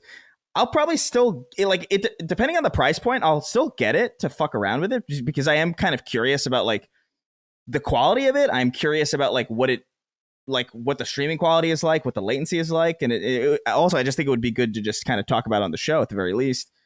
But it's not something that I see myself using more than the Steam Deck or anything that can run something natively, because that has been a really transformative experience for me. Like the Steam Deck and being able to run something without worrying about latency. And I've played some games where like there's some online connectivity and it'll say like, hey, you've disconnected from the online server. You can still play. It's not a big deal. It's like, okay, cool. And then I just continue to play, and just understanding how many times that has happened and knowing that would result in an immediate crash of whatever it is that I was doing, or an immediate, rip out of the immersion, or like an immediate stall. I don't know. I think this would be a lot more of an appealing product in a world where infrastructure specifically for the internet was a lot more robust and powerful than it currently is in most of the country. Like if I had FiOS or whatever, fiber optic internet, I could imagine this being like an easy thing for me to justify to myself, because it's like there's barely any difference there. But for most of us who are just running on, kind of questionable internet quality, that's where my concern comes in. And so it all really depends on the price point. Like if this is a clean, I don't know, maybe like $100, Yeah, easy $100. But if it's edging towards that $200 price point, like, man, I don't know. I don't know about that. A lot of edging this episode. Yeah, just stop edging. Yeah, it's too much. It's difficult. All right, let's move on. Q Lite, we'll hopefully learn about that more soon. We should have it in our hands this fall. Yeah. Keith Huntington wrote in and said, "Good morning. I just saw that the PC Mag released their review of Ratchet and Clank Rift Apart, and in the review they state, quote, brevity is no bad thing in games, but it's hard to escape the sense that Rift Apart is a console showcase that feels far less vital on PC." And then it goes on, at £50 or $60, it's hard to escape the fact that on PC there are bigger, meatier experiences you can get for that. You can put that money towards, end quote. And on Twitter, they stated, quote, Ratchet and Clank Rift Apart is great on PC, but it's $60 for a 10-hour story. It's not as easy to recommend as we'd like, end quote. At what point do we finally say enough is enough with this view that shorter games aren't worth their price and should be charged less when major publications are saying 10 hours is too short for full price? And if 10 hours is too short, where's the breaking point that $60 makes economic sense? 12 hours, 15 hours, 20 hours? And what is the real tangible difference there anyway? Yeah, I saw this. This was making the rounds, and I saw this tweet from PC Mag being commentated on by many different people. And we often bang the drum that games don't have to justify their price necessarily through length as long as there's quality. That said, I do understand the argument that a AAA like normal box game might last X amount of time at least. And I think in some sense, 8 to 10 hours is that expectation in my mind. That you don't have to give me that long of an experience, but if you give me a $60 or $70 experience and it falls short of, say, 8 hours played normally, just kind of organically exploring, not rushing through it, not trying to beat it in a time mode or anything. You could be Resident Evil 4 in like an hour if you wanted to. I'm saying playing, but 10 hours isn't a complaint to me. 10 hours is well within the realm of reason for a game as long as it's high quality. And I don't think Ratchet and Clank Rift Apart is like this world-breaking, amazing, paradigm-shifting game, but I thought it was really fun. And the length of it is not a problem at all. And 10 hours seems a little quick. I don't remember it being that quick to beat. I platinumed it. So who the hell knows? But I am concerned about this because I just think that like 7, 8, 9, 10 hours, that's when you're getting into the realm of reason. Chris, what do you think about this? Yeah, I don't know. I mean, I from the perspective of from a PC marketplace, I do understand aspects of this criticism, not necessarily in the sense of like the 10-hour story is like a reason for it to be dismissed. But Ratchet and Clank really was like a big PS5 showcase, and the story was cute and it was entertaining. Ratchet and Clank is by no means my favorite Insomniac IP at all, so it was always something that I was kind of like, okay. So I could see divorced from kind of the zeitgeist of the initial PS5 kind of launch window and then being excited about a new machine, coming away from the game feeling like it was really solid, but not necessarily like a must experience game. Because I mean, the narrative of, story wise, Ratchet and Clank Rift Apart it's fine. It's good. It's not, it's not bad at all. It's not the best thing I've ever played either. So it is kind of this weird middle ground where like I wonder if maybe there was maybe too much esteem, like maybe the expectation of it was like, hey, this is a PlayStation game, and maybe in people's heads they're thinking like, Last of Us, God of War type shit, and then they get something that's like a little bit more straightforward, a little bit more focused on the fun of combat and maybe the spectacle, and maybe it just doesn't hit for an audience that is divorced from the ecosystem. The 10-hour story thing, it bothers me a lot because there are games that I think are, I think Stray is awesome, but that's like a 5-hour game, maybe like 6 hours. Granted, it's not $60, and maybe there is something to say about that, but like I don't. I think Ratchet and Clank Rift Apart is worth $60. Yeah, I do too. I had no problem paying that much for it. I thought it was a very high quality experience. Dustin, what do you think about this? It's tough because I understand from the perspective of a reviewer that you are reviewing a product and you're trying to inform someone on whether or not the quality of it and whether or not it's something for them. And so I'm not the type of person to totally discount this is good, but it might not quite be worth the price. Like, I understand that from a very personal perspective of if the reviewer said, hey, I had a really good time with this, but I can understand if your money is a bit tight that you might want something that's a little more bang for your buck. I get that. At the same time, I think that's not really, from the standpoint of a review from like PC Mag, they should just be reviewing the product for what it is and whether or not they think it's good, because Ratchet and Clank will exist outside of its $50 price. Eventually it will be cheaper than that. And so I kind of think that it would have been better served from them to say, yeah, it's this many hours long. Maybe that should be a factor in your decision purpose. But just to say, oh, it's too short sounds weird. I almost feel like this is a better take from a content creator where you understand their individual tastes or something like that. And then there's also the element too where $60 is totally different to all kinds of different people. Not just whether you are rich or poor or whatever, but also just how you spend your money. So it ends up being a point that kind of doesn't really, it's kind of meaningless based on how it affects different people. So I guess that's kind of a complicated way to say that I feel many different ways about it, but ultimately it's going to come down to how you feel about it and what you're looking for. Like I said, I totally get someone, if you have a very limited budget and you're like, okay, I need something that I want to be able to play for the next month because it's going to be a while before I could buy another game. Then yeah, I get that you're looking at something like Baldur's Gate 3, which those are two very different games. It's going to come down to taste, but I can understand that in certain situations, you're going to need something that's like, well, this is going to serve me better. I'm going to wait until the shorter game is on sale. I think that makes sense too. Oh, okay. I'm not muted anymore. Yeah, that all, I don't know. I do think that the focus in on the differences in ecosystem matters. The newness of the game and the relative importance of the game to the different ecosystems also matters. So I don't know. I just generally think that we have to snap the neck of this length argument and just throw the body in a fucking ditch. Seriously. I'm so sick of it. I'm sick of these long ass games. The fact that new Assassin's Creed game is apparently 20 to 30 hours long is awesome.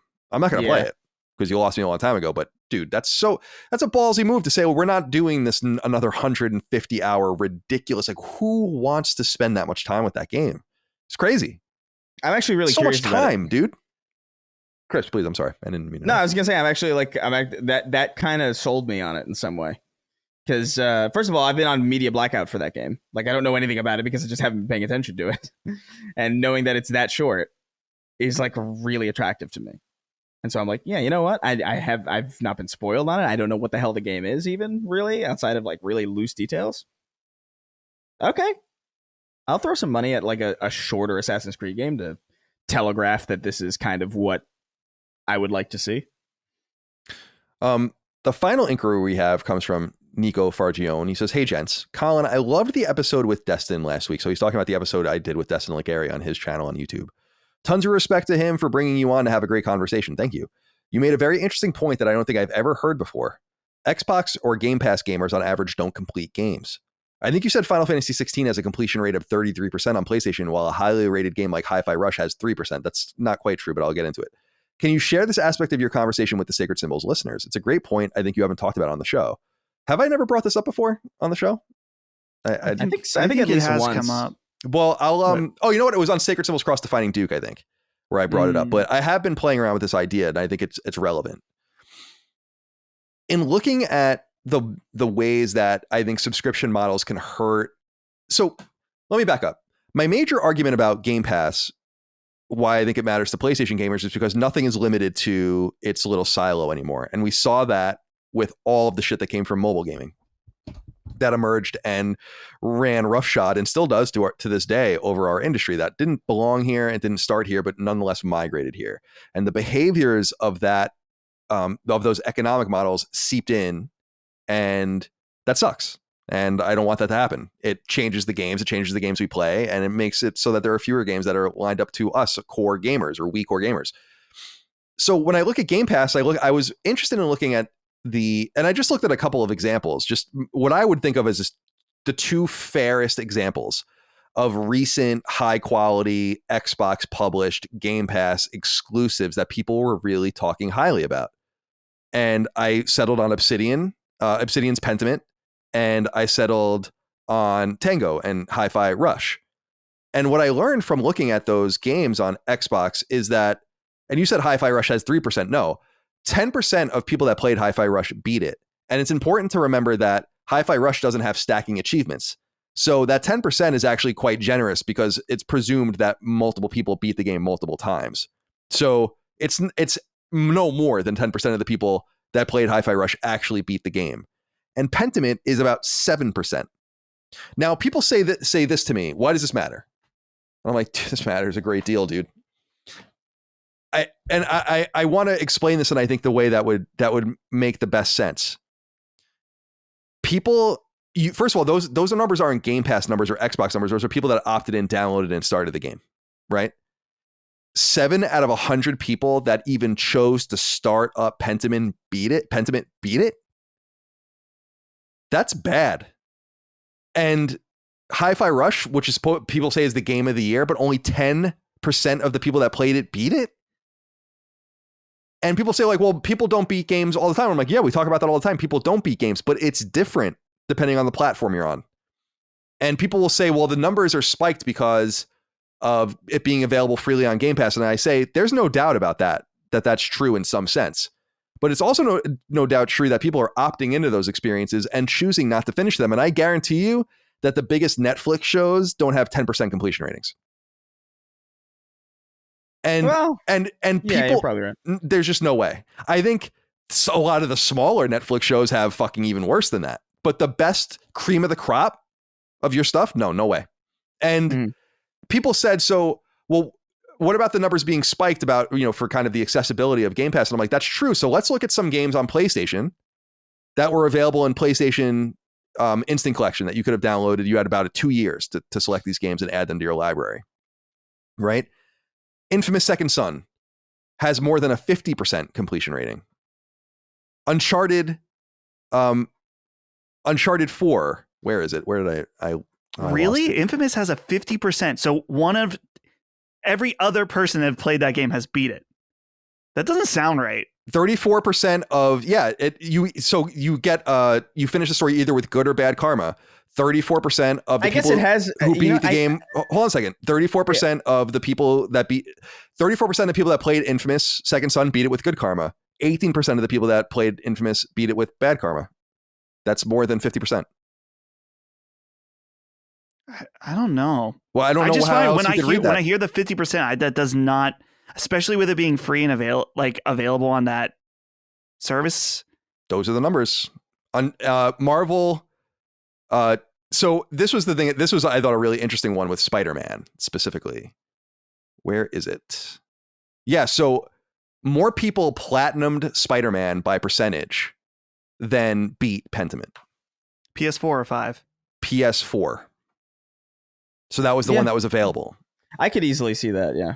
Spider-Man Miles Morales, right? Like you have to beat the game twice to platinum it, and its platinum rate is just below Pentiment's beating it rate, and you have to beat it twice to platinum it. Yeah. Days Gone. So I went and looked at the game that was probably the least well received out of all of the PlayStation first and second party games on that catalog that would have been downloaded by millions of people. And it has a completion rating of 26.6%. What game? Days Gone. Final Fantasy XVI is now up to 34.5%. So the game has been out for 6 weeks or so. It was $70, and people to the tune of more than a third of them have already beaten it. Why does this matter? Well, Dustin, do you think that you can explain why you think it matters or why it doesn't? Because I wonder if it's coming through why it would matter. Like, what do you think these statistics are telling Microsoft? I think what do you think it's telling them? It's crazy. These numbers are crazy. Sorry. And it's worth talking about, I think. Okay. So I have a few different factors. First of all, I think that Infamous stat, I know that you're saying that these are the numbers. That doesn't sound right. I just simply will not believe that every other person has beat Infamous Second Son that have put it in their console and if you trust the PSN. PSN numbers, then that's what the PSN says. Yeah. I was going to say it does help that game has had 10 years almost for people to finish it. Maybe that plays into it. I agree. There's no way in the first few years that 50% of people who played Infamous Second Son beat it. I think it's likely that number settled higher and higher. Yeah. Yeah, for sure. Easily. And it's one of the oldest games available. So it does make sense that the completion rate for it would be high, especially with a bunch of people kind of coming in and just sort of playing it. But yeah, no, Dustin, you were saying something. Go ahead. My main thing and I know you mentioned this, is just that 3%, there are a lot of people that download Hi-Fi Rush, check it out, and then bounce, but that's how they play games on Game Pass, because they're willing to check things out that they normally wouldn't check out. And so they'll play it and decide they don't like it and move on. That 3%, when you're dealing with a much, much, much larger pool of people that just simply have access, that 3% could still be millions and millions of people. It could be more than Final Fantasy 16 technically, depending on the pool. So I would be curious at the completion rate. If only I wish there was a way to separate completion rate from people who bought it versus people who checked it out. And you know what I mean? People who were actually excited about it, who were oh shit, what the fuck is this? I'm excited. This looks dope. Yeah. And then they went out and bought it, versus the people who just sort of checked it out. Because Hi-Fi Rush is as a rhythm game, it's also weirdly.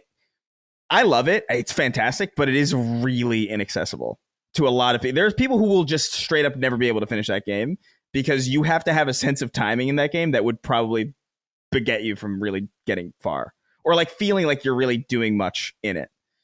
And Pentiment is just fucking. That is such a specific. That is such a weirdly specific game. Well, what would be a fairer game for me to target, you think, for this kind of analysis? I tried to target the two games that I hear all the time that are the amazing games that came out in the last year. Yeah, I mean, that's the thing. It's Xbox doesn't do games in the same way that Sony. They don't do single player, narrative, linear kind. I feel maybe Hellblade when that's out would be a fair. What about Halo Infinite? The campaign for that? Oh yeah, I haven't even looked at that. Yeah, but people. Let me see. People play Halo for the multiplayer mostly. It's the Call of Duty stat where barely anybody plays the campaign. More people play. People were really hyped about the campaign. I mean, people were hyped about multiplayer too, but Halo might be a decent. It's not like COD. Yeah, it's not like COD, but it's in the same vein in the sense of there are more people are into it for the multiplayer than the single player. Even though that stat for single player is higher with Halo, no doubt. I'm trying to remember how I saw this information, but I don't know. It is. There's a lot of factors here about just availability, and there are games that I've checked. I've checked out Pentiment. No fucking way am I finishing that. Not because it's not good, but because it's that is so clearly not a game meant for me, even slightly. Right. Well, and Chris, that connects to my point where I'm just saying that you probably, if it wasn't on Game Pass, you would have looked at that and said, not for me, and never played it at all, never contributing to a stat that shows that only whatever % did it. Yeah. You just would have not checked it out at all. It would have sold, 50,000 copies? I mean, that's the other argument, I guess. That's the other side of the argument. That's kind of the point I'm making. Is that the point that would be also true. That's also true with Nobody Saves the World was another one that I checked out. I would have never bought that game probably, but I don't know. I have to figure out how I was looking at the fly on the percentages for Xbox without going on my Xbox. But the one thing that I thought was interesting too that I had brought up was, and I didn't look widely, but I think I looked at Dead Island 2 and Dead Space. Both have higher completion ratings on PlayStation by several points than on Xbox. So, oh yeah, for sure. So, but that's interesting, isn't it? It's small, but the numbers are starting to move. And that's the whole point I'm making, is that I don't think what's happening on Game Pass is going to be limited to Game Pass. I don't think that the behavior of the gamers on that platform are necessarily not going to migrate and jump over silo to silo, very similar to the behaviors and the economic systems and all of this from other platforms in the past happen. And so when I look at numbers like that, I get concerned, because these are short games and they're cheap games and they're not even beating those. What is if you're Microsoft, you look at that and you're like, I would be pretty concerned about those numbers because those are your big games. You don't want people bouncing off your games like that. And I just showed you a bunch of numbers where that's not happening on the other side that were available freely to download. Some of them, by the way, for way longer than either of those games have been available. They're not available for free anymore, but they were. Yeah, but they 2 years. But they also had a large period where they just weren't. So like anybody who would have been investing their time and money into it would have been people who would have been taking those games a lot more seriously than somebody who would have just kind of happened across a free access to something that they might be curious to check out. It's a tricky stat to balance because there's like so many caveats and so many different ways to like Dustin said, that 3% might be fucking insane depending on like how many people actually played it. How many? Yeah. Colin, I don't know. I'm on board with many of your arguments about Game Pass. I think this is one of your least strong ones just because I think that Microsoft knows about this whole pool aspect and they're looking at data that's like a different set of data. It's like, oh, maybe it's hours played or retention on certain games. It's like, oh, when people check this one out, maybe they didn't play it and get that last trophy or achievement or whatever. But I just don't know if this would be the stat that they're specifically looking at because they're in a completely different, as far as how people play games, a different ecosystem. Yeah, so, I suppose I appreciate your feedback. I think it's a fairly strong argument simply because it's indicative of if I'm Microsoft and I look at those numbers, I'm like, why do we take any risks and why do we make long games? And obviously there are going to be games that are antithetical to that, but those games were all already in motion. When we see the mid to long term, if I were looking at that, I'd be like, it's the same reason why Netflix doesn't make 24 episodes of seasons. They make 8 episodes of a season, right? Yeah. Because they lose people after that. So they just don't bother. And you want to have the full gamut of experiences available for purchase a la carte, which they are technically. But if you're encouraging a certain fan base to play a certain way, and then that subscription model is subsuming the economy of the industry and gathering all of these things up, it is inevitably going to affect the games we play. And obviously, based on the numbers, the people who play on PlayStation are different. And that's the point. That's the only point I'm trying to make. I think people are offended by that, but I'm not the one, touting a game that has a 10% completion rating as the game of the year, and I would imagine that number would preferably be a lot higher since you're using it as an engagement from your first party. It's not to say that Starfield's not going to have, of course, Starfield's going to be much bigger, all these other games, but I don't know. I think it's a salient argument. It's a little underdeveloped simply because we don't know the mid to long-term ramifications if they will happen, but I don't see why they wouldn't. Like Microsoft didn't go and buy an unhealthy Activision. They bought a very healthy Activision. So these moves are necessarily not saving an economy, but changing it. And I do wonder what they're taking out of that. I think, dude, if I were just a fucking bean counter over there, I'd be like, we should make more games and they should be shorter, and really hit these certain things. Why not? No. I think they should. Quite frankly, I think we could use a lot more like strays, like weird, like what the fuck is this type deal. But I want to bring up one other thing, just because I'm still thinking about this infamous 50% stat, and I know that people will write about it. Is it worth considering the fact that you're using that stat as far as the good ending and the bad ending, but wouldn't it be that a lot of people got both? And so there's like overlay. So technically it would only be as good as the higher percent. Assuming a lot of people got the platinum. You would have to, I guess, but wouldn't you have to necessarily do one or the other? And that would be counted. If you beat the game, you have to get one or you have to get the other. Right? Right. So I see what you're saying. So let's lower it to 40%. Yeah. And I'm not making the argument that most people beat their games. We know that most people don't beat their games. It's very rare. Yeah. A game like Spider-Man or these games actually are beat by most people that play them, and it's because they're so accessible, and that's rare. But when you see more people, so that's the point I was making with Miles Morales. Miles Morales is about as long as Hi-Fi Rush, and people have chosen to platinum it at a higher percentage than beat the game Hi-Fi Rush. And I'm not insulting Hi-Fi Rush as a game at all. I'm saying this is the way people are playing games. That is the only illustration I'm making. It's not about the quality of the games. I think Pentiment is probably awesome. Looks awesome. You know, I'm probably never going to play. That would be a game I'd play with a walkthrough if I was going to play it. Yeah, But probably.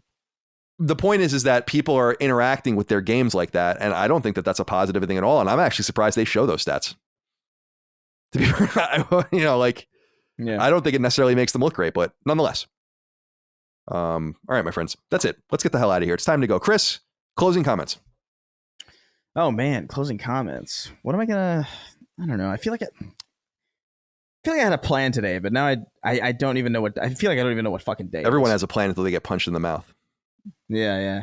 I've gotten punched in the mouth enough. Yeah, fair enough. This year, but yeah, I don't know. Probably.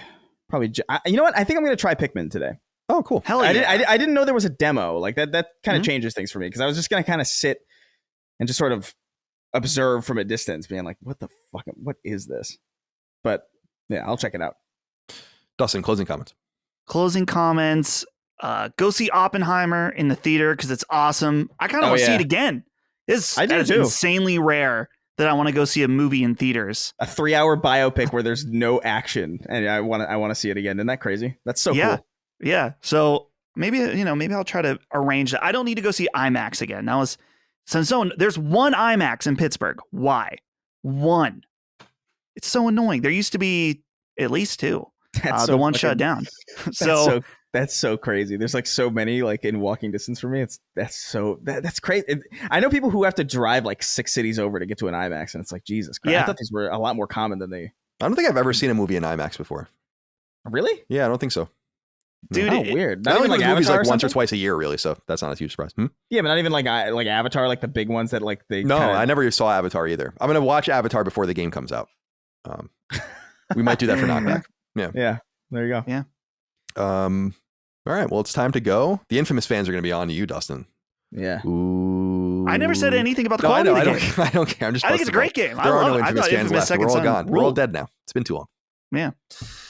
That's another series that can come back. That I wouldn't mind. Dude, I support that. New hero. Maybe he's bring Cole back because he's the cooler character. Maybe he's like mentored by Cole. Cole's like old. Yeah. And there's like this new hero. I did love in Second Son the powers, like the neon power and all that. There was like dope powers. It was a cool idea because none of them were elemental or anything. It was all totally weird. I want them to like do shit like that where it's like the same kind of premise, but like they use like a completely different suite of powers. Like the idea of like neon was so cool. Yeah, it was. So it was to awesome. see that abstracted even further to be like, I don't even know, like, I don't know, plant or something, like, I don't know, some weird shit, like weird stuff you wouldn't expect. That would be dope. Yeah, it would be cool. I think Infamous they made it pretty clear that they're not going to return to it anytime soon, if ever. So, and Sucker Punch kind of has domain over it, and they should. But maybe new Prototype comes back. Oh, maybe they can. I contend that this. I contend that this furor about Prototype is ill-founded. I don't know what anyone is thinking about this, but I will defer to you. And I think you're digging pretty deep when you're looking forward to Prototype, but that's fine. Dude, you can have a prototype. If there was a prototype 3 on that, if there was a prototype 3 on that Nvidia list, you don't even understand how happy I would be. Surf on people, just like until they're Prototype 3 like was a thing. I think it got canceled, right? Like they were going to make a Prototype 3, and then what was that studio called? Why did I never remember? I think it exists. I think they had a prototype of Prototype 3. Prototype 2. And then they couldn't get it working or something. Radical. That's the name. Yeah, they definitely. Radical. I feel like they did have a third one going, but yeah, I don't know. I don't think you need to go back to that. That was a weird. What about Simpsons Hit 2? That's a little weird that we haven't had like a licensed Simpsons game in a while. It is weird.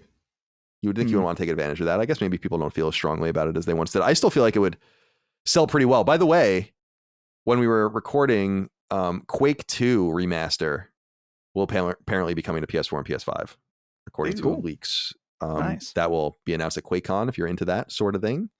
All right, let's get the hell out of here. Time to go.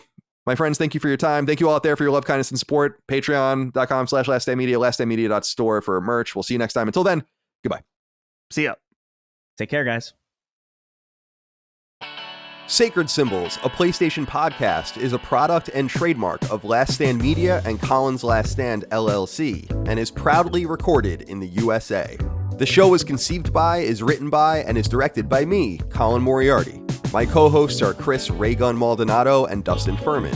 The show is produced by executive producer Dustin Furman.